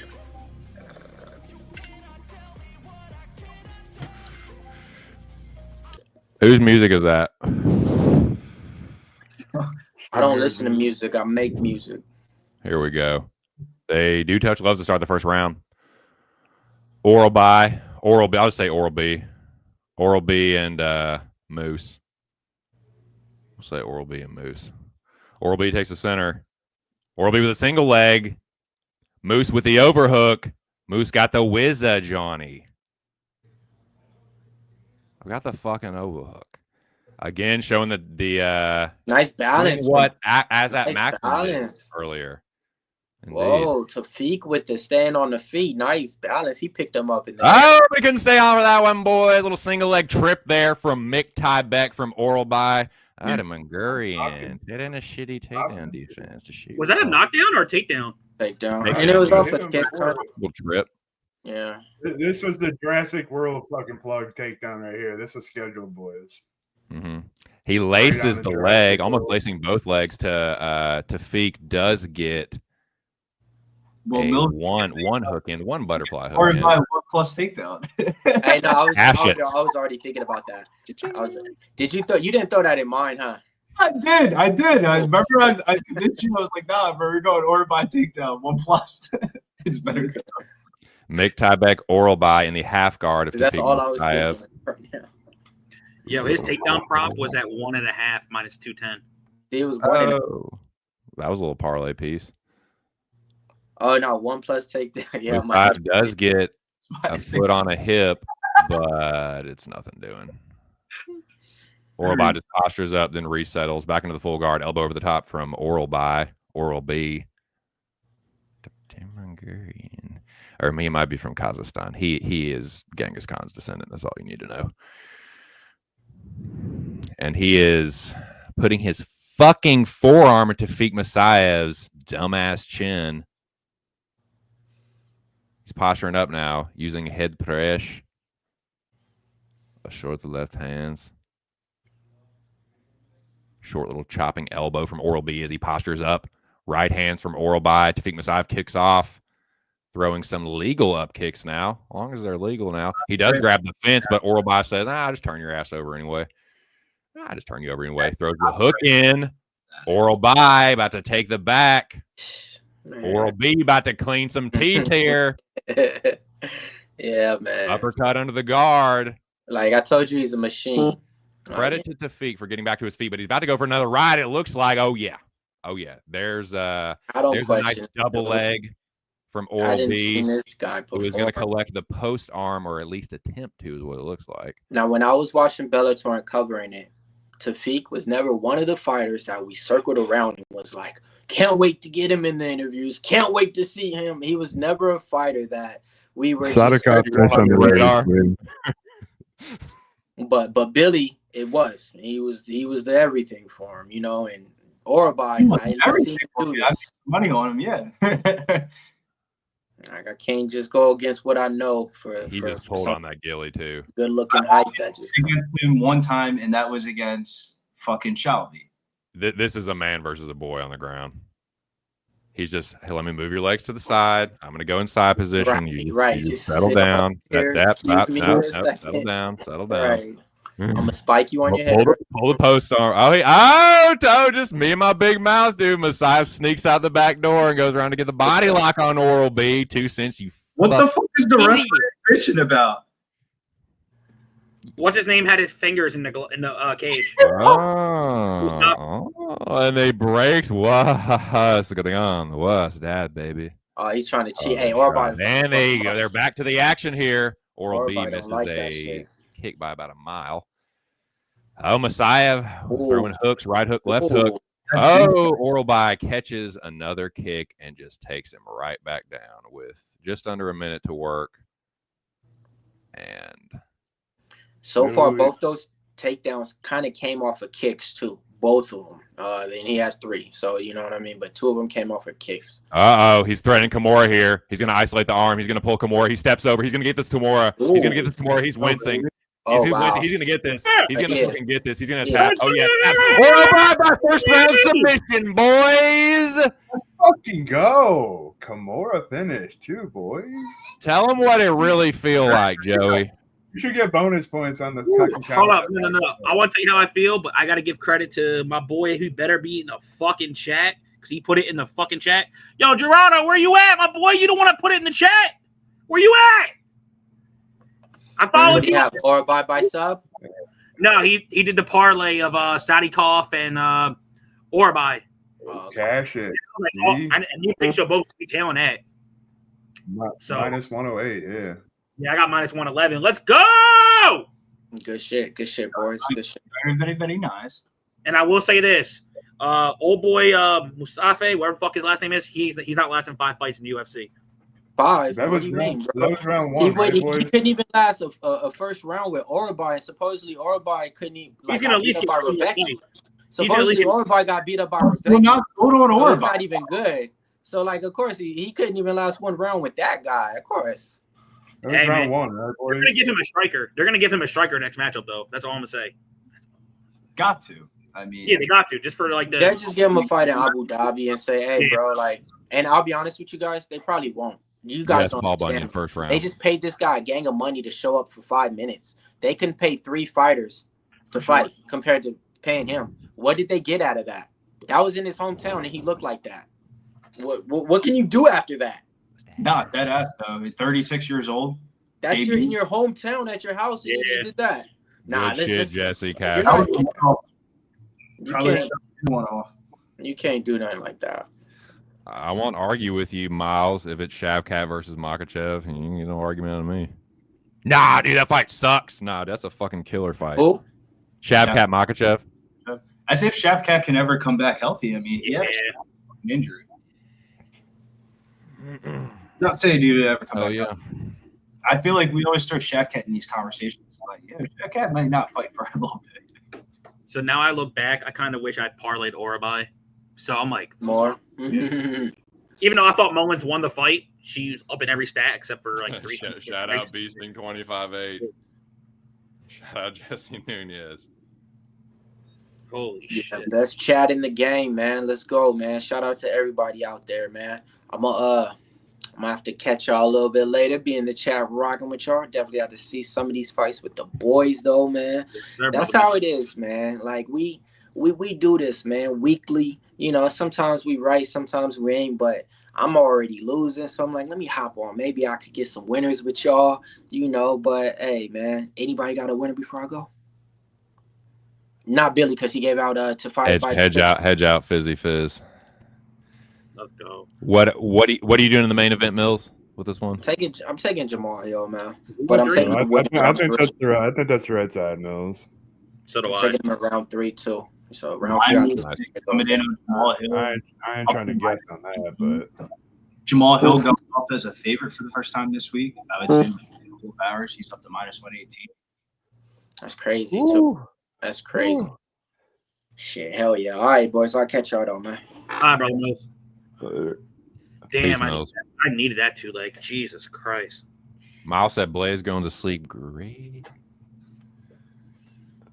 Easy money, Evan. Yeah, he huge levels difference in the grappling. That was a proper auditing. Yeah. The step up Big Show. I know you like that one. Yeah, I love it. I love the step over, dude. The finish, the Bellator guy, everything. Fucking get it on out of here, like. Why are you guys the butt tap classic, man? Rising guy. You know, fucking nuts in the face. You have nowhere else to tap but the guys that fuck. The worst part is you're pushing his dick closer to your face too every time you tap it. You know, the worst part is before he even got the full turn on it, as soon as he got it, he started going down. He's like, ah! Yeah, they should have called that a verbal. I thought they were going to call it a verbal. From his facial reaction, he was wincing crazy before he was tapping. That was pretty crazy. You know that he's like, oh, fuck it. It's going to break. It's going to break. Tap. It wasn't break for a second. Shit. He's lucky. He was wincing before he bent his arm back. That's got oatmeal's going to be heavy tomorrow. That shit is not going to work right for a couple weeks, man. That oatmeal will be heavy tomorrow. My dude, shout out to my dude, the General, my homie Alex Ramirez. Shout out to General. Appreciate you, brother. Hey, shout out to the General, man. He's another dude without whom I would not know a lot of you guys. So appreciate you, man. Man, now I gotta wait for that thing to cash out. Let's go, General. Holy shit. That's a real one right there, man. Ain't just too many of them in the world. Where's he at? What was the Orolbai sub prop at? I have no idea. And of course I didn't bet it, but yeah. I don't know. But his inside the distance was plus 175.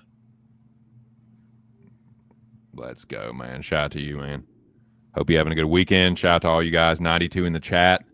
65 likes. We can do better than that. It's not horrific, but you know. But yeah, that's squeaking by. That's like a split decision. We can do better than a fucking split decision. Yeah, Gabe, the way DFS getting scored tonight, bro, shit. Yeah, I'm glad. What up, Gabe? DFS tonight. That shit was looking sketchy. It looked like one of these underdogs. Somebody not.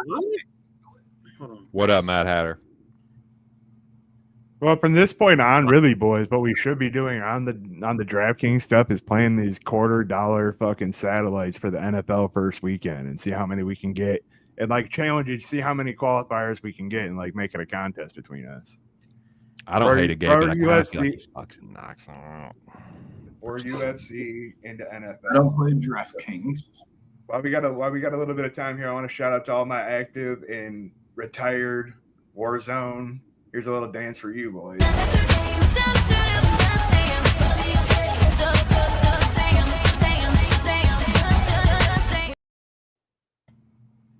It's gonna be okay. Just dance. Warzone and retired Warzone players. So one thing I just noticed. No Black Ops 3, dude. It's an overhated game, man. I'll see you motherfuckers in just a second. Depending on how these next 2 fights go, if Jamahal Hill wins, I'm cashing on DFS somehow. I don't know how, but. Well, what do you guys have here for Curtis Blaydes, Rizvan Kuniev here? I need this takedown in this fight. Other than that, I don't have any action here. There's another fight that I'm looking at, the dog by decision here at plus 500. Yeah, I got no. I don't know. I was thinking about parlaying Blaydes with Jamahal Hill, just as but for now, I'm just like chilling because I think for the contest I put Blaydes by decision because I do think he can win the clinch, close-up clinches, and the underhooks, and I think Kuniev needs to get a knockout. Which is he a better striker? Yeah. But if you tell me Curtis Blaydes shows up like his old self, this line is free if he shows up like his old self. But yeah, I got Blaydes as a pick. He was my other leg in my parlay, which should still be live. But coulda, woulda, shoulda. Fuck them judges. But yeah, I got Blaydes as a pick.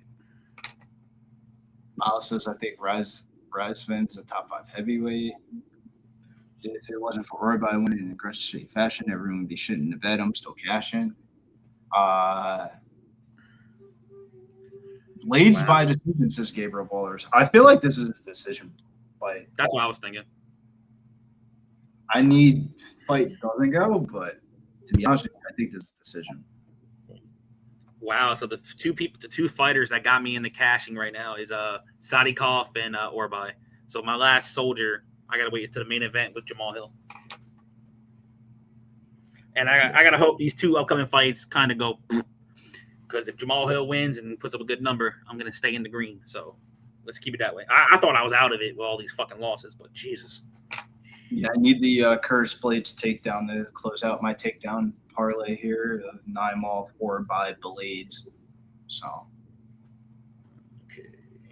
I kind of don't know how I want to attack this because the ending the parlays with Curtis Blaydes. I mean, what parlay is still alive? Like I said, I almost did Blaydes with Hill, but I'm just chilling. I might, like I said, I'm not gonna be on for the main, but ideally I'm leaning Hill, and I might just play -1. I could probably do -120, but I might do Hill by knockout. Someone's getting slept in this fight. In that fight. Yeah, I think someone's slept. I think they put it on this card for a reason at that spot for a finish. I don't know what side it's gonna come from though.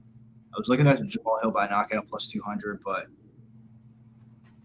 I don't know, man. Something I like. I know you guys were saying you guys think Jamahal Hill's the side. I kind of like Rountree. I was so torn on that fight throughout the whole week. I know Tuesday I picked Hill.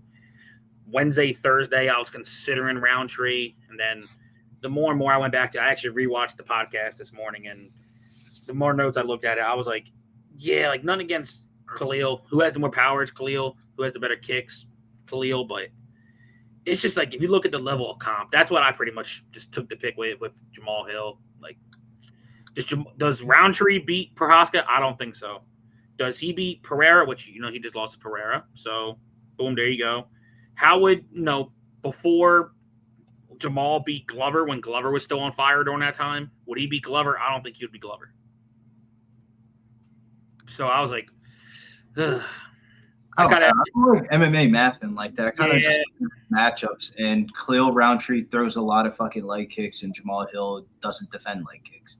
That's kind of the part that I can't get over is if Jamahal Hill doesn't defend because the year Prokoshka won, Prokoshka threw a 1-2 fucking leg kick thing and hit him with the right, and that was the end of that fight. And that was him coming off of that fucking ACL injury from the celebrity basketball game that the UFC had a couple years ago. So there is not confirmation that Jamahal Hill is 100% legs back to normal, but also do think the other argument of fighters that usually lose their belt or that opportunity for the belt, they usually come out overvalued on the betting markets in their next fight, and then they end up losing. But I don't know, man. It's a weird fight. It's a fight that even though the Bahamondes and Fiziev ones a pick 'em, I had no feel on Jamahal Hill Rountree. Like, I'm excited to watch the fight. I just don't particularly care for it too much for betting purposes. Of like, I just don't think there's a huge amount of edge. I think there's a lot of variance. Oh, shit.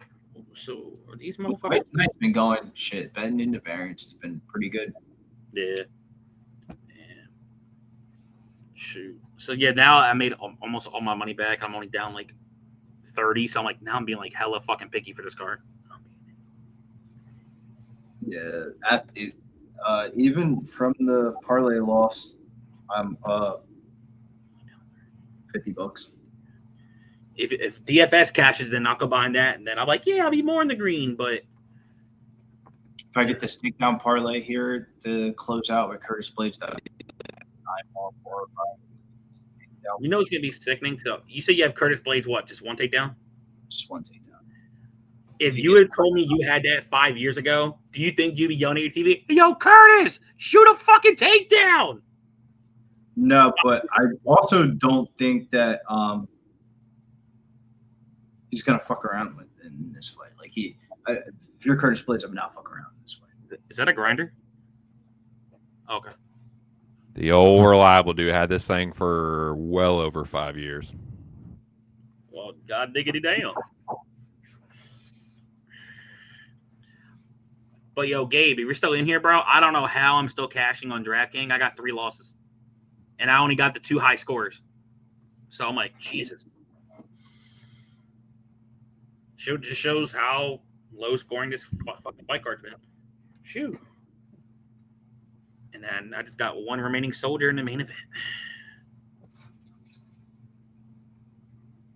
You're on Sweet Dreams too, right, Joey? Sweet dreams are made of these. It's a good song, man. Very good. Shout out to Eurythmics. Shout out Annie Lennox. Yep. Talk about massive line movement. You guys got massive line movement on that fight. I remember we were doing the show. It was like plus 130, plus 125 range. Now we're seeing Jamahal Hill minus 118, minus 120. Let me look at those fight odds and see if there's any other books that moved it. Yeah, Rountree's knockouts plus 125. Jamahal Hill's plus 150. But there was like a, let me see. There's like almost like a same fight, Robin, to where it's Khalil under 1.5 at plus 275, and Jamahal Hill round 1, round 2 is plus 3.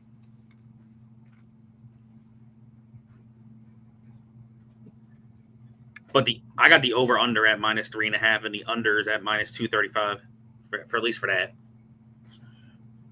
I got a greasy ass parlay from last night's PFL that I need. Fiziev and Bahamondes fight the go to distance, but I kind of want to. I don't know if I want to play into it more or hedge it, meaning like bet like Fiziev by decision at plus 300 is just staring at me in the face of like, don't be stupid into it. I thought about that. Like if it's a close fight, Bahamondes, you think he knocks him out? if he knocks out Fiziev, then God bless, and you definitely welcome in the top 10. But I think Fiziev might knock Bahamondes out. He is a hittable dude. I'm actually curious what that line's at. Fiziev by knockouts plus 390. Like, Buddy's getting busted up by Klein and McDessie. But what do you see what Fiziev does to this dude on the feet, man? Yeah, I got plus 350 on that. God damn. But yeah, no, I could see Fizzy decision. I mean, Bahamondes, I don't think he's been knocked out before. He's pretty tough, but he's a punching bag, man, and he cuts up too, man. He slices up pretty easy.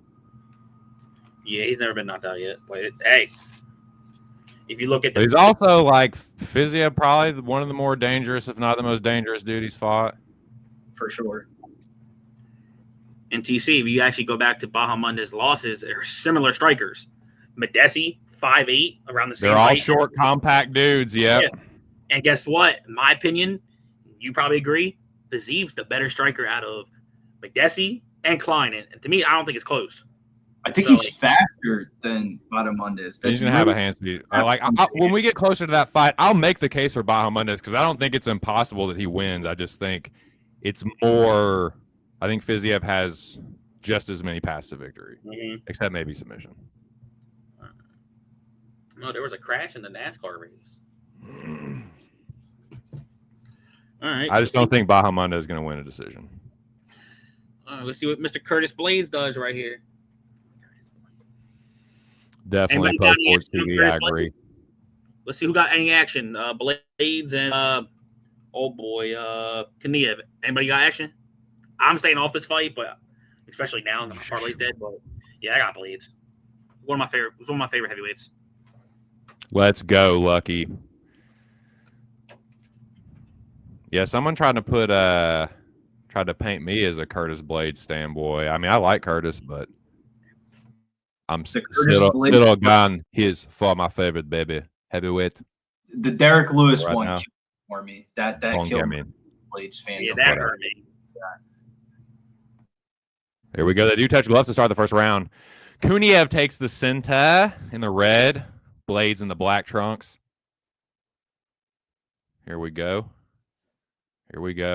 Overhand right into a takedown attempt. Easy single leg for Curtis Blaydes. I mean, just easy peasy, Japanesey.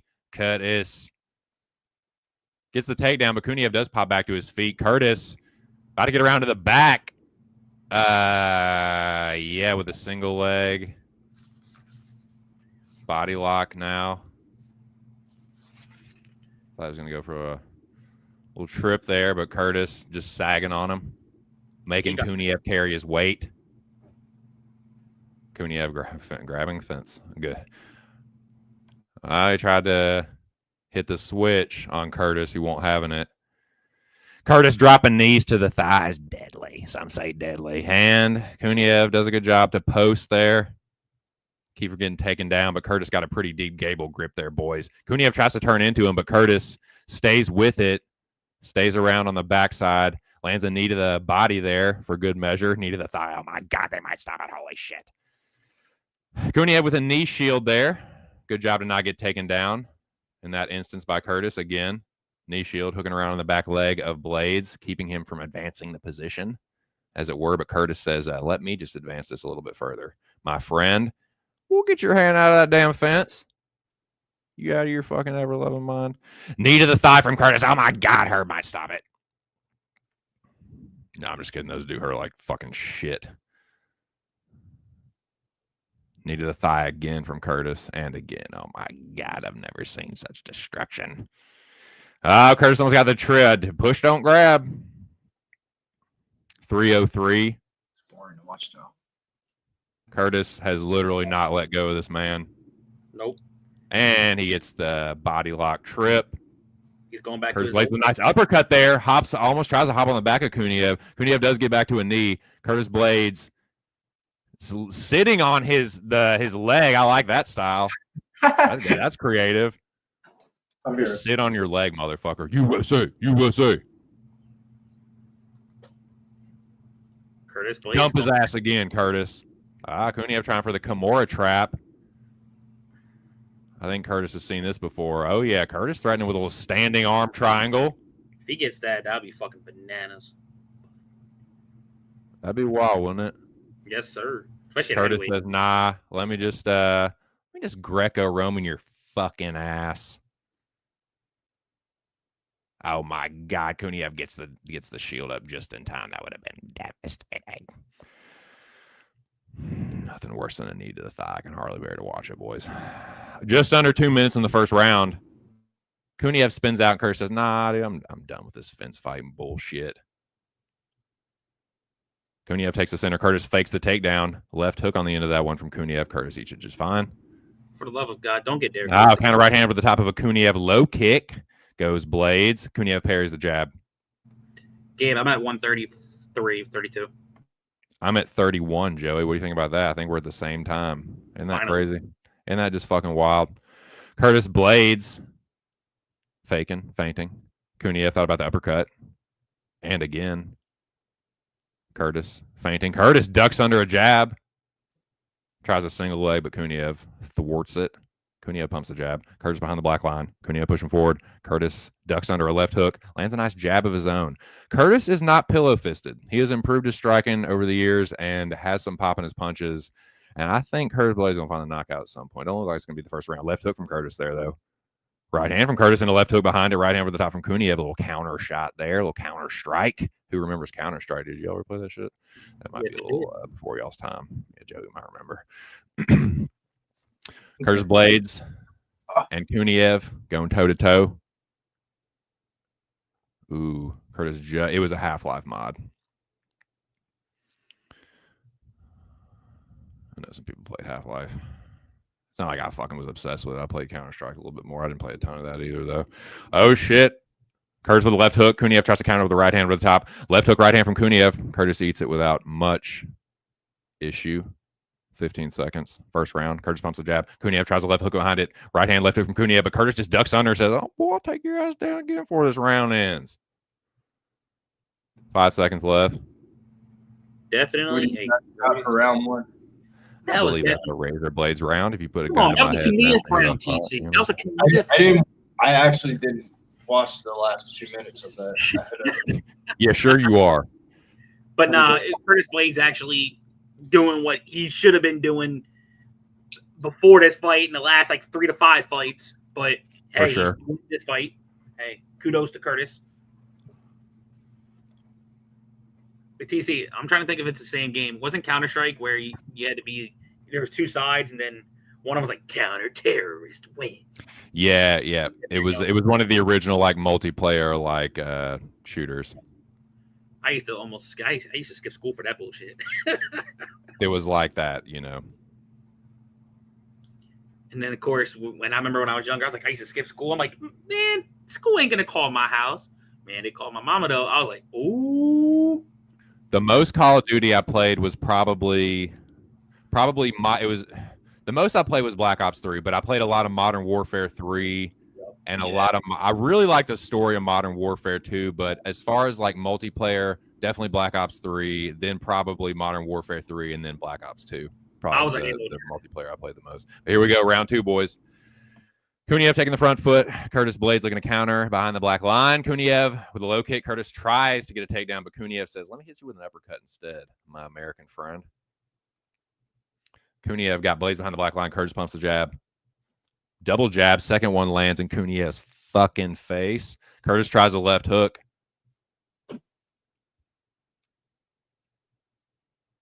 Oh, nice jab from Curtis. Snaps Kuniev's head back. Curtis in the southpaw. Ooh, low kick. Curtis says, let me use it to get a takedown. Kuniev says, I don't think so, but nice a nice elbow from Curtis over the top in the clinch there. Right hand from Curtis. Kuniev tries a right hook. Kuniev says, let me hit you with a left hook. Grappling in this round, bro. Kuniev is live. Yeah, he's showing good defense in this round, for sure. Nice double jab. Curtis lands the second one again. Put a right hand behind that, brother. Pace this fucking Russian.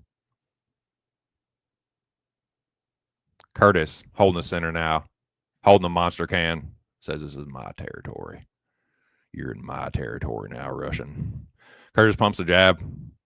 Holding the center of the octagon. Double jab right hand from Kuniev. Curtis ate it, but it didn't look like it felt very good. I'll say that. Kuniev misses with an uppercut. Curtis regains his composure. Not that he completely lost or anything, but he definitely got his attention. 3:22 in this round. Kuniev holding the center of the octagon. He says, brother, this is my territory now. Curtis says, I don't know about that. Double jab, shovel hook from Kuniev. Curtis goes right hand to the body. Curtis level faking. Curtis looks for the left hook. Kuniev goes right hand over the top. Curtis just missed on that leaping left hook off a right hand. Kuniev did well to get out of that. Kuniev looking for the check left hook off a step-in jab from Curtis. Kuniev tries a jab left hook right hand. Curtis ate it pretty well without too much issue. Curtis looking to slip and rip. Pumps the jab. Fakes the level change. They trade jabs. Kuniev with a right hand that Curtis rolls with pretty well. Oh, nice double jab and a right hook from Kuniev. Curtis gets the guard up. It's a better round for Kuniev so far. For sure. Kuniev's the last on the 1-2 at minus 152. Oh, right hand over the top at the end of that one from Kuniev. Kuniev, whatever you pronounce his fucking Russian last name, dude. I don't know. Curtis went with a jab. Kuniev took a weird step there. That line's going up, minus 200 Kuniev. Minute 45 for me in the second round. I feel like a big moment for either one of these dudes. Curtis looking for the takedown. Nice defense again from Kuniev. Curtis might be getting tired. I thought about parlaying Curtis too, and so far I'm glad that I didn't. Glad that I didn't, because I would have thought he could get a dude like this out of there. But Kuniev showing a lot better takedown defense than he did in the first round. Curtis trying to get in deep on this double leg, though, but Kuniev, to his credit, man, stuffs him. Gets the underhook. Gets off the fence. Curtis hand fights his way out of the clinch. 105 for me, boys. They trade jabs. Uppercut left hook from Kuniev. Curtis with a two-piece from southpaw, and again, as he's pushing forward, Kuniev lands a left hook. Curtis bails on the strike and rolls off the fence. Left hand from Kuniev. Right hand left hook from Kuniev. Curtis eating them pretty well, but he's getting cracked here, man. Curtis tries a right hand. Uppercuts from Kuniev. Right hand from Curtis and a left hook. Backs Kuniev off for a second. Yeah, he has to reset. Curtis still got power, but he was getting tuned up there. Right hand from Kuniev, counter shot there. Curtis getting pieced up, man. His fucking left eye is busted. Oh, he's lucky to get out of that way, or that Kuniev right hand that came over the top there. Curtis looking to meet him back in the center. Both switching stances, stepping forward in opposite stances. Curtis gets a low kick checked. And there is the round. What do you think, boys? Definitely a 1-1. Yeah, Curtis looking a little worse for wear there. What do you think, Billy? I think Kuniev's going to win this fight. Dude, Curtis Blaydes' eyes are completely shut. Look at his eyes. His eyes are completely shut. He's not able to get any of the takedowns anymore like he was in round one when they were fresh. I think the live odds is pretty accurate. 360. I dodged a bullet with this one, dude, because I was that fucking close to making Curtis Blaydes a parlay piece anchoring with this one. Pissed. The first time that these two fought or were scheduled to fight, I originally had a Kuniev bet, but just never got to the window with it this week or even gave a fuck to think of it. Pow. Ron Lofton says, end this. I think he's up, though, bro. He did, Rick. I think it's 1-1. Yeah, it's 1-1 in my opinion. Not that anybody was asking my dumb ass, but if you did. No, definitely 1-1. Curtis Blaydes definitely won round one. It's just he can't get a takedown anymore. Yeah, I was a little surprised to see that. I thought if anything, Kuniev would be a little more susceptible to them. But here we go. Kuniev starts the third round off with a jab, inside low kick Curtis, but Kuniev got the leg up just in time. That one looked like it was a little bit harder. Again, Kuniev just checked it a little bit at the end. Kuniev misses on the left hook. Curtis goes right hand to the body. Outside low kick again. Kuniev doing a good job of checking these. Curtis, steady die to low kicks. Misses with the left hook. Parried by Kuniev, whatever in the fuck. Some Russian shit. Oh, knee almost got him.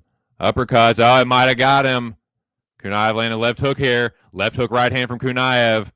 Curtis looking like a deer in the headlights, but he does land a right hand. He says, I ain't out of this shit yet.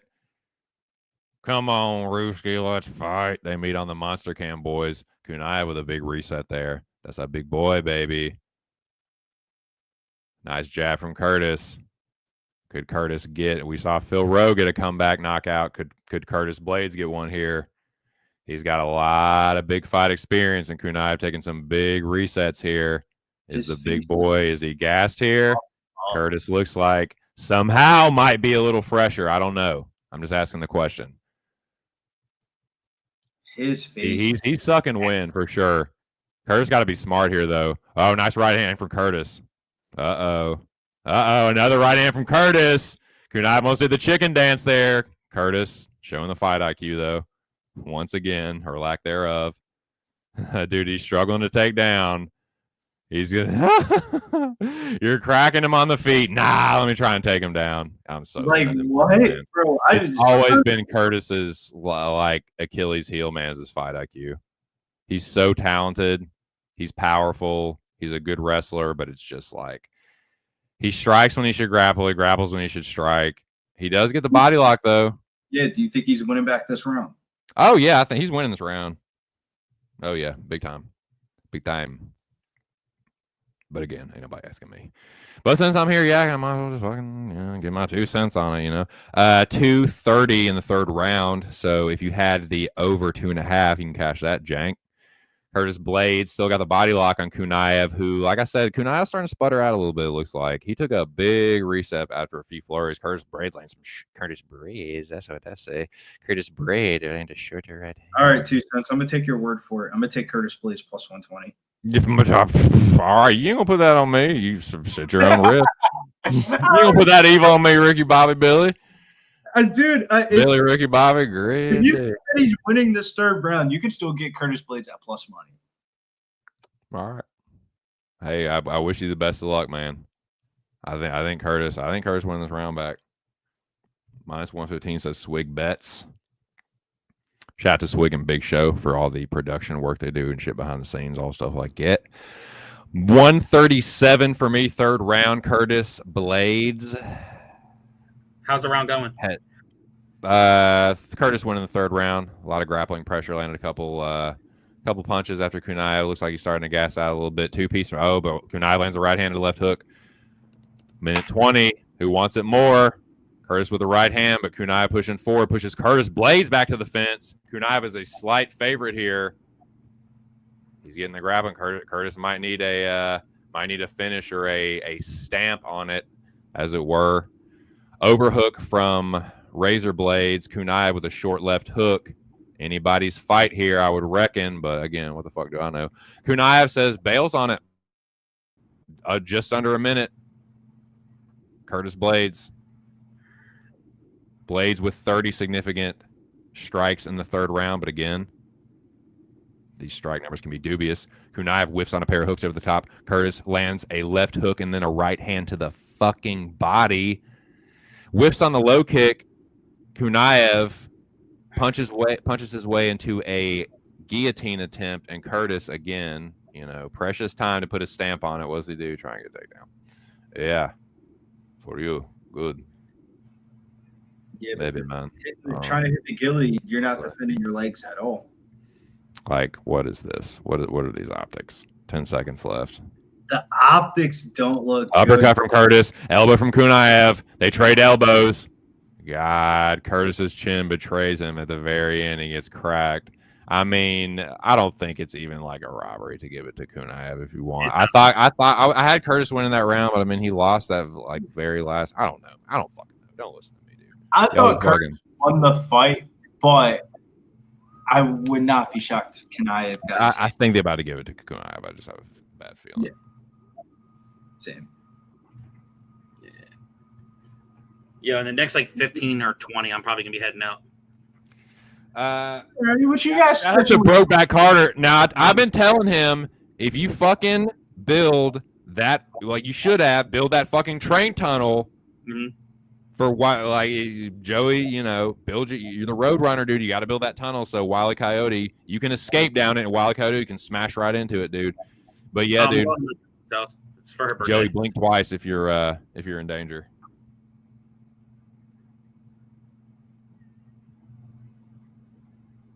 Yeah, Express. I think Kuniev probably should get that done. Yeah, Blaydes is wearing it. Didn't do nothing with grapple and never did anything with a takedown. Yeah, that's fair. Oh yeah, he lost the second round clearly. Third round is tricky. I didn't see the third. The third round's so up for grabs. Yeah, it was a close round. I'll say the third round was close. I had Blaydes winning it, and I think he might have lost it at the end. I just don't think it was like a super clear-cut round. But I can see like Kuniev winning won't be a robbery. It was a close fight. Like he definitely rocked Blaydes, and they were exchanging there at the very end, like the last few seconds. So yeah, Kuniev win won't be fucking dubious. It's gonna be splitty. I feel like it is gonna be split. Here we go.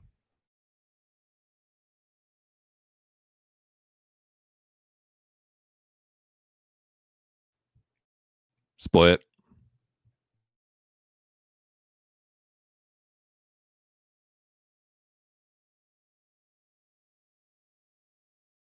Shouts to Just My 2 Cents. Razor Blades by split.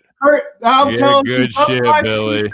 We are solo screen, Just My 2 Cents. This is the best. No, you need the solo screen. You had the stack to bet it, my dude. I was just fucking running my yapper. You give Billy the solo screen. That is the best commentary game in the fucking game right there. 2 Cents was like, I think he is winning this round, but this motherfucker's at plus 120 still.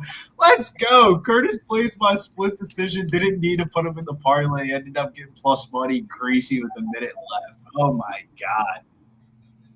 Good shit. I thought that was a bullshit decision, but I also thought he won the fight. It's just the optics, like you guys were saying, his face is all fucked up. But yeah, you need the solo screen. You're the one. You did it. I didn't do shit. Yeah, I'm just in here fucking doing my job, running my fucking yapper here, man. Good shit, Billy. So one thing I'll definitely say is, since he won that decision, where would Curtis Blaydes go if somehow that split went the other way? He's 34. Like he was ranked 5th. If he lost to a guy outside of the top 15, that's phew. But kudos to Kuniev. I'm telling you, I'll see if I had to take an educated guess. I'll give it within 3 fights. Kuniev will be in the top 15.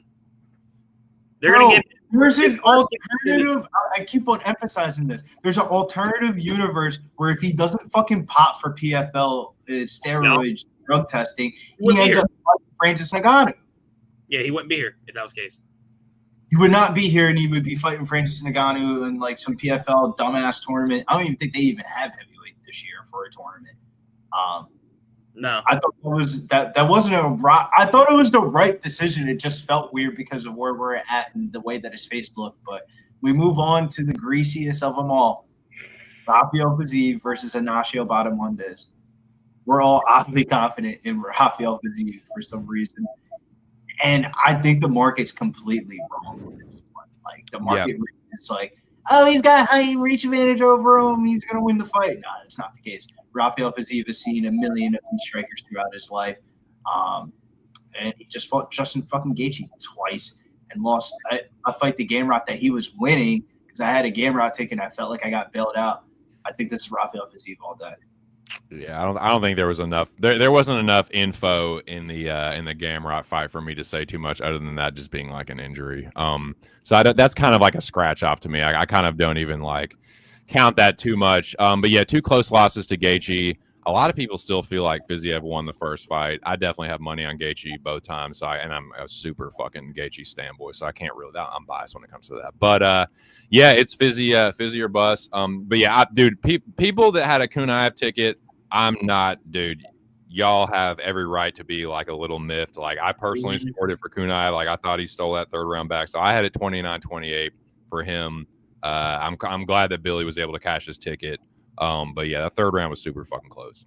So I don't blame anybody for being a little upset with a Kuniev ticket. But in any case, yeah, let's go Fizzy Fizz. I think it's a levels thing, and I think,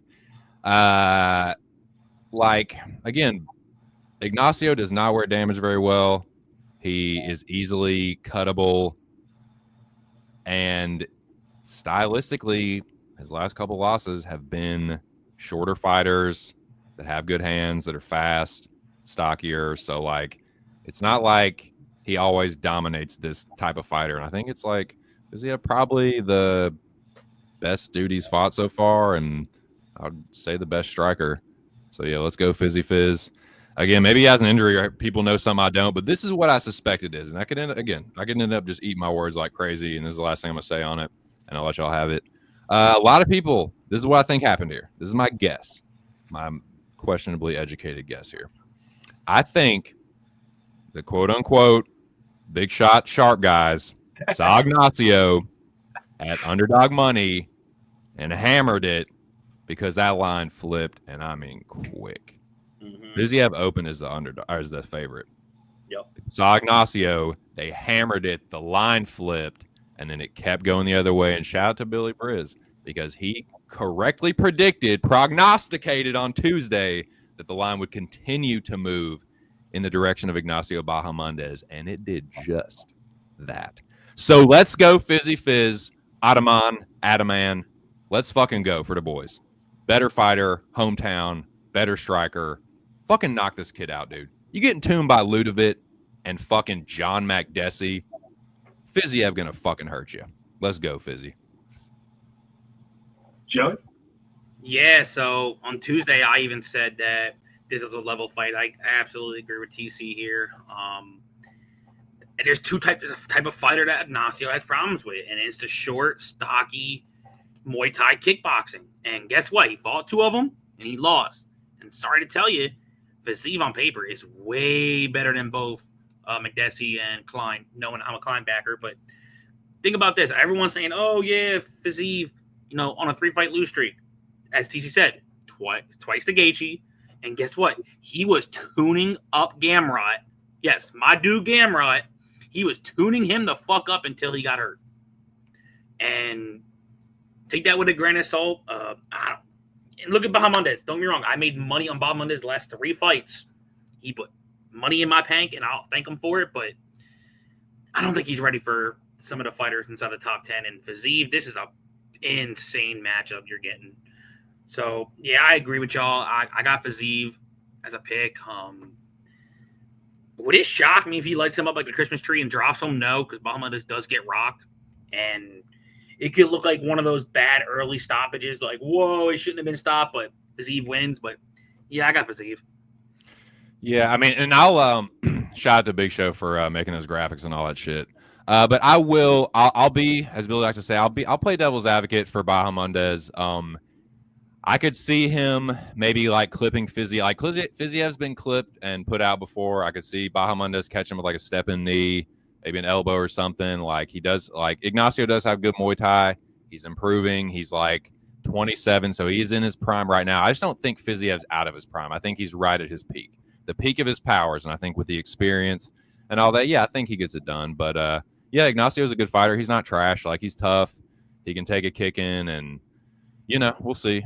But yeah, I think Fiziev gonna bust him up. Let's fucking go for the boys. Best of luck, everyone. The general's on Fiziev. Let's fucking go. Shout out to my dude Alex Ramirez. So is Lucky Power, Fiziev, money line plus 125. Let's go, Lucky. Ooh, I'm getting nervous. Fuck. This is it. This is everything. If this doesn't go through, I'm going to jump out the fucking window. No, I won't. I'm about to say. At least that wouldn't be too far of a drop for your tall ass. Yeah, Fiziev is the better striker, Aaron. But what's up, man? Shout out to you. Let's see. I just don't know why you think Ignacio would be the better striker. He wasn't the better striker against Ludovic or John Makdessi. Nope. Jalen Turner. He got well, one dude got finished by Moicano, and then one dude just fucking slumped him. So, if that tells you anything.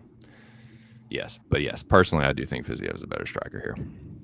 It's not like he's 6 levels above Ignacio. Like I said, Ignacio is a good kickboxer, but I think there are levels to the game, and I think Fiziev is more credentialed, faster, cleaner. I think it'd be, so we'll see.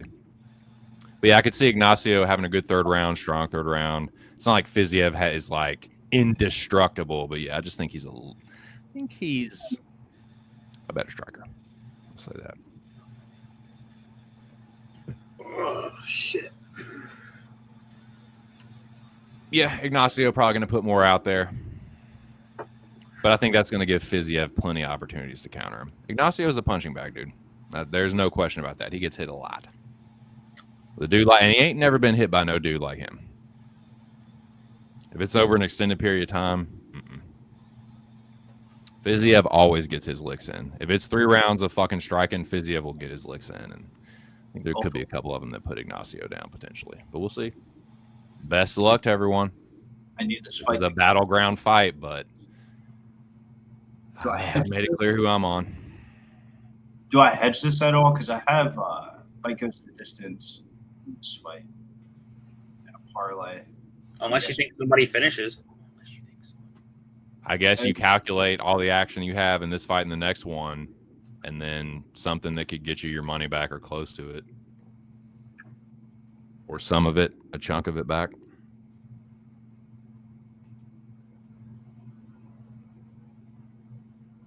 No, that's what I'm saying. No, Fiziev opened the favorite. Yeah, like he opened the favorite, and dude, the sharps hammered the Ignacio line, and it flipped really quickly. That's what I think happened. I don't know, but that's what I suspect. Yeah, at one point, Fiziev was like a minus 220 favorite, and then they just easily. Getting their paid discords. Oh, Lucky said Fiziev money line. Yes, fight to go to distance plus 257. Oh, you same gaming it. Okay. What's up with this commercial break? Because my shit's been saying commercial break for a minute. You guys I don't want to hear no bullshit. Yeah, I'm on a commercial break. I'm looking at Caitlin Clark right now. I'm watching some Burger King commercial with some Dragon, now some Batman, but I don't want to hear no bullshit like the whole Macy Barber. Oh, somebody's not coming out. Because I'm not going to lie to you. I hate to say this. Ever since I thought they said that Bo Nickel dropped, it seems like every card afterwards, there's always been one fight that fucking drops. Yeah, what can y'all speak on that, or anybody in the chat? What are the rumors of this fight not existing or like it not going? Because we just saw all the promo for it, and I feel like we would have heard something by now. I don't feel like it's going to be like Joe was saying, like last minute Macy Barber. Yeah. It fucking better not be, dude. Like, ever since I said that same, like I said, the same thing with Bo Nickel. I'm like, yeah, cancellation. Nope, I was wrong. Every card, I'll be right back. Fucking fight. TC will be right back. Yes, sir, you got it. So I hope there's no cancel, you know. And if there is, I kind of want to see the main event. But like, ideally, I don't want no cancellation. Like, think about it. We didn't even see Bahamondes. No, I saw what's his name. I saw Fiziev warm up. I didn't see Bahamondes warm up. But I don't know. I hope I'm wrong.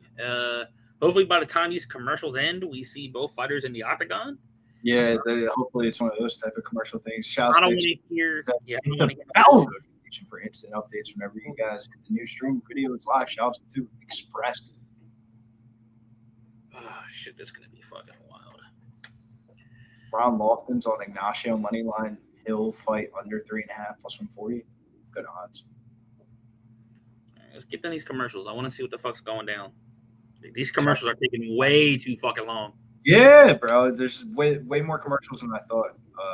Like we've been on a couple commercial breaks now, but it's also the main card.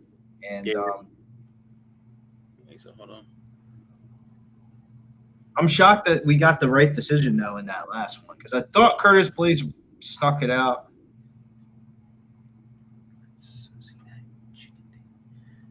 Wait, what chicken dance you want to see? I don't do no chicken dance with a type bullshit, but I don't know. Oh, yep. There's Fiziev. Okay, no cancellation. Thank God. I was gonna say like Fiziev's walking out, and I was like, and TC probably gave me a look if he heard what I said. I was like, look, if there was a cancellation, I would low-key hope for this one because I want to see the main event. But I don't need TC saying, "Don't wish that bad mojo on Ricky Bobby." Let me go. One last bathroom trip for the meet tonight. Right, TC? You don't mean to wish no bad mojo on that, Ricky Bobby? Yeah, I think that goes without saying, Joey. Yeah.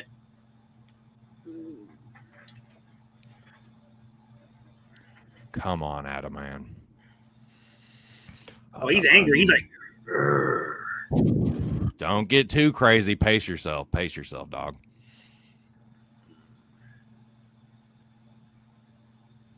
I hope so, Aaron Gaza. I hope it's like, you know, someone's going to win, someone's going to lose. All we can hope for is a good fight.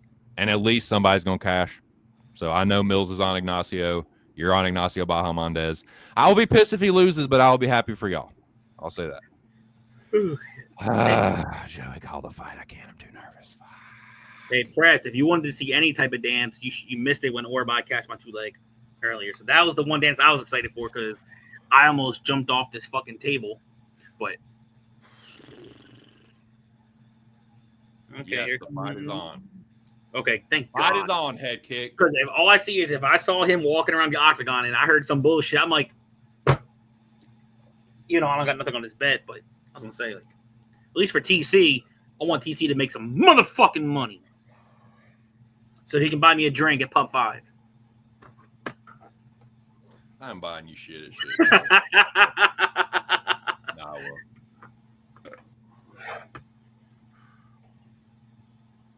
I'm praying for you, my brother. Let's fucking go. Tail of the tape. Ignacio Bahamondes with a sizable height and reach advantage. The reach advantage isn't as much as you might think. It's like 4.5 inches or something. So TC, this probably doesn't mean jack shit to you. So my cousin's wife, she watches from time to time. She doesn't know jack shit about MMA. She goes off to which one who she likes more. Either comes to most time it's looks. She just Snapchatted me saying, I don't know who the guy with the cornrows is, but I want him to win. I'm like, okay. So Right on. Well, good luck to her. And everybody else watching. Got 88 in here. wonder what Buffer makes on Fight Night. I mean, Buffer makes bread in general, bro. Matthew Green, I'm on Fiziev. I think Billy is too. Yep. Big Show is. Mills, I think, is on Ignacio. Aaron Gaza is on Ignacio. Yeah. Let us know, boys. Best of luck, everyone. Yeah, I'm on Fiziev. Express says he acts as a girl at the weigh-ins. Right on. For sure. Cactus Black, it is time, my dude. Hey, but Press, sometimes that shit works, bro. Like, I shit you not. She doesn't pick many fights because she doesn't like violence and all that, but she's like, usually gotta go with the better looking dude, and sometimes it works for her. Shit. Here we go. Co-main event. Fiziev and Ignacio. Should be a cracker, boys. And girls, of course. They do touch gloves. I'll just say Nacho. Nacho's easy. Nacho with a push kick, oblique kick to the top of the fucking knee. Inside low kick, Fizzy.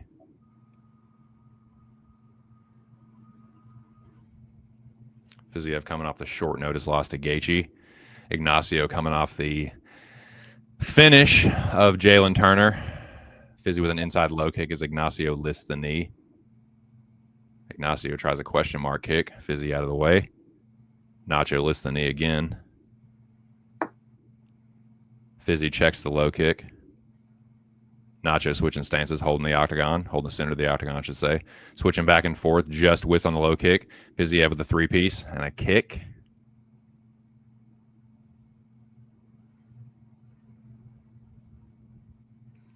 Ignacio holding the center of that octagon, pumping the jab.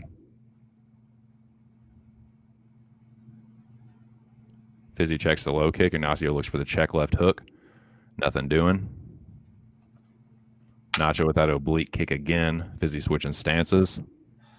341 for me. I like the way he's switching kicks. You can't get a read on it. Mm-hmm. A lot of movement early from both dudes. Stance switching. Early reads. Low kicks. Two pieces of the body from Fizzy. And a low kick that I think did not really land. Switches stances. Ignacio pursues. Holds the center of the octagon. Ignacio and Southpaw both switching back and forth. Ignacio lifting the knee. 314.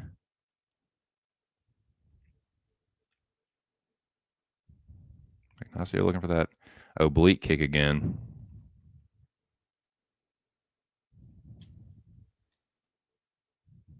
They meet back in the center. Side thrust kick from Ignacio and a heavy body kick and a right hand over the top from Fiziev. Ignacio whiffs on the low kick. 247 for me, boys.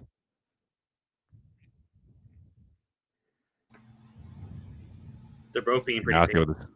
Say what? Oh, no, I was just waiting for a cutoff. I would say they're both being pretty patient for the most. Yeah, they are. No, yeah, don't. You can always add color commentary. There we go. Ignacio whiffs on a left hook after a mad flurry. Ignacio whiffs on the kick. Couldn't tell exactly what landed there. Hard inside low kick from Bahamondes. Nacho behind the black line now. Low kick misses for Ignacio. Fiziev trying to cut the cage off now.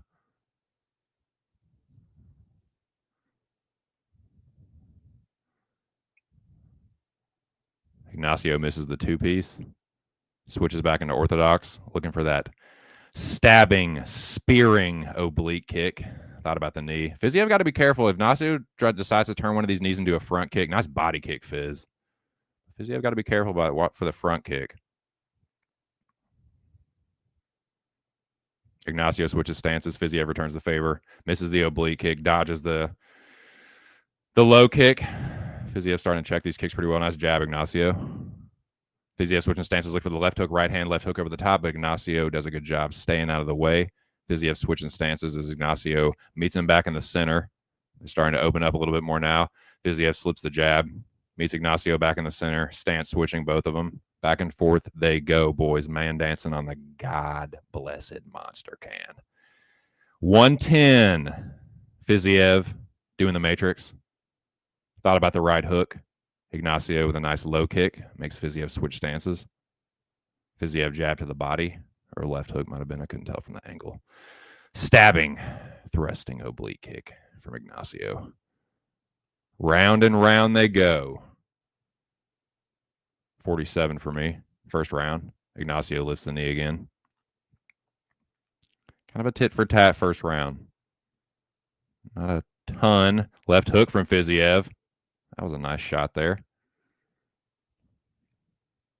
30 seconds left for me, gentlemen. Ignacio with a spinning hook kick. Seen plenty of that. Spinning back kick. That one landed. That was a good strike there from Ignacio Bahamondes. Ooh, nice check left hook from Ignacio. Lands on Fiziev's fucking head. 16 seconds. Fiziev dodges the front kick.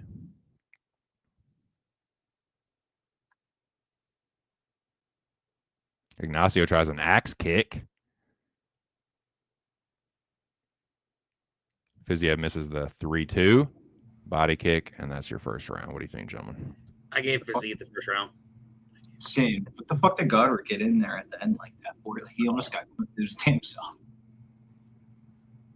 But one thing I'm seeing from, I know they're both being calculated strikers, and as you're always in the shorter striker, there's two things you either got to be. You either got to be out and then you work in your kicks, or you got to stay in range to where you are landing your punches. I think Fiziev's doing good going back and forth, but he's got to sometimes watch out because you see in Bahamondes keep bouncing that leg. Fizzy by last boredom. Honestly, you could sell me either way. You tell me either guy won the first round, sure. It just seemed really fucking razor close. It was. As someone that has money on Fiziev, like, I think it's pretty close. I think you make a case and probably sell me, you know? But I think Fiziev better watch out for this. I'm not saying he's going to throw it, but the way that he's leaving his in and out movement, and you saw Bahamondes start throwing axe kicks and shit. I'm telling you that front kick. That I was saying that he better watch out for that front kick, dude. Because he's lifting the knee, but he's not throwing anything. Mm-hmm. If he decides to be, because he's shown that several times where he hadn't thrown anything. If Fiziev gets complacent, it could. Yeah, you gotta be careful. Here we go, round 2. Smash the like button, boys, if you haven't done so already. Ignacio just misses a series of kicks, actually. Fiziev does as well. Back in the center they go. Ignacio lifting the knees and stepping forward. 3-2 from Ignacio. Bounces off Fiziev's chest. Ignacio, and on a takedown attempt here, Fiziev showing good takedown defense against the fence here. Ignacio mixing it up. Oh, not the worst idea in the world. Ooh, little back elbow there. You tall bitch.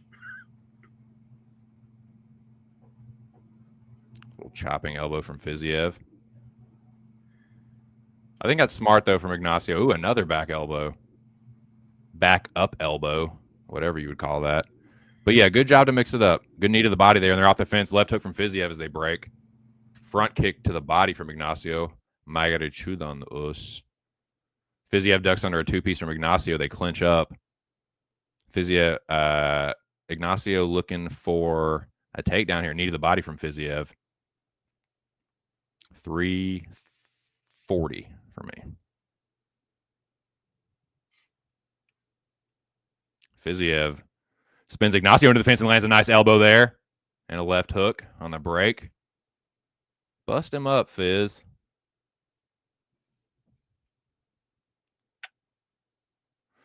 Ignacio pumps the jab, switches stances. Fiziev looking to counter.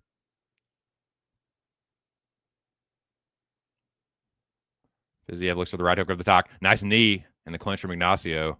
And a right hook behind it, I think. Hey, I'm about to drop. Just quick prediction. I got Hill in the main event, and I'm pulling for Fiziev. Good luck, TC. Everyone keep hitting the like. I'll be in the chat. Appreciate you, Joey. Shout out Joey DFS.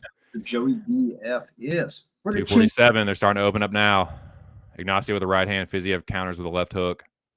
Ignacio switches stances, pumps the jab.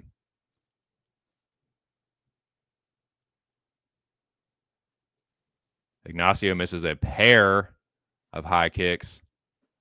Ignacio just misses the 3-2 there. Fiziev got to be careful, dude. Nice jab from Ignacio Bahamondes and just misses the spinning back kick. Fiziev got to get busy, man. Right hand to the body goes Ignacio. Fiziev takes the center. Ignacio pumps the jab, triples up on the jab. Outside low kick Fiziev. Fiziev switches stances. Ignacio lifts the knee. Fiziev switches back into southpaw. Nice jab from Ignacio. Fiziev dodges the jab there, just under 2 minutes for me. Excuse me. Inside low kick Ignacio.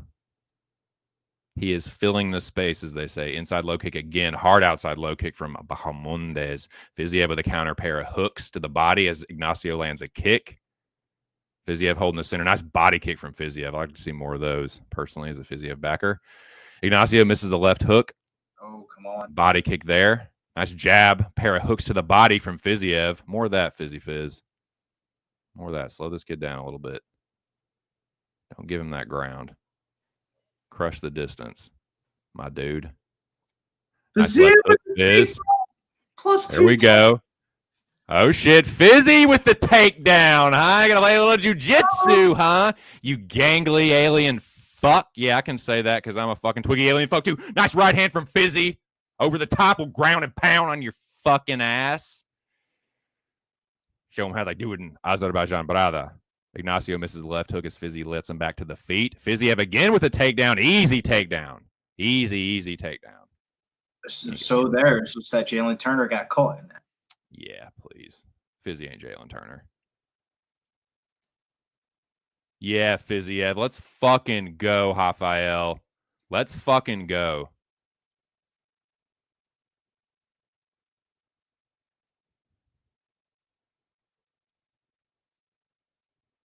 Yeah.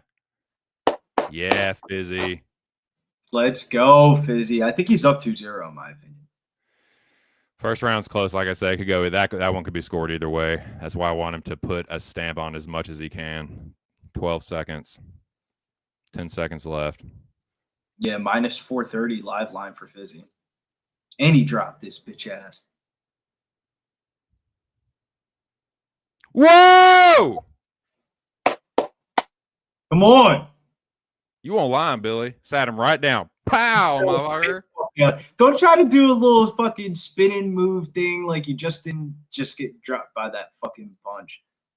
Shouts to Jim W. Putt for the very kind words. My fucking stomach is killing me, and it's like I can't fucking take a shit anymore without fucking smoking a joint. So I'm definitely due here, Billy. I gotta wait this last 5 minutes because this is a my main man who sure smoke a lot. Bah. Ah. Yeah, Infinite Hippo, I agree with you. I think Fiziev's up 2-0. How many of you guys are up overall lifetime unit wise? I've been tracking my bets since 2020. So over 7.8K bets tracked. All time up over 100 units, but that doesn't really give a full synopsis of the picture. Like that could be like one really. I'd have to check overall, but I'll say I've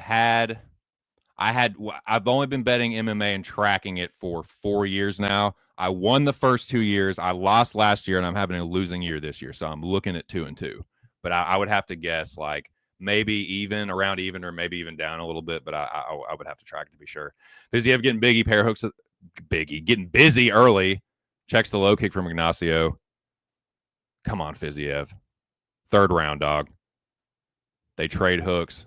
Ignacio lands a right hand as Fiziev lands a left hook, I should say. Fiziev misses the high kick. Nice right hand, Rafael Fiziev.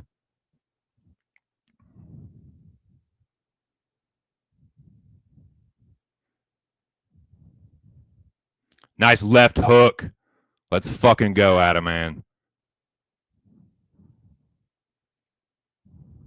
I love that he was able to get easy takedowns, too.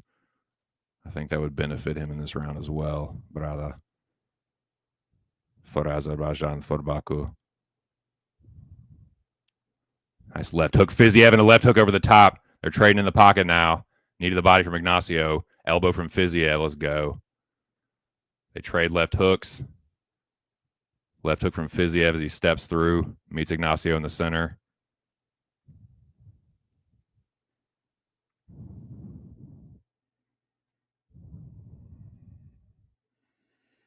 Let's go, Fiziev. 330. Nice left hand on the end of that one from Ignacio.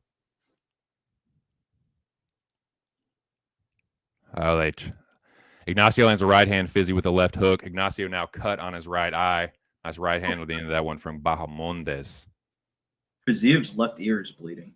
Pair of left hooks to the body. Ignacio misses the spinning kick and the right hand. Fizzy did a good job of getting out of that. They trade hooks. Ignacio steps forward. Just over 3 minutes for me, gentlemen. Ignacio misses the right hand. Inside low kick that Fiziev checks. Ignacio misses the left hook. And the spinning back kick. That looked he like dives for a takedown, and Fiziev sprawls. Let's go. Yes. No. Don't let him up. Don't let him up. No.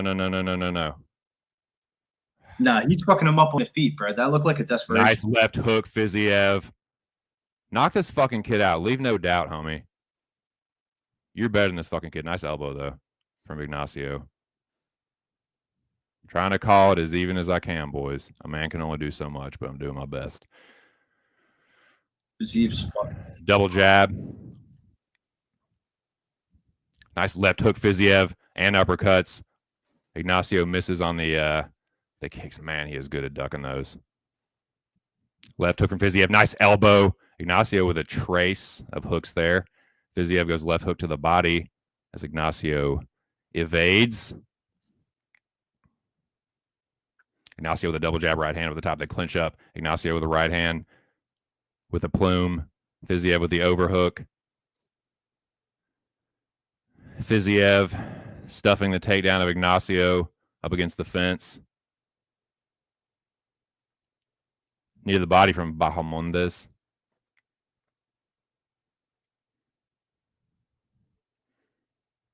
Near the body, or knee to the thigh from Ignacio, knee to the body from Fiziev.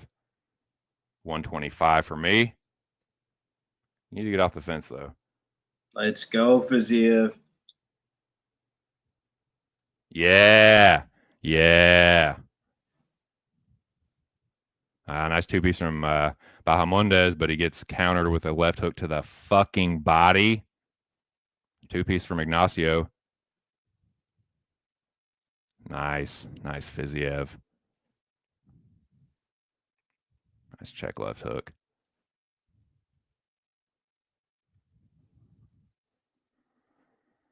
Fiziev gets the takedown again. Let's fucking go, dude. Put a stamp on this shit, dog. Yeah, nice right hand over the top, Fiziev. Yeah, let's fucking go. Don't let him up now. Yeah.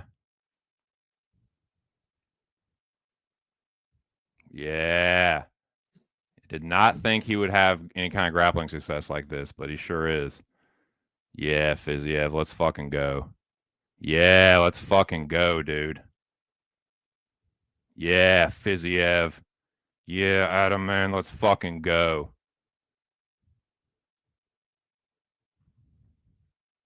Motherfucker. I think that's a 29-28, damn near a 30-27. Yeah, Fiziev. Yeah, drop him. Smash him. Smash his fucking ass. Yeah. I thought Fiziev won all 3 rounds.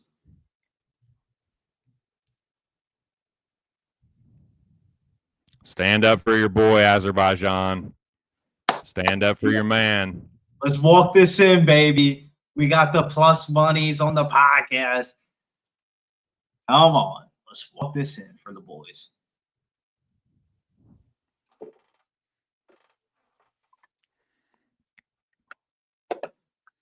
Hell of a fight, though.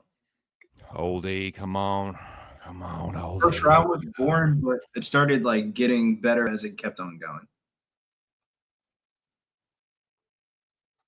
Express, I said I need one robbery tonight. It would be a robbery for sure. Shout out to you, though, and everybody else hanging tough. 94 in the building. Appreciate you guys being here. Hope you're enjoying yourselves. Hope you're making money, most of all. 77 likes. We're getting up there. If we can get close to as many people, or it's close to as many likes as we have people in here, that's not too bad. That's about all you can ask for, man. You ain't going to get 100% every time, but if you can get close to that, like that's all a man can really ask, you know. I mean, the night crew hits it, no problem, boys. I don't know about the day crew. What's that say? Night crew hits 100 every time. We need 100. 100. I think we got that one. Like, I don't know why I'm sweating this word, but fight goes the distance cashes my fight goes the distance parlay that I had from yesterday. That was the only leg that I had on it. I think we got Fiziev by decision. All right, here we go. Bruce is in the octagon. They're literally only showing Fiziev. They're not even showing Bahamondes. Oh, my God. Karen, shut the fuck up and send it back to Bruce. Jesus.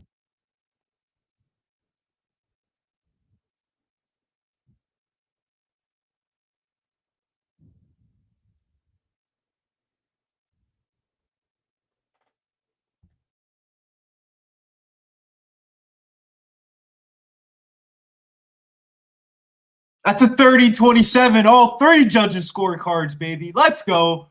Rafael. Yeah, what's up, Bo? I'm about to run my fucking mouth. I'm about to go the fuck off. Shout out. Hey, shout out. Drop the music. Drop the music. Shout out to all the fucking big shot, fucking greaseball, betmma.tip hot shots that fucking hammered the Ignacio Bahamondes plus money thinking they were real fucking slick, gave it out in their paid discords, and then tried to tip that out during the week at fucking they were like, oh yeah, I get that's playable up tried to you motherfucking grease. That's what you fucking get. Let's fucking go, boys. Adaman, baby. Rafael Fiziev. It was always Fiziev. There's levels, as Corey Anderson would say. 25-8. Cash it for the fucking boys.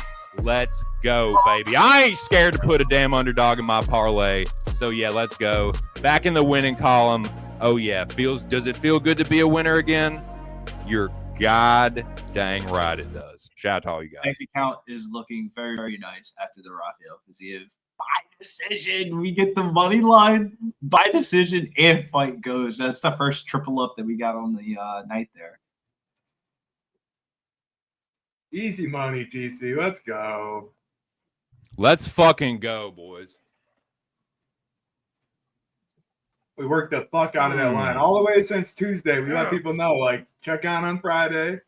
Post a little thing on Friday. It was one of those ones where, like, you could be confident inside, but from a betting perspective, shit, you could have just waited to the last fucking minute to bet. Any Fiziev backers, anybody else that was on Fiziev, anybody that tailed, let's fucking go, boys.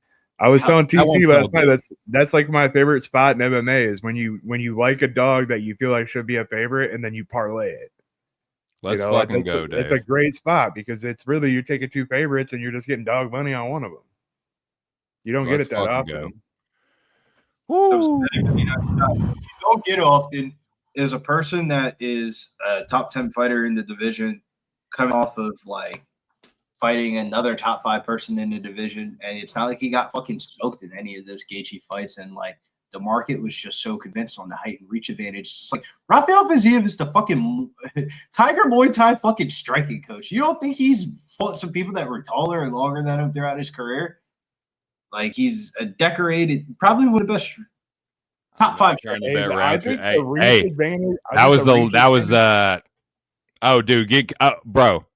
You definitely haven't been around long. I'm definitely cocky. It bites me in the ass a lot. So the TC detractors definitely get to fucking eat around here too. But yeah, that's it, man. I'm fucking arrogant. Sometimes I look like a dumbass, but I ain't looking so dumb right now. So yeah, now, boys. and that's the end of my night. I'm done. I get to call this main event sweat free, as non-biased as I possibly fucking can. I'm just gonna wish everybody the best of luck. Shout out to the 103 in the building. We back to triple digits. By golly, 78 likes though. What's that? As of right now, that's supposed to be the end of my night there. But with some money in the pocket, oh, why not get stupid? What are we gonna go with here? I feel like violence is definitely destined in this fight. It's just how do I want to play it? The under. Yeah, I'm not playing it under 2.5 though. How the hell do me and you got something different? Under 2.5 in a 5-round fight? No, it's not for me. Let's fight not to start round 4.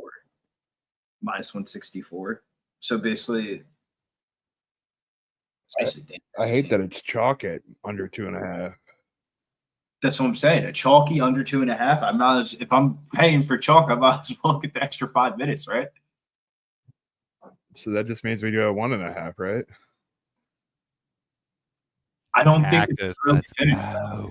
Like it, when he gets diddy bopped and like the way Khalil Rountree was diddy bopping himself around my house. Alhamdulillah. Hill money Both line. of these are Pereira's sons, so they're both coming off fucking stretchers. Pereira and children, they play a main event. well together. They play well together. You know, crank up the old fucking grease and get some fish and chips going, eh? The Canadian, French. French Canadian. Nah, this is terrible. I regret it already. Am I wrong? What are you asking? Alama. Does it get real contentious up there with the across the lake?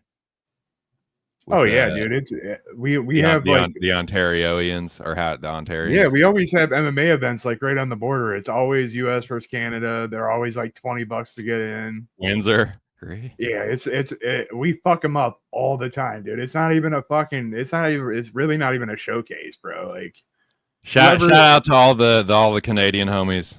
The low level Canadians suck. Even the low level Americans, I'm watching them like, you ain't going much further than this Canadian showcase. Yeah. But they still like to tie the hand. Shout out Red. Their wings.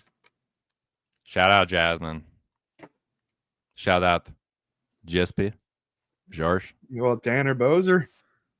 Tanner. Marc-Andre Barrier. Express. I don't know about that. It's only been like 1,100, 700. Dude, you love Powerball, dude. Don't lie, dude. Don't fucking lie, dude. See, you fucking cyberbully these people left, right, and center. I think it's about time I just fucking pulled your card and told people what a fucking huge Marc-Andre Barrier fan you are in secret, dude. But I won't do because we're friends. Fucking huge, dude. I won't fucking do that. I'm just kidding. I made it up as a joke to try and fucking bully Big Show. It didn't work. What do we do here for the main event, man? I wanna have some type of skin in the game in this, and there's not anything. Oh no, don't worry, Beans. I'm just talking shit. It's don't worry. I'm just no. What TC's saying is we're on this for 6.5 hours every day. Sometimes we go home losers and we get the shit from the chat then. So when we win, we're gonna fucking say I have to celebrate and run my mouth, and I've been building up that because I saw all these fucking dudes just like confidently on Bahamondes because I knew that's what happened. I was like, there's no way Fiziev opened the underdog, and he didn't. Like, he was the favorite, and everyone thought they were cute getting on Ignacio as an underdog. Then it flipped real quick, and then everyone, people listening during the week, you won't get in that fucking line. So that's all I was saying. But yeah, shout out to you and everybody watching, man. I hope you're having a good time. Hope you're making some money, dude. We got one more chance for this card, boys. Main event time. Was it going to be Sweet Dreams or Khalil Rountree? Pretty good fight, dude. I'm excited for it. The pick is Jamahal Hill, but no action for me. I thought about betting Jamahal Hill as an underdog, but it seems like everyone is on him, dude. And there's a certain other fucking chief of a certain letter, and you know what I'm talking about. Wait, time out. Chief of Red X's. That's on a. Don't put the monkey in the room. I'm not trying to put evil on it, Ricky Bobby. I apologize. No, I'm my thing is this. I had fight goes the distance in that last fight, and I saw that Clint was also on that as well. And do you think he goes? Do you think that he don't put shade on this motherfucker just throwing the fucking hole? I was sneak dissing. Billy's fucking just like, well, I'll just say who we're talking about. Yeah, I was just trying. He knows his code name. He knows his code name now. Am I right? Am I wrong? The number one thing here at Pub Sports Radio: let's make money, fuck people's feelings. For real. It's just a little playful banter. Do you think that he goes just for grins, Sammy? It's just for grins, Billy. Do you think that he goes back to back? Because I saw somebody earlier tonight was like bitching at him. Do you think he could go back for back, or do you think it's back to back? What, reverse sweeps? No, back to back wins. Oh, 2 in a row. Yeah, 2 in a row. That's got to be tough. It doesn't matter who it is. It can happen. It might happen. Yeah, it might happen once. It's not about Big Glenn or not. It's about getting 2 in a row. He's not like, no one's so bad that they're just gonna lose every single time for eternity. Like, no one's that fucking bad. You know what I'm saying? But like, it was a very greasy slate. I mean, we all saw it. We all know. We all saw it. What is this person's catch? So, but yeah, no, in all seriousness, but it does seem like everyone's on Jamahal Hill, and I think Khalil Rountree is pretty live. I did not want to put money on either one of these dudes' durability, because Jamahal Hill, shown he can get clipped. Khalil is not pillow fisted, dude. And I think he's got a bigger arsenal, like a wider variety of tools that he can use, but Jamahal Hill does hit really fucking hard, and Khalil took a fucking drubbing, dude. Like, Alex gave him a beating, and I can't really trust that either, especially not any kind of chalk. So felt like Hill or pass, and I'm so glad I'm passing, dude. This is a fight card where I did not get crazy with it. I picked my spots, and thankfully got the job done, man. But yeah, best of luck to everybody. Billy, you let him have it, dude. So 2 things. Fading the line movement today has just been plus EV. Like the only thing that I think that I cashed with CLV was the 9-ball fight. You still could have got that live at like minus 150 in the 3rd round before you got that takedown. So CLV has just not been a thing today. If CLV is not a thing, how does this line go to plus 130 up to minus 118, and bookies don't get a little scoopy scoop here? Because I think there was a good enough 2-way action where, like, yeah, there was early action on Bahamondes, but there definitely had to be a little bit of late action coming out of Fiziev. But I don't know. The bookies have been scooping today in the UFC little afternoon card. This has probably been their bread maker today, and I'm not completely. If you told me Jamahal, and this is it's hard to play this in UFC because we really don't see these people more than like once or twice a year. Don't take me down. We'll be right back. Yes, right. Jamahal Hill prior to his ACL injury would beat the fuck out of Khalil Rountree and probably be like a minus 150, minus 180 favorite. The way that he looked against Yuri Prochazka, granted, it is Yuri Prochazka who's a weird striker. It's just the stuff that was landing. Like, I'm not totally convinced those leg injuries aren't still a thing. And it's something small that, I mean, when we're betting MMA, you got to think of everything inside the box, outside the box. And stylistically, I think Khalil Rountree matches up with Jamahal Hill very well. It's just, this is superb value for Jamahal Hill considering the price tags that he's been in the UFC. I mean, this man was cheaper it was cheaper to bet Jamahal Hill against Alex Pereira than what it was in the beginning of this week to bet against Khalil Rountree. When you put it in those type of terms, that's fucking wild. But that's going to be Rountree plus 108. I'm sorry. Billy, I'm gonna watch this one out back smoking, so everything will be on you.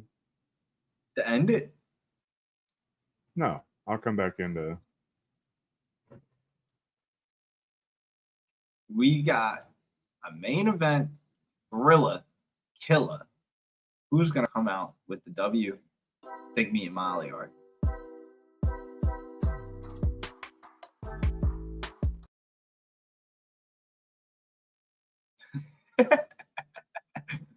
Khalil, if you want to lose, Jamahal, if you want to cash, fight the end by KO went from 250 up to 350 last minute. I mean, like, I feel like fight not to start round 4 at minus 164 is a really good bet. Somebody in the chat said Jamahal Hill by decision at plus 500 is a pretty good bet. But I also think that if that was a Clint bet. Well, bets and the transplant, whatever parlays are all different. But good note. Does this come down to perform better against Bogdan? Nah, I don't want to MMA math it, but if that was the case, then I think that's the reason why Rountree opened up as a favorite. I think that's what the bookies kind of thought. Like, Khalil Rountree gave a better performance against Alex Pereira, while Jamahal Hill got smoked in the first round of that fight off of like 2 punches. So the bookies opened up Rountree as the favorite, but MMA bettors know and remember getting. This is crazy. Like Jamahal Hill at this price tag is not.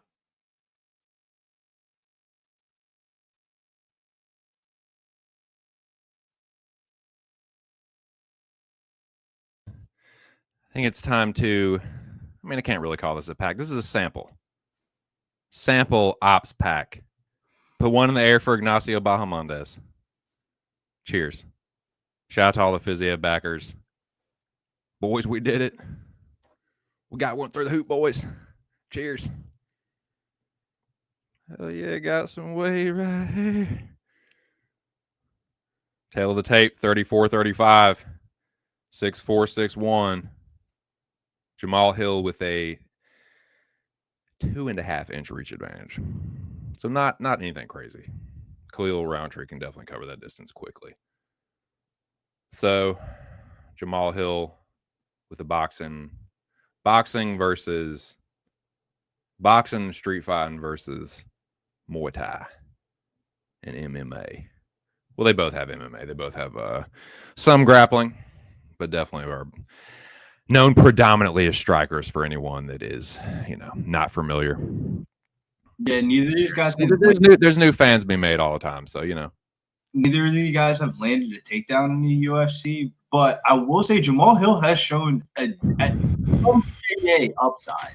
Besides him getting submitted by Paul Craig, he has shown a little bit of BJJ upside. Like if this hit the ground, I would favor Jamahal Hill.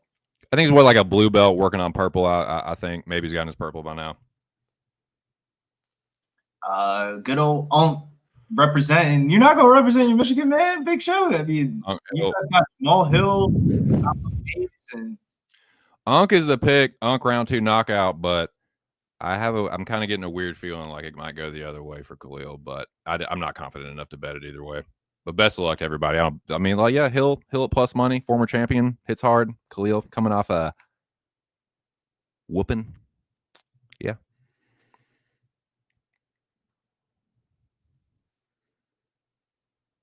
It's not like he's coming back. I don't think he's coming back incredibly soon or anything. I just don't know how he's going to respond to the big punches that Hill could potentially land.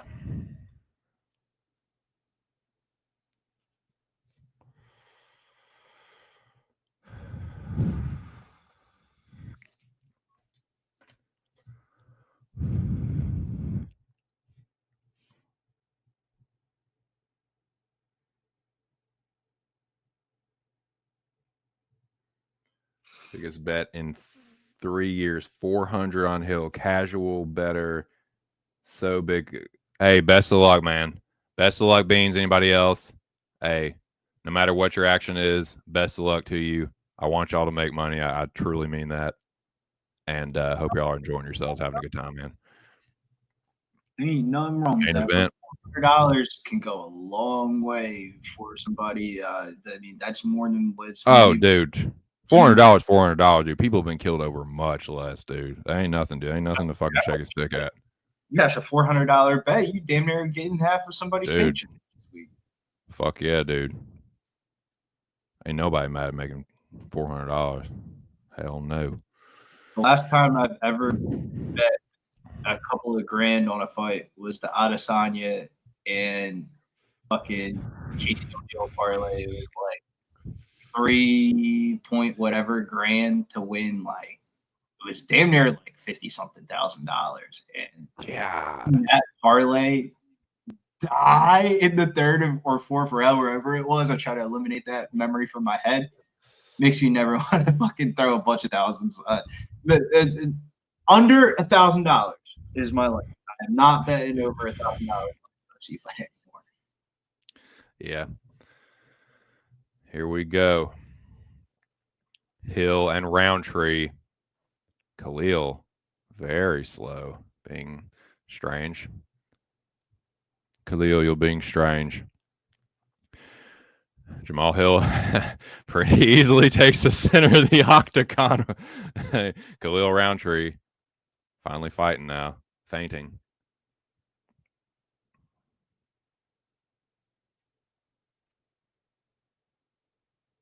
Both gentlemen in the southpaw. Khalil in the blue gloves and gray trunks. Hill in the red gloves and black Muay Thai shorts. 4:18 first round, boys. They meet in the center. Not a lot's happening. They're just fainting and circling. Getting reads. Inside low or outside low kick from Hill, excuse me. Khalil with a wild overhand left that Jamahal evades. Hill pumps the jab. Outside low kick from Hill that Khalil checks. Khalil goes right hand jab, to the body. Outside low kick from Khalil. That was a hard low kick, dude. Hard outside low kick from Hill and a right hand over the top, right hook that Hill rolled with pretty well. Hard outside low kick from Jamahal and another one. Jamahal pumps the jab.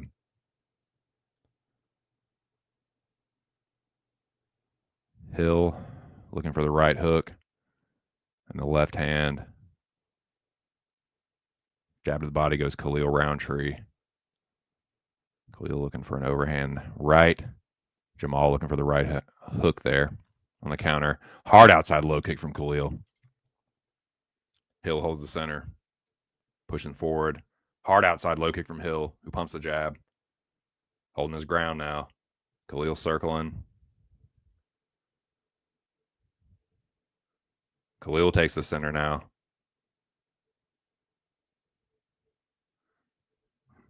Excuse me. Khalil almost slaps the lead hand away. Jamahal Hill, left hand to the body. Khalil answers with a low kick. Khalil goes right hand to the body. Hard outside low kick from Rountree. Jamahal answers, stumbles Khalil a little bit, who regains his footing. Jamahal Hill showing some good low kicks himself. 224 for me, boys. Hill misses with the left hand, the straight left out of nowhere. Hill lifts the knee as Khalil tries to meet him there. Hill goes left hand to the body. Right hook from Khalil and a right hook back from Jamahal Hill. They both kind of missed there. Just under 2 minutes in the first round. Hill takes the center. Hill pumps the jab. Looks for this uppercut, and a left hook attempt from Khalil. Jamahal was looking for the right hook over the top. Hard low kick from Khalil. Kind of stumbled Jamahal there a little. Khalil pumps the jab. Hill meets him in the center. Round and round they go, boys. 130 for me. Hard outside low kick from Hill. Khalil pushing forward. Hard outside low kick from Hill. Or from Khalil, excuse me. and an oblique kick. They're just trading like really heavy low kicks. For anybody that's not watching, just listening. Oh man, Khalil looks for the right hook, left hand. Hill looks for the knee and the clinch. They break. Hill meets him back in the center. Hard outside low kick from Khalil Rountree. Jamahal Hill with the body kick and blocks the right hook over the top from Khalil, who misses a left hook winging right hook over the top that Hill just sits back from. Another hard outside low kick from Khalil Rountree, but they're starting to get busy, boy. They're starting to open up the combos here. 48 seconds for me, boys. Hill holding the center of the octagon. Khalil looking to counter. Hard outside low kick from Jamahal. Khalil with a telegraph left hand over the top. Hill holding the center now. Bouncing. Khalil looks for the right hook. Feinting. Jamahal switches into orthodox. Those fucking leg kicks are killing Jamahal Hill. Yeah, dude, I'm not surprised that either one of them's hurting from the low kicks. Hard body kick from Khalil, but Jamahal blocks the left hook attempt from Rountree over the top. Good pairing there by Jamahal. Hill pushes forward, looking to cut Khalil off. 7 seconds left. Look for a big moment here at the end. And nothing happens. There's your first round. What do you think, Billy? I got Rountree round one there. I thought those they started off very slow, but I thought once both of them kind of found their range a little bit, it was kind of like shot for shot. But I thought Rountree got the better of the shots. The leg kicks seemed very effective, man. Like the jury's still out if Jamahal Hill's legs are 100% all right. Live lines -152, Rountree +120, Jamahal Hill. Dude, some of Rountree's low kicks were insane. Yeah, man. I mean, it's one of those ones. It's like, yeah, Khalil Rountree's best win might be Anthony Smith, but the way that these two fight, they're just gonna rock him, sock him, robot. One dude just fucking throw leg kicks at a little bit more volume. I mean, this looks all of like. I feel like this is a well-matched fight. Like it's a good, good matchmaking to me. This fight earlier on both of their resumes, but they actually really didn't. It's like they've already fought before. It's like, why? Right. I know what you mean. They've a few similar opponents.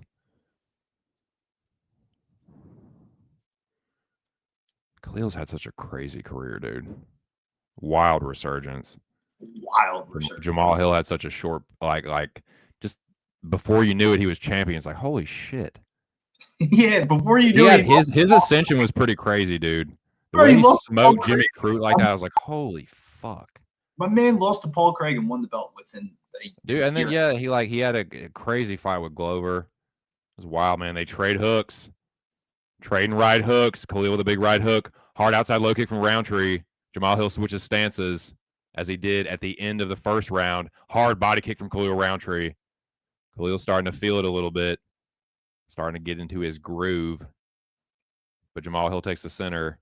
Throws a left hook to the body. Rear left hook, that would be, from the southpaw. Our MMA said he thought Hill won round one. Could be. You never know with the scorecards, man. I don't think it was like one-sided at all. The scorecards haven't been too bad tonight. I thought the Takir 230-27 was the only really bad one. Yeah, that's true. Kuniev got robbed, but hard outside low kick from Khalil Rountree. That got a big reaction out of Jamahal Hill. Left hook to the body from Khalil and a body kick behind it from Rountree. Jamahal Hill showing signs of damage on that lead leg is fucked up, dude. Starting to grow a little hematoma. Yeah, Rountree up to -225 live line. Hard right hand from Jamahal Hill, though. I think Sweet Dreams got to know that he needs to got to start taking some chances for sure. If you're a Jamahal Hill backer, you just with that leg, it's just like it's getting to a point where he might need to throw caution to the wind. Pumps the double jab, does Hill. Khalil Rountree with an oblique kick, but Rountree's starting to feel it now, and he knows he can just like low kick him and potentially win the fight. But that's a stabbing front kick from Jamahal Hill. That's how you want to throw it, man. Just like oh man, that was a hard low kick. Another visible reaction makes Jamahal Hill switch back into the orthodox stance. rear left hook to the body goes Khalil Rountree, and he holds the center of the octagon. Khalil feeling it. Jamahal Hill tries to counter a left hook with the right hand over the top. Jamahal Hill holding his ground now in the center. 224. Dude, those leg kicks are just racking up. They're gnarly, dude. I mean, that is Khalil been working on that for a few years now. God. Heavy, heavy low kick from Rountree. Jamahal Hill throws a front kick, though. 204 for me. Getting big reactions out of Hill now, who switches stances back into the back into the southpaw, how he started. God, that leg is starting to swell, though. The front of Jamahal Hill's leg is gnarly, dude. And we don't want to sound like that guy. Hard outside low kick from Hill. When a black person swells up, it's pretty noticeable. Like, black people don't bruise like that. Hill looking for the right hook. He's back in the southpaw, looking for the left hand over the top of a Khalil jab. Outside low kick from Hill. Another hard outside low kick from Rountree, though. Makes Jamahal Hill switch back into the orthodox. Khalil holding his ground, starting to jump up and down, doing the Muay Thai. Oh, left hook right hand from Jamahal Hill, though. Khalil Rountree circling on the outside. Just over a minute here, making Jamahal Hill walk around on that bum leg, or a leg that is becoming bum in this fight. Jamahal Hill tries a right hand to the body, but Khalil counters with a right hand over the top, like a right hook, as they were switching stances. Khalil with oh shit. Jamahal Hill lands a hard right hand as Khalil falls to the ground after a kick attempt. The Jamahal Hill counter, he fell to the ground, and Hill cracked him as he tried to get back to his feet. Counter right hand over the top from Hill. He's not completely out of this fight. His legs just kind of fucked up. He still hits hard, dude, and Khalil just been knocked out a few times. Few times. Jamahal Hill with a left hook. He's trying to steal this round back. I don't know if it's enough, but Jamahal Hill, left hand to the body. Khalil with a hard outside low kick, though, that makes Jamahal Hill stumble and try and track Khalil down. Khalil making him walk around on that jacked up leg. 10 seconds left. Looks like that's how it's going to end. Just making Hill run around on that fucked up leg. Round 2 comes to a close. William Brizzle, what do you think? Manny47 Loud says, I don't know why I bet on Rountree. Rountree's bum ass should have stayed away from this bum fight. I think he's up 2-0.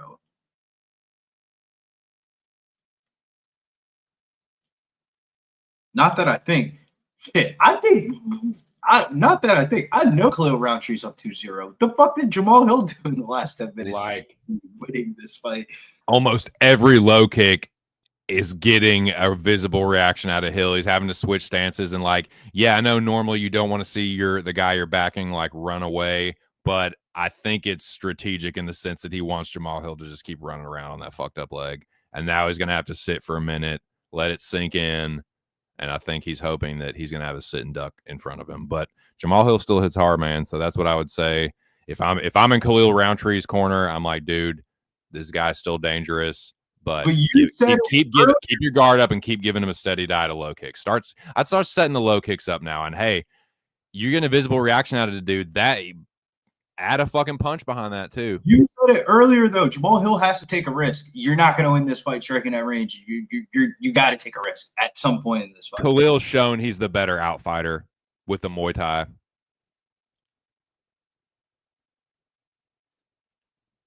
Hill's to his credit though has thrown several low kicks himself. Khalil tries to land a winging left hand. Again, if he tightened that overhand left up too, he could probably clip Hill. He just throws it like a windmill though, dude. It's crazy looking. Jamahal Hill back in the orthodox, which I think he's been forced into more or less by Khalil's low kicks. Khalil looking for a right hook, left hook as Jamahal Hill tries a low kick himself. This is crazy. All these naked low kicks being thrown, the potential for fight ending counters has been there the whole time. I wouldn't be surprised to see it in the 4th round where they're a little bit more tired, less able to evade. We'll see, though. Khalil misses another big left hand. takes the center of the octagon, pumps the jab to the body.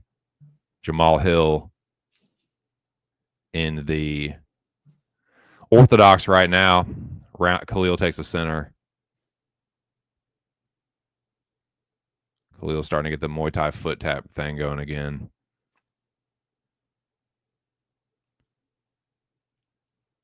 Khalil goes jab to the body as an attempt anyway. Counter right hook from Khalil as Jamahal Hill lands a right hand.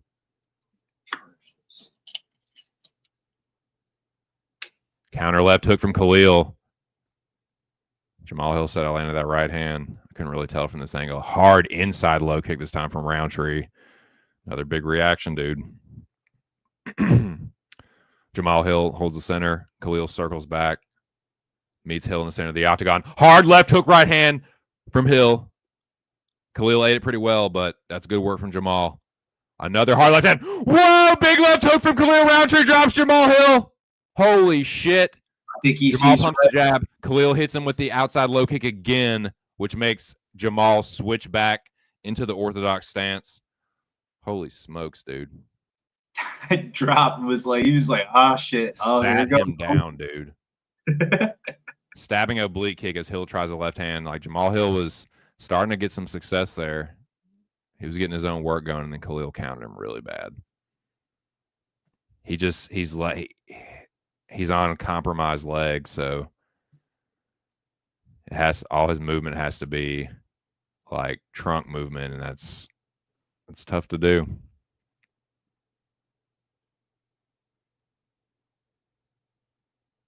They meet in the center. Jamahal Hill in the orthodox. Khalil Rountree gets cracked with the right hand as he misses a left. Another windmill left hook over the top. Double jab from Jamahal Hill from the southpaw. Switches back into orthodox. 137 for me. Jamahal Hill misses the left hook himself. I keep forgetting this is a 5-round fight too. I'm interested to see who's gonna fade it. Oh, they both trade left hooks there. Inside low kick from Rountree. Hard body kick from Khalil, dude. God, I don't know. Jamahal Hill. I wondered if that hurt him because like Jamahal stopped him in his tracks, dude. He got a good poker face if it did. Nice right hand from Jamahal Hill from the orthodox. Just under a minute in the third round for me, gentlemen. Almost 3 down, and we got 2 more to go if it lasts that long. Both of these dudes can end it with one punch, though, or seriously threaten the end of the fight. Jamahal Hill holding the center. Looks to peel Khalil's lead hand back. Land the left hook over the top. Or around the guard, rather. Hill trying to hand fight, pushing forward. Khalil behind the black line in the southpaw. Whoa! Hard right hook over the top, drops Jamahal Hill.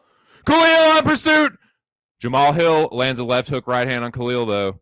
Backs him off. Holy shit. Holy smokes. We still got 2 rounds to go. Wow. Jamahal Hill is definitely down 3 rounds. God. Holy shit balls. If anything, there's a case to be made. That was the most convincing round of the 3. Like that's the crazy part. I thought he was already up 2-0. That third round was the most convincing round, in my opinion. The way I thought he was going to drop him a couple of times. I mean, not drop him, but finish him a couple of times. Feels like you know how it is, though. At this, when you're fighting in any weight class in the UFC, top 5 or above, everything is calculated. You cannot be on some bullshit. You cannot sneak away some bullshit. Very rarely do we see the Sean Sugar Show O'Malley's fucking beat Peter Yan on some bullshit split decisions. It's like when you hit that top 5 echelon, every move is calculated and every move matters. And I feel like that's what we're kind of seeing here. Khalil had, the 2 biggest moments of the fight, sitting Hill down with 1 punch.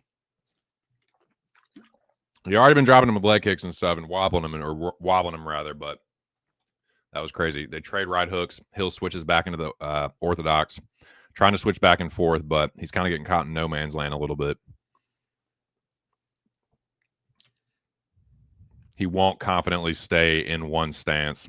Not that I can blame him, dude. I mean, Khalil, I'm talking about tree trunk legs, man, and he has been burying them in Jamahal Hill's like calf and the front of his leg, and gnarly.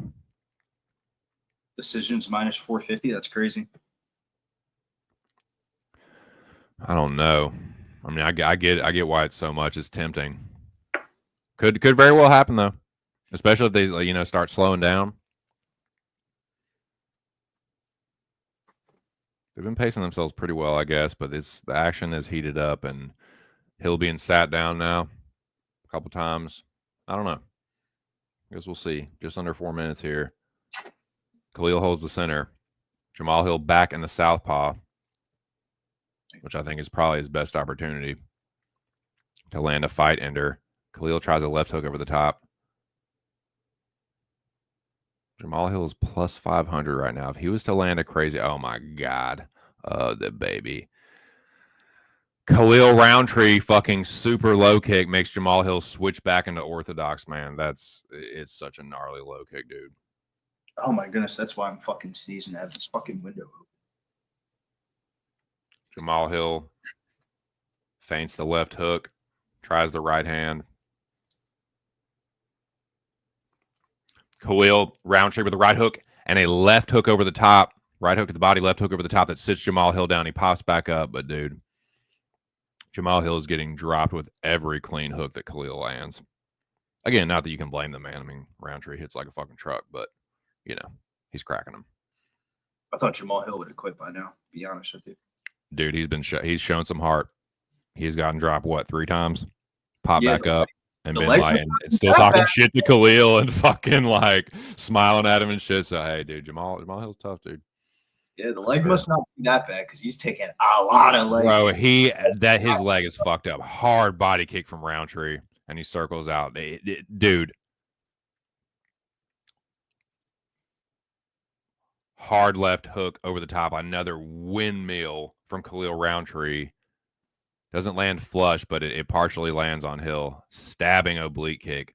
Khalil is just so explosive when he leaps into the pocket, man. He's just, when he lets his hands go, he's got the hand speed advantage. Hit that over 3.5, says Brandon N. Shouts to you. I'm Nice, glad I dude. paid off the total and just went Rountree. Good shit.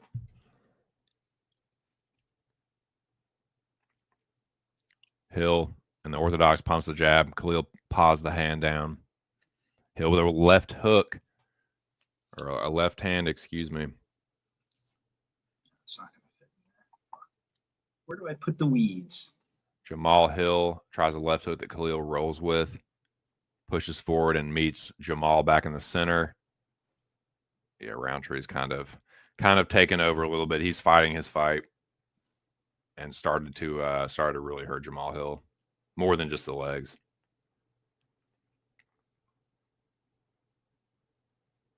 But I think that's like, it's led to him having a more stationary target, obviously, and he hits so fucking hard. It's like, dude,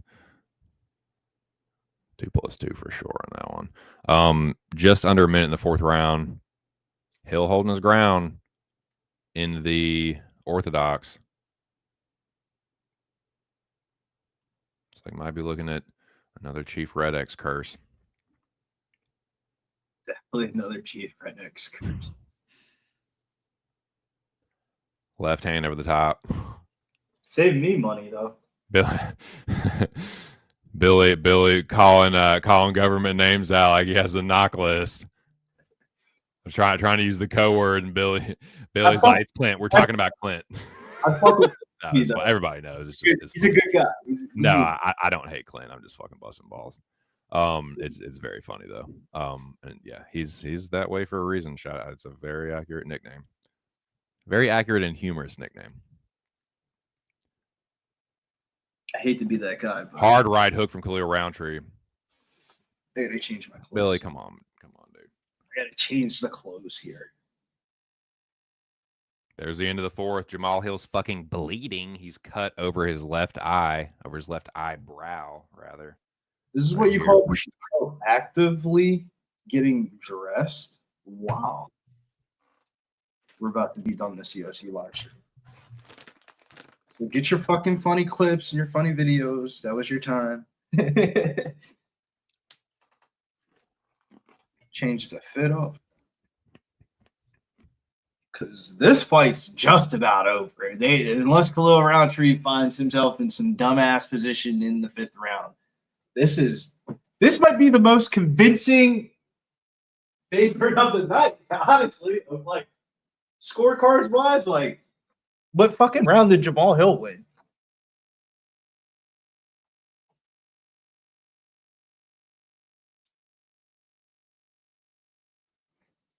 Let's get it. Last round of the night. Ladies and gentlemen, if you guys haven't already, make sure you guys hit the like and subscribe. We got a bunch of shows popping off tomorrow. We got walk-off wagers with wine time in spoon bets. And I believe tomorrow should be the return of the Sunday night baseball stream since it's not a holiday. So make sure you guys get in there. Yeah, shout out to those gentlemen. Jose Bouquet, Jimmy the Bag, Dabby Cabby, pair of hooks to the body. Jamahal Hill tries a right hand over the fucking top. Still bleeding from his eye. Or his eyebrow, rather. Jamahal Hill with a counter right hand. Khalil circles out. Rolled with it pretty damn well. Khalil pumps the jab. Jamahal Hill gets countered with a nice stiff. It was either check left, right hook, or a right-handed jab. Couldn't really tell. Khalil does have a fucking powerful jab. But it might have been a short left, right hook. Hey, Bobby, always try to keep your last leg a body, a person. Don't try to make it a prop. That way you can find a hedge if you need to, too. Yeah, never like a perfect ending parlay piece was Curtis Blaydes' fight of like you could have bet Kuniev at plus money and damn near probably got the same exact odds. Wise words from the great North Woodsman. Jamahal Hill tries the left hook. Khalil looks for the counter. Hard left hand to the body goes Khalil Rountree. Jamahal Hill pushing forward in the orthodox. Pumps the jab. Khalil circles out. Hill in pursuit. Nice jab from Hill. Hill looks for the check left hook. Khalil light on his feet looking for the right hook. Feints the left hand. Does Rountree from the southpaw. Just under 3.5 minutes in the 5th round, excuse me. Khalil goes jab to the body. Hill behind the black line. Looking a little bit worse for wear. He's been dropped several times in this fight. Credit to him, though, that he's still here, but this has been a Khalil Rountree. Muay Thai clinic. Left a couple hooks from Hill to the body after an exchange there. Forgot the exact sequence, excuse me. Counter left hook over the top from Hill, who lands a right hand. Khalil lands an inside low kick. Khalil lands a left hand over the top that Hill rolled with pretty well after a pretty violent exchange. Khalil goes right hand to the body as Hill pumps the jab. Counter right hand from Rountree. Hill holds the center. Hard left hand over the top from Hill. Khalil ate it pretty well. Khalil goes left hand to the body. Hill pumps the jab from orthodox and then switches to the southpaw and lands an inside low kick on Rountree, who tries to land a right hand to the body. They trade jabs. Hill in the southpaw now. I think Rountree wants to land that fucking where that wrist he threw earlier, that cross wrist over the top. I think if he was looking to land something late, that's what it's going to be. Low key, I don't think Rountree can see out of his right eye. Jamahal Hill hit him, and his right eye is completely shut.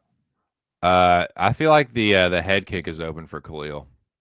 For both of them, the left leg. I say that I see it.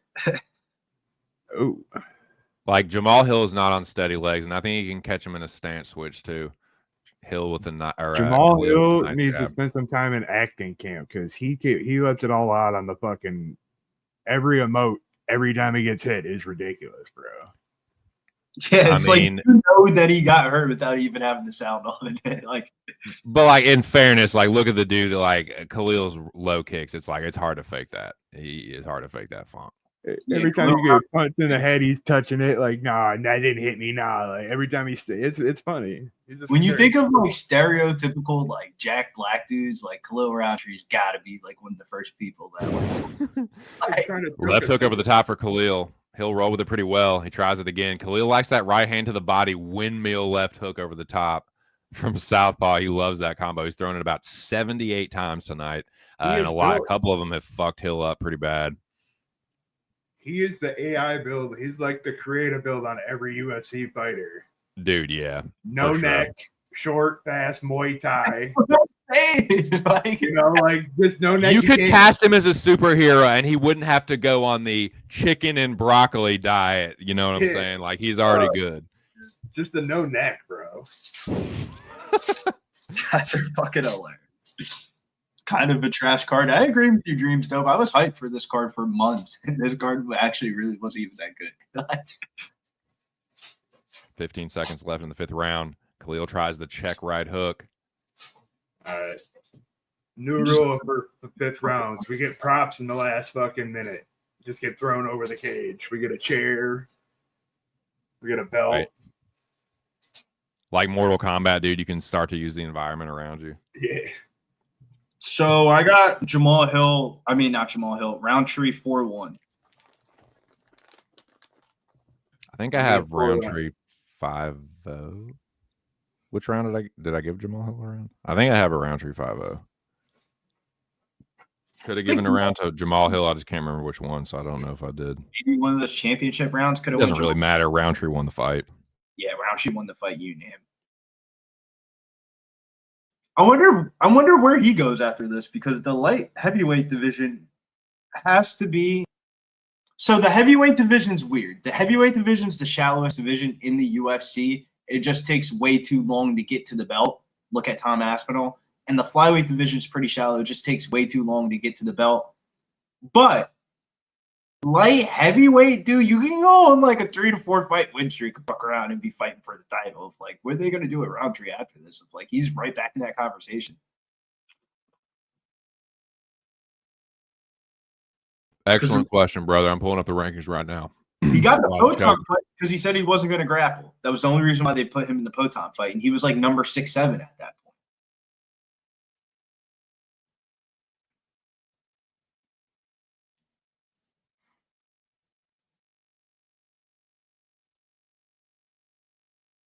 Hey, shouts to Lethal Shooter, man. Lethal Shooter, one of the people I would say I grew up watching on like Instagram and YouTube and stuff like that, and like high school and college. To see him on like a Red Bull commercial is crazy. Billy, check this out. Guess who is ranked above Rountree that he ain't fought yet that don't have a dance partner? Olberg. I don't know if he'll fight down. Ding, ding, ding, ding, ding, ding, ding. Rountree, Carlos Olberg. You could do Rountree, Rakic. You could do Rountree, Jan B. All of those barrages do not need a dance partner. So, shit, I wouldn't even mind seeing Rountree Yeri. Yeah, I'd be tired.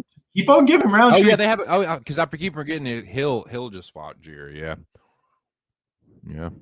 And that was basically a title eliminator fight. It's just that Yuri Prokoshka is trying to get some degree or some shit like that, and he's in school for the summer. Wherever the fuck it is, that's why you guys got to tune into the Locker Room Podcast. This upcoming Tuesday's pay-per-view week, Ilia Topuria versus Charles Oliveira. I've never been so excited to see fucking Las Vegas, Nevada, and be back in the States, and we will be back in the States next week.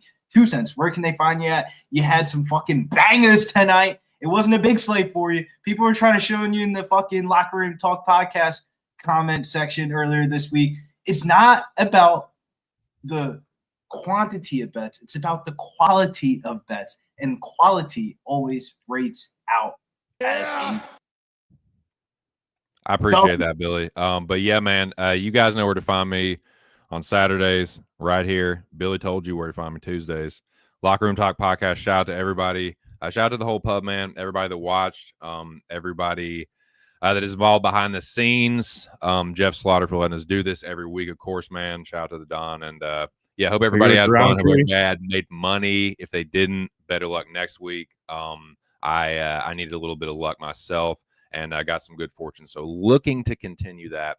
And yeah, man, right? Rountree, right? Yeah, for the contest. Yeah, Rountree. And yeah, man, shout out to everyone that signed up for the contest. Continue to do that. Like I said, Slaughter's still giving out cash prize to first place. So Big Show is tallying that up right now. And yeah, man, y'all know where to find me, and y'all know where to find us. Smash the like button, please. We are at we got 81 likes. You know, that ain't too bad. There's 75 in here, so what can you ask? Horrible plug, DC. Let them know where you can get those Friday afternoon Gracie looks, because if you watched that show yesterday, him and Mullins are spitting out hot fire. A lot of props, a lot of narrative, a lot of grease. Hey. If you want to subscribe to my little shit show channel, like you can, man. It's just my name. You can punch it in YouTube. Speaking of somebody, I don't like plugging my own show on this, man. Like this, it's about the pub, man. So congrats to you guys. And like I said, we'll get him next week if you didn't. So speaking about having somebody on the podcast, boys, no gi again. That's like three times in like 5 months, 5 events, bro. We need to get you on the podcast, sir. No gi for coming in first place. Number 2 was Ramon Scott. Number 3 was Solid Rob. Number 4 was Andrew 365, and number 5 was just my 2 cents there. Ratting out the top 5 of the order. I told you to do a top 5. Nice. All those points were outside of this. A lot of that was decided with less than 100 points. So there wasn't any blowout tonight. It was basically competitive up until I'd probably say the co-main event was probably the swinger of the night. Later, Jesse Nunez, Swig Bets, Rick the Ruler, Lucky Power, Iron Eagle. Shout out to you. And I see it's your birthday next week. Rob Free Bands, Aaron Garza, GMCC2. Awkward name to have called out. Manny for Loud. MMA Locker Room says trash main event. I do kind of agree. That's what happens when you get guys from Grand Rapids in a main event. Fucking just terrible business for everything. Well, I'm going to go to church and say thank you, Jesus, for Muhammad Imov not blowing that fucking fight, because that was way grosser than I thought it was. We lose Oban Elliott parlay, but in hindsight, I'm only losing one parlay. I can cash the rest of the fucking best. It's a good fucking night. Amen, brother. Everybody said all their pieces. We're ready to get out of here? I'll hop on out of here. All right. Shout out to all the bets out